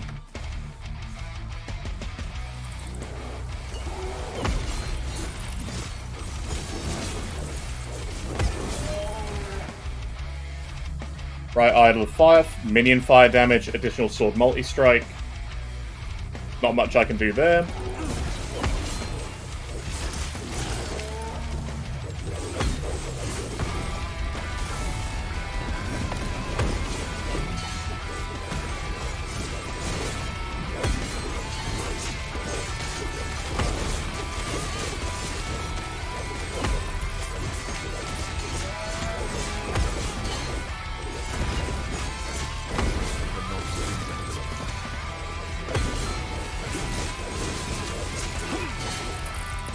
Wonderful. Right, what does he drop me? Void Res armor. That's a lot of Void Res. Reversal skill cooldown recovered on potion use. Okay, that's not too useful for me.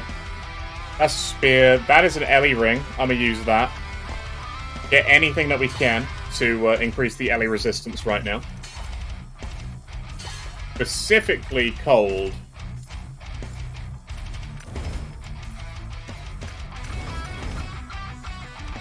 Better than nothing.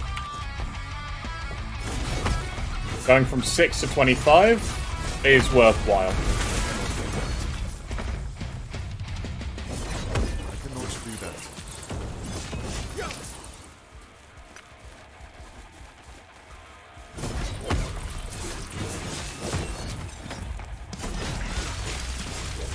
I cannot do that.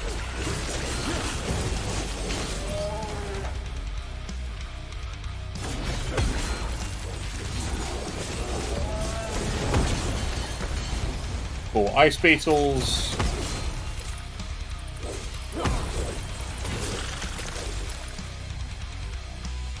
Wait, have I not gotten the Bitter Wing Fang? I'll come back in here for it. It's easier to come back in here for it later. That's a little annoying. I must have missed it.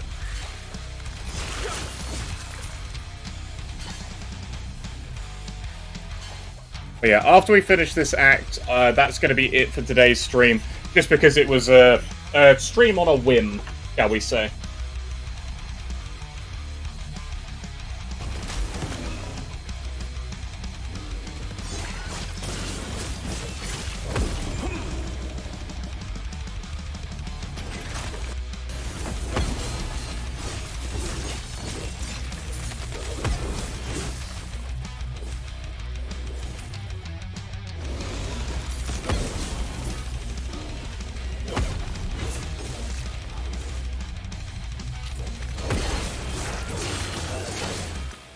We do that, and we just keep going.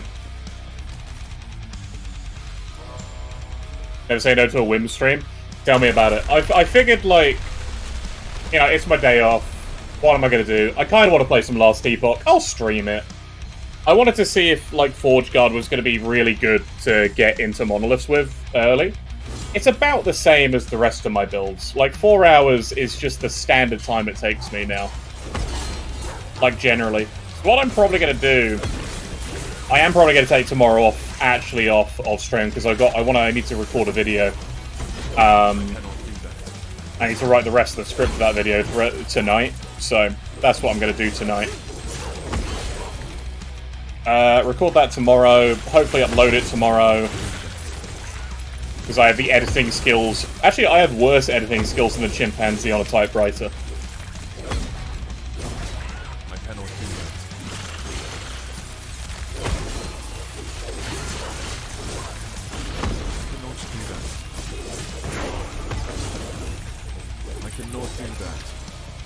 So yeah, I'll probably be doing either Grim Dawn on Thursday or Last Epoch, and whichever one I don't do, I will do on Friday. I'm going to be alternating Grim Dawn and Last Epoch days now. And then on Saturday or Sunday, we'll probably play more...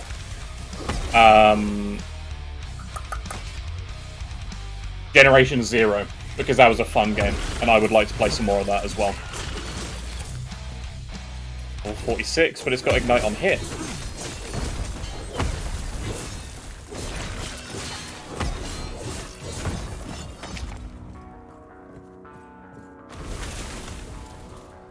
Got Forge Armor. We're going to go into Might 1, and then we're going to pick up 4 in Duelist.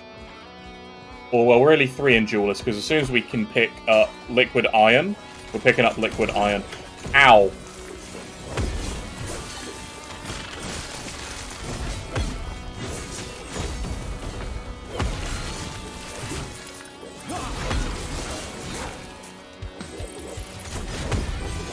Yeah, you can see that sometimes they're hitting for like 2k damage.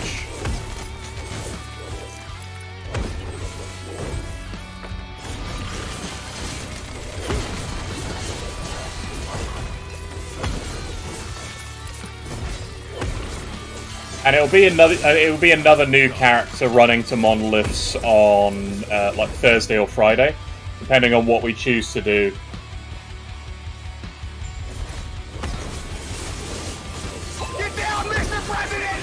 Rescanal, hello, thanks buddy, thanks for the raid.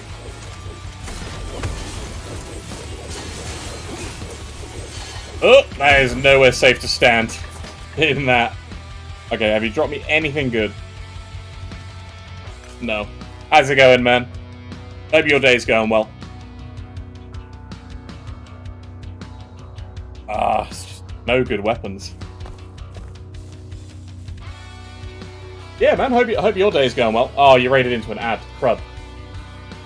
Wait, no, news. Family emergency? Oh, no. Man, go deal with your family emergency, man. If you come back, pop in here, just let me know. I'll send folks your way. I'm only going to be streaming for like another, 20-30 minutes. You have a good one as well, bud. I hope it goes well, whatever it is.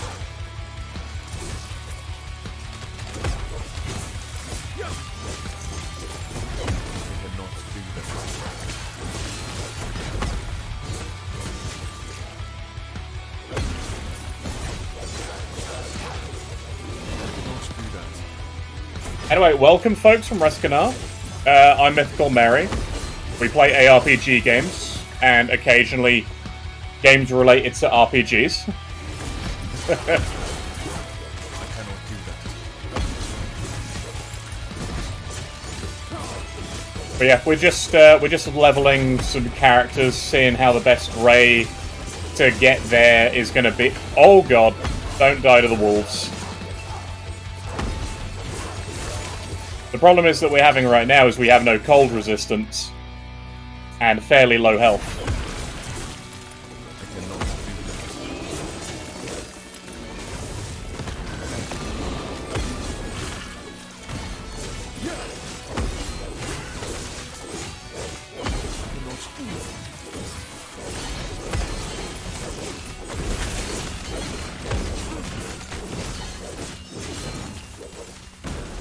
So I'm thinking either Rune Master or Shaman on Thursday or Friday. And I'll probably throw in a vote before the end of the stream, just saying which one would you guys want to see. Because I'm happy doing either, because I like both of those classes. Yeah, that's fine. I mean, 5 Vitality is quite high. What was that thing we just got? On the boots? Oh, it was ward loss. Never mind. Increased fire damage over time. Lots of armor. That's nice. Lots of fizz res. Ooh, hang on. Add lightning res. So I can slap Rive on here. That's great. And then we can go life or Ellie res. I'm thinking life. Yeah, 41 life is going to be important.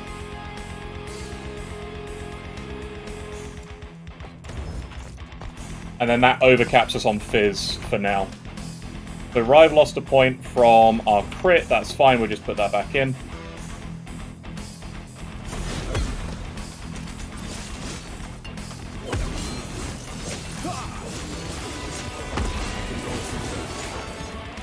Get rid of them.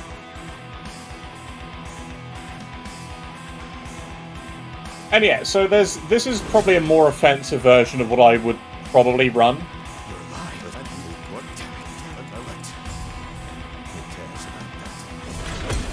Yeah, I'm thinking Shaman. Because I would like probably to try Storm Totem. Or finally actually try Primal Strike. Not Primal Strike, whatever it's called. The Elemental Strike it has.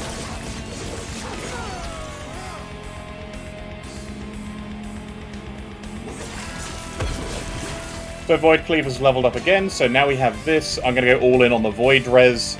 Shred, which is Fire Res for us.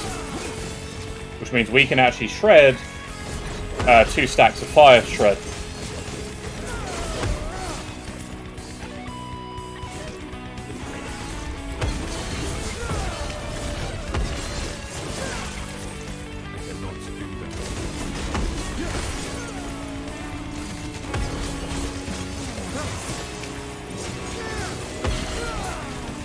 A Claymore? Oh boy. What do we get here? Fire damage and bleed on hit. I'll take that.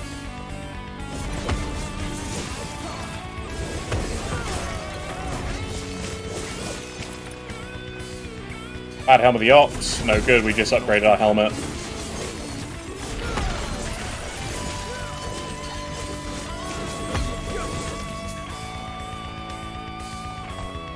And we got this weapon or this weapon to use, so they're both good choices.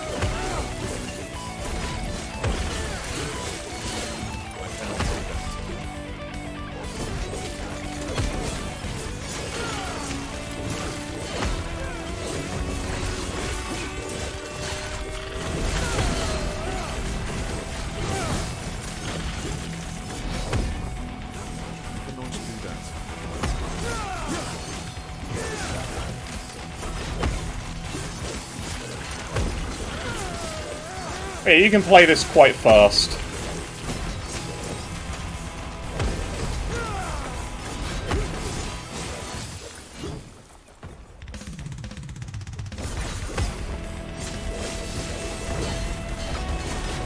The issue is your weapons don't have much health.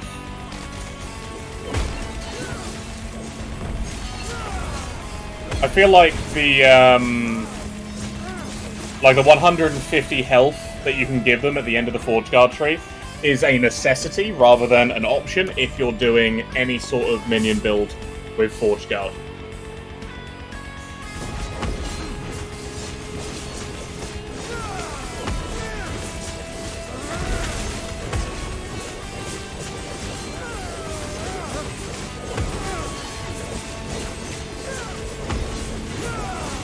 I mean, you're getting over 200 stacks of Ignite on there.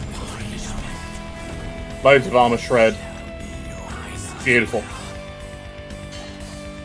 Cold Res Fire Pen? I'll take Fire Pen. Right. Take the Lance of Herot. Speak with Grail, we go back. And then we're going to go into the Ice Cave, grab the thing, come back, and we'll hand everything in. We're going to hand these in quick. I know things of all, yet if all that is left is to take the lance and bless it. Right. We go Duelist. We're going back into the area here for the Bitterwing Fang.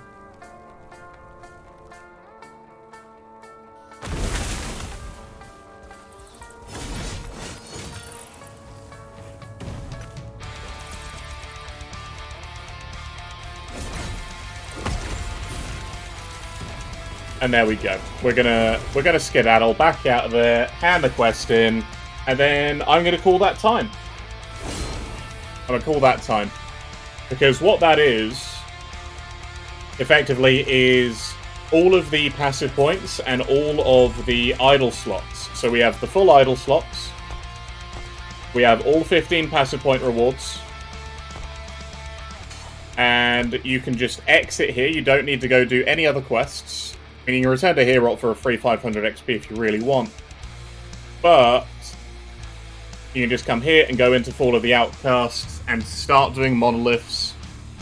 Effectively, after starting the game in 4 hours. There are some faster builds. Forgeguard is not, like, ultra fast, but it's a very smooth way of getting a Forgeguard to this point. Just because Rive scales really well. Lunge gives you defenses, it gives you Fizz Pen. Forge Strike gives you damage. Void Cleave amplifies that damage. And then by the time you're level 50, I mean, you can take Smelter's Wrath if you want to try it. I'd probably recommend going Manifest Armor, coming down here and giving it, like, Ignite Chance, give it a copy of your weapon, make it Shred Armor, make it do bleeding. There's a lot of good Manifest Armor builds out there. But really, it sets you up for success and for moving into another build down the line if you want to do Forgeguard. The funny thing is, you can do this as a Paladin as well. So you can start with Rive and go in here and take this. You will get the Forge weapons on kill, and then of course instead of Forge Strike you have O Holy Aura, which gives them increased damage and Ellie Res. You can give them increased attack speed, you can give them crit, and you can actually give them Fire Pen and Ignites and Global Fire damage.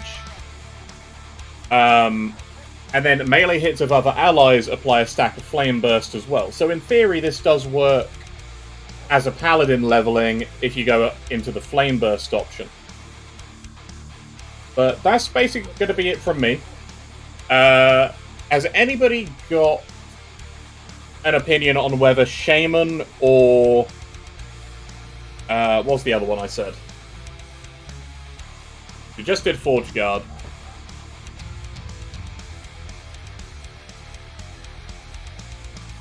So I want to try Shaman before launch, and I want to try Shaman after launch as well, for an actual proper comparison. So what I would do, I would do Storm Totem Shaman, because that is actually a pretty good Shaman. I'm going to call that here, so I think that was a lot of menus that just popped open.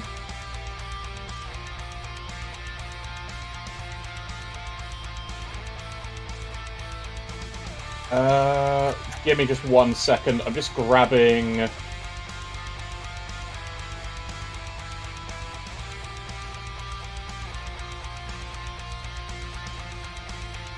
I not reach certain places? What is going on? Oh, there we go. For some reason, last Epoch wasn't loading. Oh yeah, so I was either going to do another Rune Master or another Shaman on Thursday. So I'm going to throw up a poll. I'm going to throw up a poll quickly. And let folks choose whether it's going to be a Shaman or a Rune Master.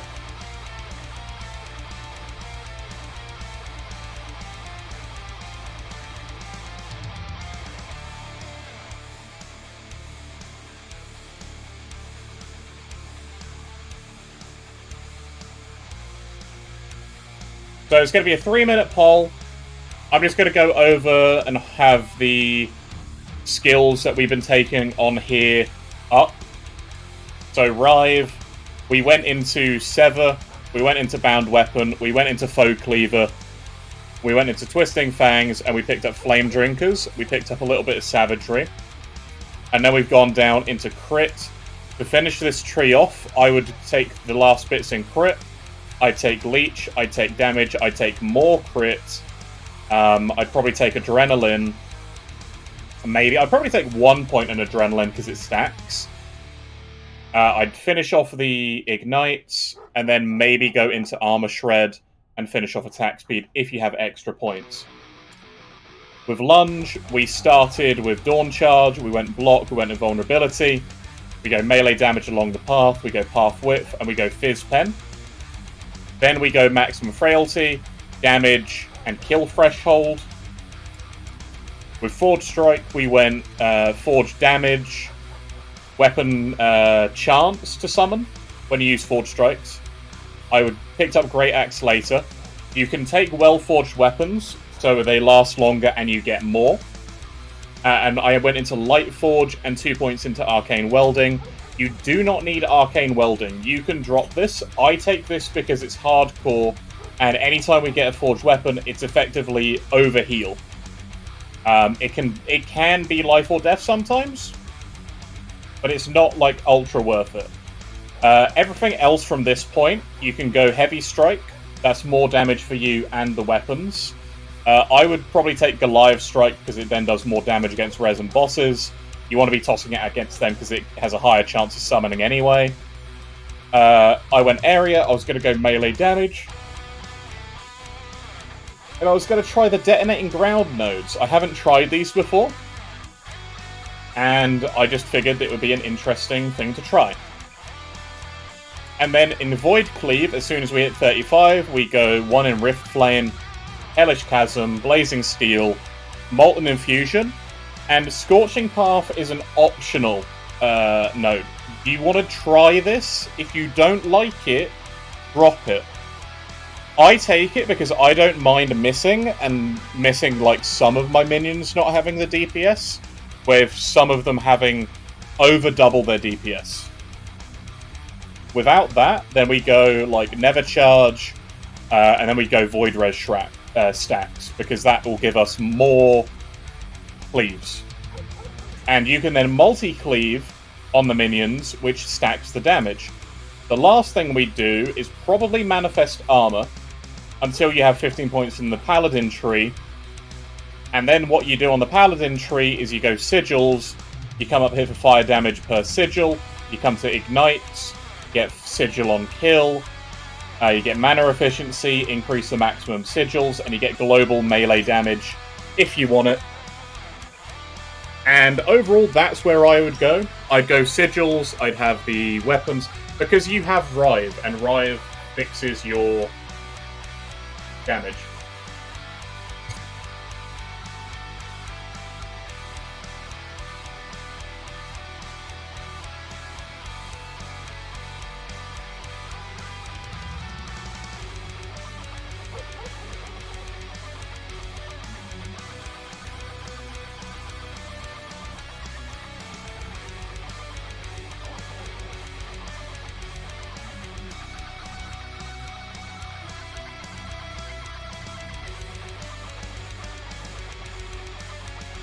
Okay, folks, that's going to be it from me. So next time, the vote was Let's take a look at the vote. The vote is Rune Master. So we're going to do a Rune Master on Thursday or Friday.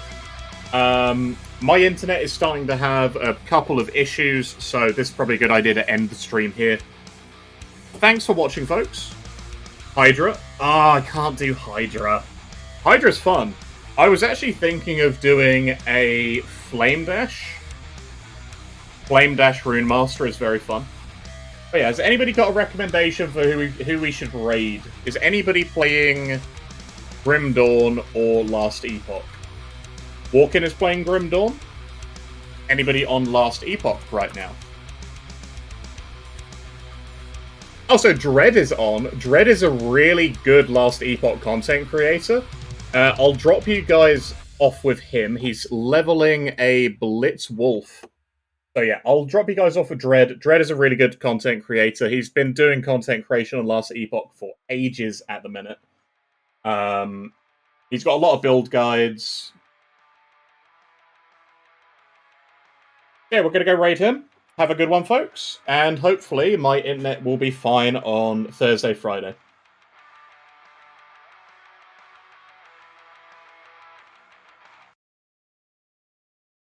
So you guys have a good one. And I'll catch you next time. Fucking... Oh, that's a loud.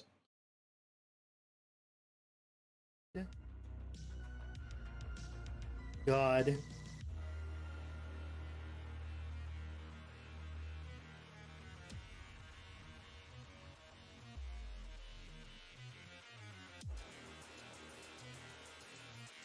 What's up, Mythical Mary? How's it going, man? Thanks for the raid. Sorry, my raid notification wasn't on. I forgot to turn it back on. Let me turn that back on. There you go. Should be fine now. Sorry about that. Going.